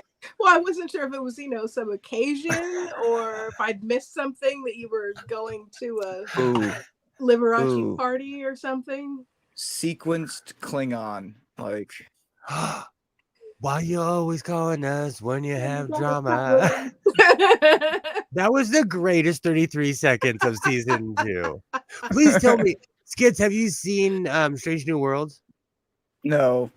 Okay, then I won't give it away. They have the musical episode. Oh, and I'm constantly singing the 33 seconds of when the Klingons showed up and did dubstep. oh yeah. There were people, some guy legitimately was hospitalized because he was so angry. There was another man, and then he took a selfie and then wondered why Twitter just trashed him. Like even Star Trek Twitter is awesome. They are great people. But this guy was like, this put me in the hospital, and they're like, this is Twitter, right? Like, we're gonna clown you. So he legitimately had a heart attack because he was so angry about Star Trek. That's hilarious. And people were like, however long Star Trek's been around, the franchise is done because of this. They forget all of the musical episodes before that, like people forget their history. Yeah, for real. I think it's part of the problem in today's world. We're so myopic. We're so stuck in the moment. We don't realize everything that came before us, and and that things are going to come after us as well. Well, that's the problem with certain places, not to get too political, who are trying to not teach history and not teach accurate history. No, I agree with you, but the problem with that is that it's just going to repeat itself. Right. Oh man, you know what I'm gonna do? I'm just gonna take all of my fabric and I'm just gonna hulk it into the living room and just kind of dive it onto the couch. It's the fuzz. The fuzzy fabric has changed the game because it gets everywhere. Ah. You could get IKEA has these big, I'm not too close to the camera. They have these big storage bags with zippers on them for like your spare blankets in the off season, and they'll hold like a couple king size duvets, so you could get some of those to put your fabric in. What about the one that you can vacuum seal that squish everything down, so you can store lots of stuff in small areas, and I would presumably keep the fluff down. I'm wondering if that would end up crimping some of the fabric, though. Probably. I have no idea.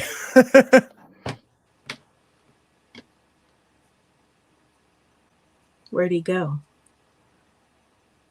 Is he trying to bring a pile of fabric to scare us? We're gonna hear him scream, and then hear a news report of Flash. Local sewer dies under pile of fabric.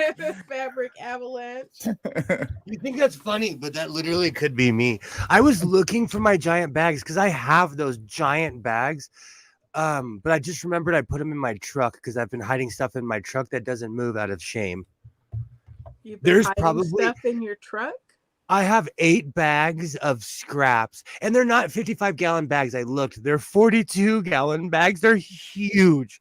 They're up to if I stood in one, it's up to here. They're tall. Okay. And why are you hiding them in your truck? And why I'm not hiding them. Bodies. I'm not hiding them. I know where they are. I just they're not hidden because I know where they are. What is it you think you are accomplishing exactly? Out of sight, out of mind. No, because I went looking right now, and I'm standing in the closet / middle bedroom. I'm like, oh yeah, I put them in the truck. I have those Ziploc bags that you can hook up to your vacuum, and you could I use those blanket bags for fabric. You don't have any trouble with creases, Joy? I was concerned that it might make your thing too creasy by compressing it too much. So I do it with comforters, and I just pop them in with something you're gonna wear. It will put creases in it because it literally freeze dries it. It's like a petrified bag at that point, Literally, you have Han Solo in there. It's so stuck in there. And so I have 2 of those in the back of my truck right now because my grandmother, y'all think I'm playing. My grandmother had an Alaskan king, which are basically 2 queen beds put together. That's a big bed. That's bigger than the Cali King. Oh, her blankets are so big. I have a bunch of them in storage, and I have 2 in my truck right now because I don't know what to do with them. But I bring them out for the winter. Where did because she they drape over my find? bed. Where did she find sheets and blankets big enough for that? A lot of the time she'd order it or make them, or she'd have them special ordered. Goodness. They're still in bags. I think they're still in bags. I have a ton of them, Joy. I have a ton of those. I use big Ziploc bags also. Heck yeah, I swear by. And you know, I found a really old box, unused ones, still work because they're made with really quality plastic. And I have new ones that are just the same, you know. I swear by those things because for as much as I hoard stuff, I'm a clean freak. So I can't have dust around. I can't, so I freeze, I hide everything. So one of my favorite sayings, I'm not a hoarder, I'm a hider. With Star Trek just big blasting bags and you cannot lie. You know what? I think I'm going to bring, what should I call this? The cowboy turtleneck? I There you mean, go. it's just a turtleneck. I know, but I gotta market it to guys. Like, excuse me. so I'll tell you, Like like the I used to bandito make, neck or something. I used to make welding caps, and I would sell them. That's actually what brought my sewing machine out like 15 years ago. And there's every welder in this town over a certain age. Like I sold to everybody. They're literally do-rags. But all the welders, you couldn't call them a do-rag to a welders. I just called them welding caps. The Corona cardigan. But I followed the same design as a do-rag, and I made money off of it, And I found like a bunch of Dale Earnhardt fabric at Walmart. I found like NASCAR stuff. I made, and they'd buy them $5 a piece. This was before inflation, kids. They're more now. Back in my day. Well, if you think about it, fabric's more expensive now. True. There's a reason why I started at 4 yards, because back it used to be 8. You could buy a bolt for a nickel. Don't make me start that speech. Like I kind of gave my son that today when I saw the price of gas. I was like, and he looked at me. He's like, "Yes, I know. When you started driving, gas was 75 cents." I'm like, "So you heard the story? You've heard the okay? As long as you know the truth, son." I remember this was in the 90s. I had a friend who lived in Palos Verdes, and there was a gas station there, and I used to like to get gas when I went to visit him over there because gas was 75 cents a gallon. Wow. Nice. Yeah. I quit smoking cigarettes when they were when they were at $3. I was like, when they hit 4, I'll quit smoking.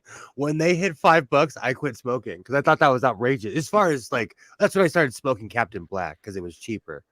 But buying packs back then I thought was insane. Now they're $9 to $10. Well, we had the war, which but that was an excuse, and they've had record-breaking profits. But just so everyone knows, they were not price gouging. There was an evaluation, and we were informed they were not price gouging, and so we let them get away with it once. Now it's been even worse. They're Like still 15, not price gouging. They're making money hand over fist, but they're not price gouging, and gas is almost $7 a gallon. Almost, yeah. If I'm taking pictures, if I'm paying attention to it, because usually I just pull up, put my card in, and literally cover both of my eyes and ask my son, "Do you want a Slurpee? All right, let's go in. I want a hot dog. Let's go in. Oh, hold on. Let's wait for it to stop pumping." I do not look. I'm not kidding. You think I'm playing? I don't look, because with my truck, it's like almost 150 to 2 bills to fill both tanks, especially with this price increase. Like today, I got my truck going. Guess what I didn't do? I went to Walmart. I did not go get gas in my truck today. You're like, battery or gas? You can't have both today. The rear tank was filled. I was like, oh well, we gotta run that gas out first. Gas is expensive. Oof. Imagine not being able to afford everyday life and then gas is $7. Yeah. Right. That's just crazy. That's just it's so sad. And When you then I gotta, tried like, to oh sorry, go ahead. I was like, when you got to do like math, like, wow, it's like now cost me more to drive to work than I'm gonna make it work. I always wondered about that because like here in LA, they basically when you buy a bus pass or a metro pass, they're expensive because they say, okay, you don't have a car, but if you did have a car, you'd be spending this much on gas. Not realizing the average person couldn't afford it back then. So Yeah. they really can't afford it now, you know. The price is not supposed to be spent on what you would be spending to drive. The Yeah. whole point is that you're working together and community driving, which brings down the cost. I wanted to expand the back of my house because my dining room is really more of a glorified hallway. That's Yeah. why the table is in here. And my kitchen is a galley kitchen. And when I was doing the cabinets, the software kept giving me error messages that my kitchen cabinets were too close to the stove on the other side. And shouldn't I expand it some more? But anyway, and so I had someone evaluate or give me an estimate on pushing back the back wall. And he tried to give me a quote of $100,000 because he Oof. thought I had, Jesus Christ. yeah, he clearly thought I had no experience with construction. And he's like, I think that's a fair amount for adding this many square feet to your house. And I'm thinking, okay, you're not supposed to be charging me according to the equity I will have by having a bigger house. You're supposed to be charging me for the work, you jerk. Hey, can I ask you a question? Are people paying that much for construction? I got a truck and a license. No. Only I- idiots. I have all my certs. My license gets renewed every year. $100,000. I'll be there tomorrow. Yeah, it was Yikes. absolutely ridiculous. That's For real. insane. That's insane. The problem is too, you know, with inflation and everything, I don't know if like I used to be a painter. I don't know if I could afford to be a painter. Like when Yeah. I was independent, paint was affordable. So I made a ton of money. Like I don't know how people would make money off of paint nowadays. Well, you have to charge more because Literally triple because the price of a bucket has gone up. So just Mhm. in 10 years, the buckets used to be $45 with Valspar. Okay. You go to Lowe's, they're $150 now.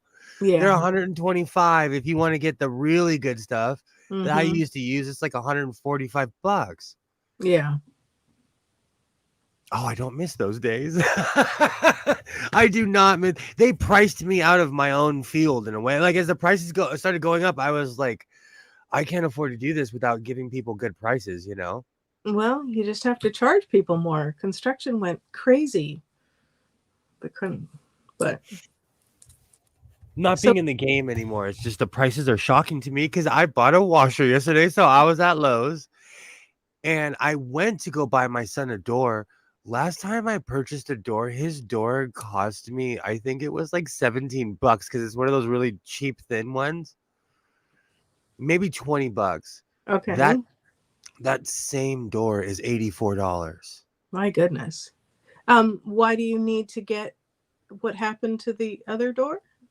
It's just coming apart from years and years of being the door of an ASD kid. Oh. And it's really cheap and he's harsh. He's really harsh on things. He swings that door. I ask him all the time. I'm like, do you have a problem with the door? Are you A mad personal at the door? vendetta. Yes. He comes through just whoo, and I'm like, what's up? He's like, nothing. I'm okay. Said I'm like, something about your mama. yeah. Oh man, so, it's just normal wear and tear of a young man on a door, and he's 14 now. And when he was younger, he was a rambunctious child. He'd slam his door and stuff, and that was more ASD. I never replaced his door because he trashed it. I would just constantly patch it. But now that it's all quiet in here and I'm falling asleep watching hockey on the TV, he's getting a new door. but they're so expensive. I was so shocked. Like, and I was thinking about getting him like a fancy one, and I was thinking about buying myself. Like, I've always wanted a glass door. Treat yourself. $300 something dollars. A glass door to your bedroom? I have my bathroom is separate. My bathroom is separate and has a lock on it. Oh, You bathroom. You know, Gotcha. no one's peeking in my bedroom. Okay, wait. Your bathroom is separate? It's not separate, but my bathroom is in my bedroom. Oh, so a glass door on your bathroom in your bedroom. Oh, Sure. okay. I mean, what if you have a friend over who wants to do their business for a moment? I really don't have friends like that. If you're over at my house, we're hanging out. Well, I know, but still, that doesn't mean that you need to be having all your stuff on display at all times. You Yeah, know? but I've been so annoyingly single. I do these annoyingly single habits, like putting glass doors on things. But alas, they were so expensive. The dream is done. I mean, on behalf of all your future romantic partners, I'm glad that you could not get the glass door. Yeah. It could be like a frosted, opaque kind of glass. Okay, maybe. frosted is fine, but sometimes you need to do your toilet business behind wooden doors. Yes.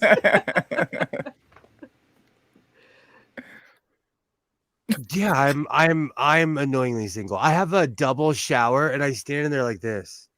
Oh, they're both going at the same time. Okay, well, if you ever want to use the double shower again, I recommend not swapping out the door for a glass one. Recently, it's really funny. Recently, I installed a glass door in an office, and I was like, "Whoa, this is really classy. I want this in my house.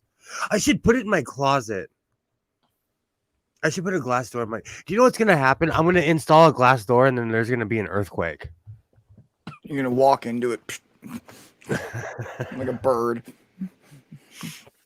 They're just really classy, and I also know someone that has one upstairs in their office, and it's just super classy.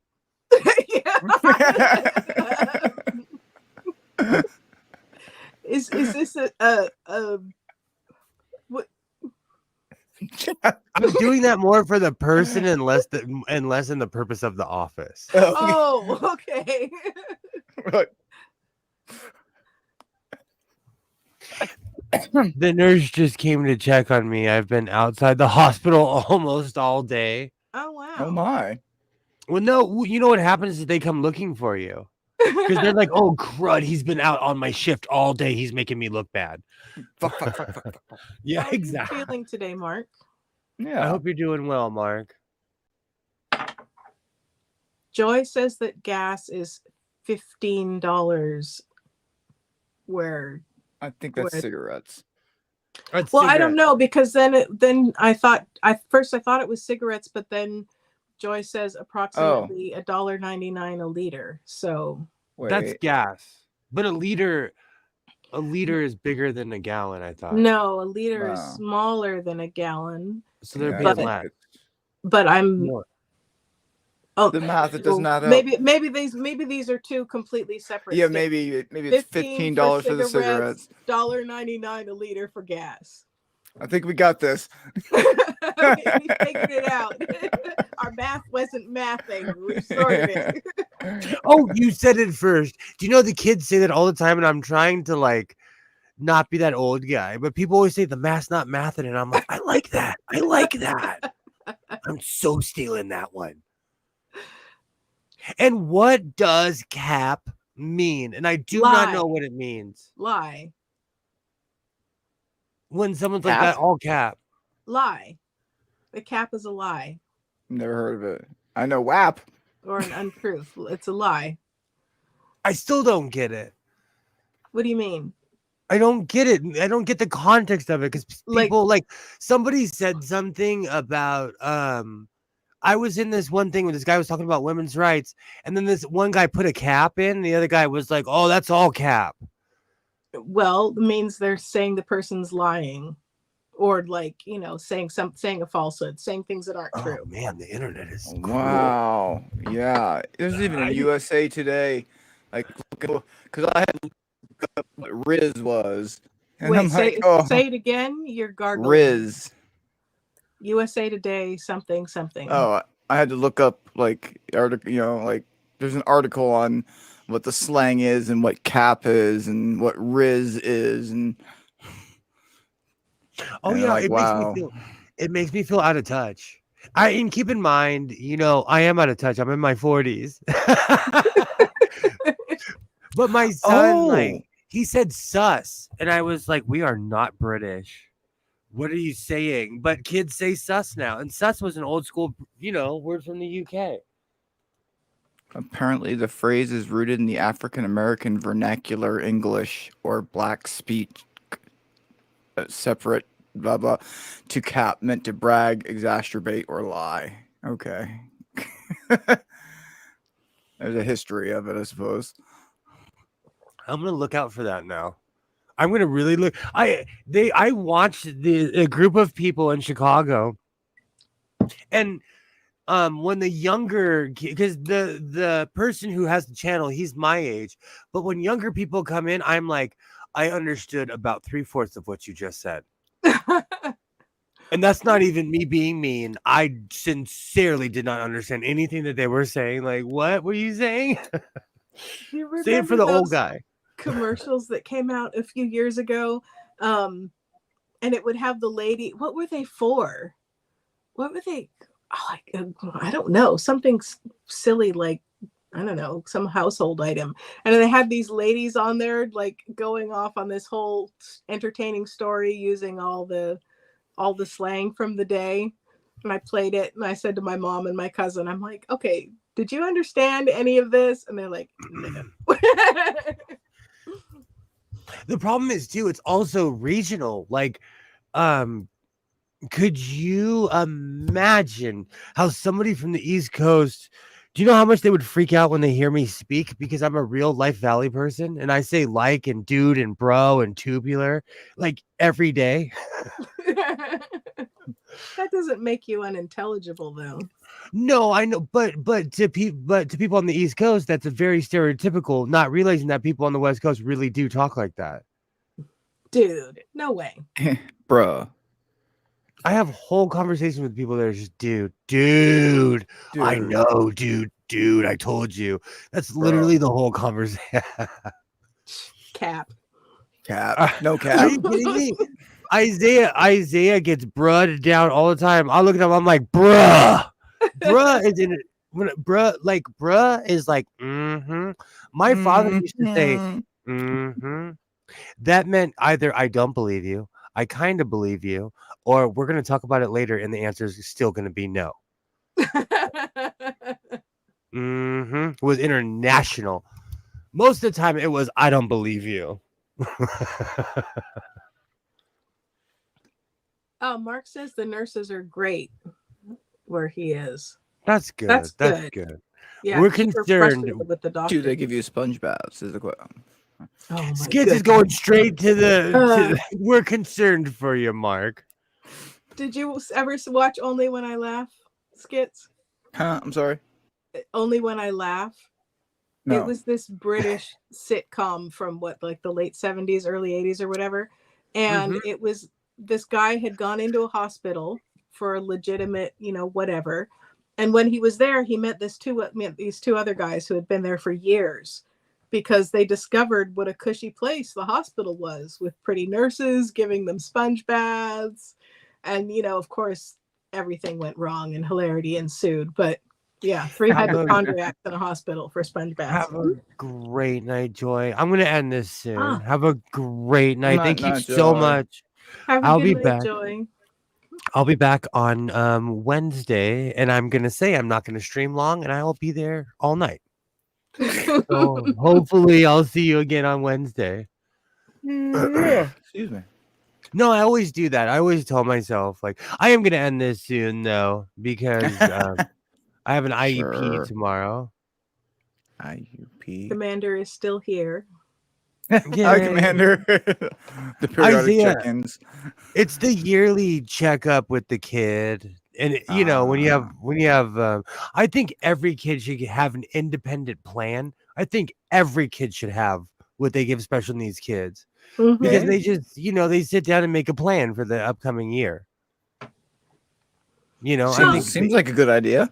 I mean, they have, I think for a lot of students, the whatever, certain classes they get put into, according to their levels and their needs and stuff. And then they have parent teacher conferences and stuff like that. So it's kind of the same thing, no? he gets 2 to 3 a year, and like the teachers have my phone numbers, and this was even when he was in school. They were like this. Mm-hmm. It's just they're much more on top of it, and quite honestly, I went to college early because I was able to pass the classes, but I wasn't showing up. But they had no communication with each other. None of my teachers, the principal, none of it. In today's world, I can talk to everybody at the touch of a button. Well, I mean, was that for, because I think they do that less in high school, but for like elementary school and middle school and stuff, they still have parent teacher conferences a couple times a year. My friend's a teacher. She talks about it. Well, they like I'm just saying they should do that more for the high school kids because they're falling behind. I see what you're saying. Okay. And I'm sure like go ahead. I'm sure like, and also like you can implement like if your kid isn't in class, as soon as it's like marked absent in one class, you can get a text saying, "Hey, where the fuck's my kid?" I would freak out if my kid wasn't where he was supposed to be. Let me tell you. And that is like in today's world, it is instantaneous. The creepy thing was in what school was that? Because he went to many schools in elementary school. The one that we court ordered agreed on when my ex-wife and I were fighting in court. They had a camera in the classroom. A camera in the classroom? It was creepy. Oh, yeah, that is creepy. I felt like I was spying on other people's kids. Yeah, I mean, that is kind of weird. Probably were. That's awful. All the parents signed a waiver. Oh no. Yeah. No. See, I don't mind the idea of a camera in the classroom, like to video what's going on, but not for anyone just to view. Like if something were to happen, they could review the tape, not just like, oh, I'm gonna live stream my what's going on. Yeah. That seems weird. Okay. Parents need to. Oh dear. Oh, I'm completely put off by that. I won't say the name of the school, but and it was the special needs program, and I guess it was to keep people honest. But I felt like I'll just wait for the teacher to tell me if my kid acted out. I can't, because I could be at work and just look at my phone and spy on everybody. Oh no. It's weird. It's like it seems just almost voyeuristic. Like it's even my ex-wife texted me and she's like, I got rid of the app because she was like, I can't do this. This is weird. Yeah. Oh yeah. He was in almost a year and a half. He was at that school. That I wouldn't want other parents to be able to log on and just see my kid. Exactly. I'm good. I'm more worried about my poor roommate who hasn't left the floor in about 50 days. He's American and he just wants to go home, but he's just so sick. Oh. I couldn't imagine being stranded in a country like when you're sick, everything's foreign. You know what I'm saying? Like that's awful. They want to do that with the cameras in the classroom so that most busybodies can ruin education for all the other children. Parental Bill of Rights gets books like 1984 pulled out of schools because someone accuses the book of being pro-communist when the book is anti-communist. But either way, pulling the book out is not the answer. Yeah. But regardless of the stance. what's going to be the answer is that we're going to probably end up having like cameras in classrooms. We're probably going to have all of this. You know, that's sad. Parents need to go and park their helicopter somewhere else. Trust the teachers. Yeah. We survived. We didn't have cameras and like, yeah, I know that's survivor's bias or whatever, but you know, we also didn't. I didn't have to worry about getting shot up with an AK. You know? To play devil's advocate, Bell Hooks predicted all of this. Bell Hooks talked about a generation of people who, like, because we all were treated a certain way by our parents, and she was like, "We're gonna have a generation of people with survivor's bias, making excuses for abuse and making excuses for certain things." You know. Okay, but if you can't go and trample over the rights of everybody and abuse everybody's children in other ways because you need to spy on the teacher. Like, you're just trading one problem for another. I agree. Because he's an American, he's getting treated differently, which sucks. He should be treated as if just another person, but insurance and politics get in the way instead of just fixing him. Yeah, because someone's got to pay for it, even if you're in a place with free health insurance, because you're not from that country, so you're not subject to their laws and stuff. To their universal health care, unfortunately. Yeah, but the healthcare system should take that into account. Sometimes people get stuck in your country. There's an optional insurance that he could have bought that I'm assuming he did not opt to purchase. I was about to say they do offer you that insurance. Oh my gosh, I'm actually, in Mexico though, Mexico will take care of you. Yeah, I mean, absolutely. I mean, like it shouldn't be that. They should fix you up and then worry about it later. Yes. You should not get inferior care because of some sort of financial whatever. Like, exactly. It infuriates me. America used to be like that, but now it's pay to play. You cannot necessarily just walk into an emergency room and get help anymore. Because in the middle of your care, they're going to ask you if you can pay, and if you don't have a billing address or something, they're not going to kick you out, but they'll basically stop care. That's modern medicine, you know. Well, what's great is like I can go to any emergency room for that matter, and I can go, hey, I don't have insurance per se, and technically I don't, but I get my health care through the VA, and they're like, okay, no problem. We'll send the bill to the VA. And they do. And they get anything I need, they just whoop, and I don't pay a dime. That's the bottom line, is that it's pay to play in America, and if you have to have a sponsor.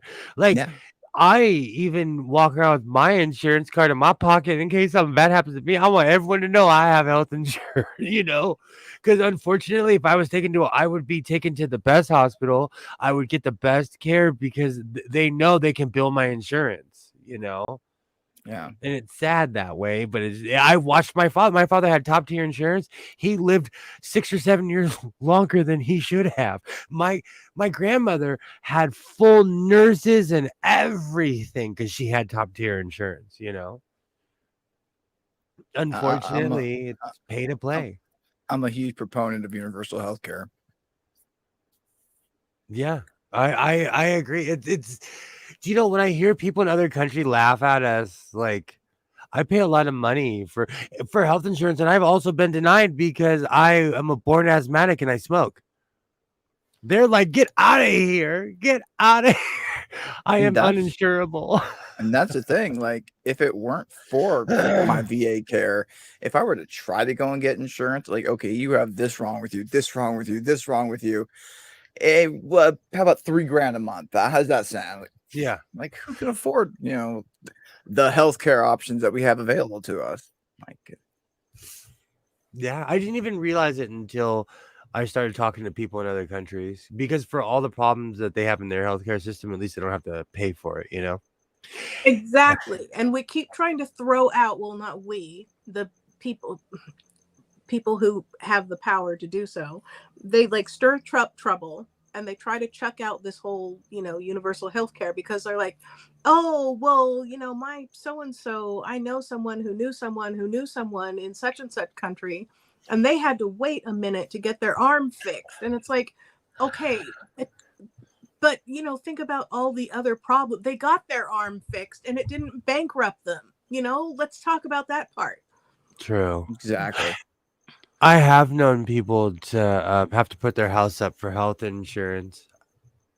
I have, or like they get sick and they have to sell their house because they can't afford their bills. It's terrible. Like I probably said this story before, but when I was going to university, I hurt my shoulder, completely unrelated to my service. Like it was a completely different shoulder than I messed up while in service. But I still go to the VA, and they take care of it. They blah blah blah blah blah. Tests and physical therapy, and it didn't cost me a penny. They wanted to make it a point that I could focus on my recovery. I could focus on school.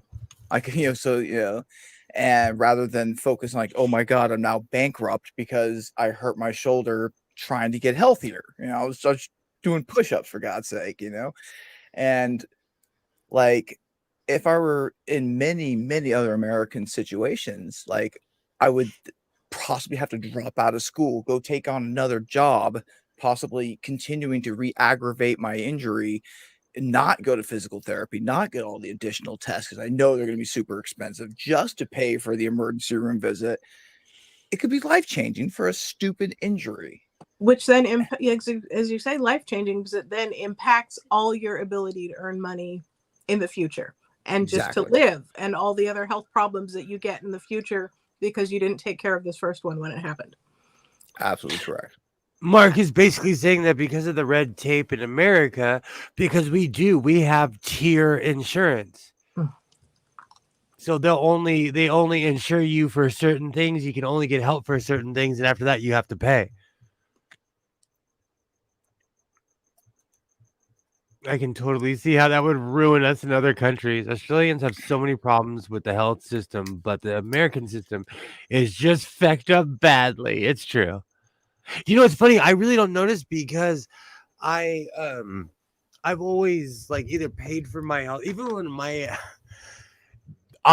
there was one time Blue Cross Blue Shield. I will call you out.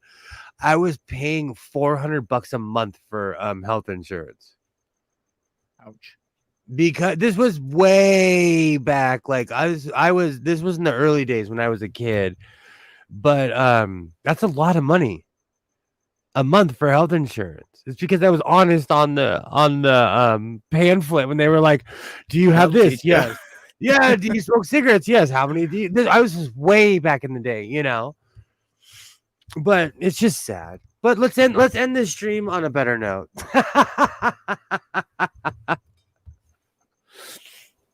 I'll be back on Wednesday. Does anyone have anything they'd like to share? That came out wrong. Does anyone have anything they'd like to show? I got a bridge to sell you and some health insurance, and hit me up if you need Bitcoin.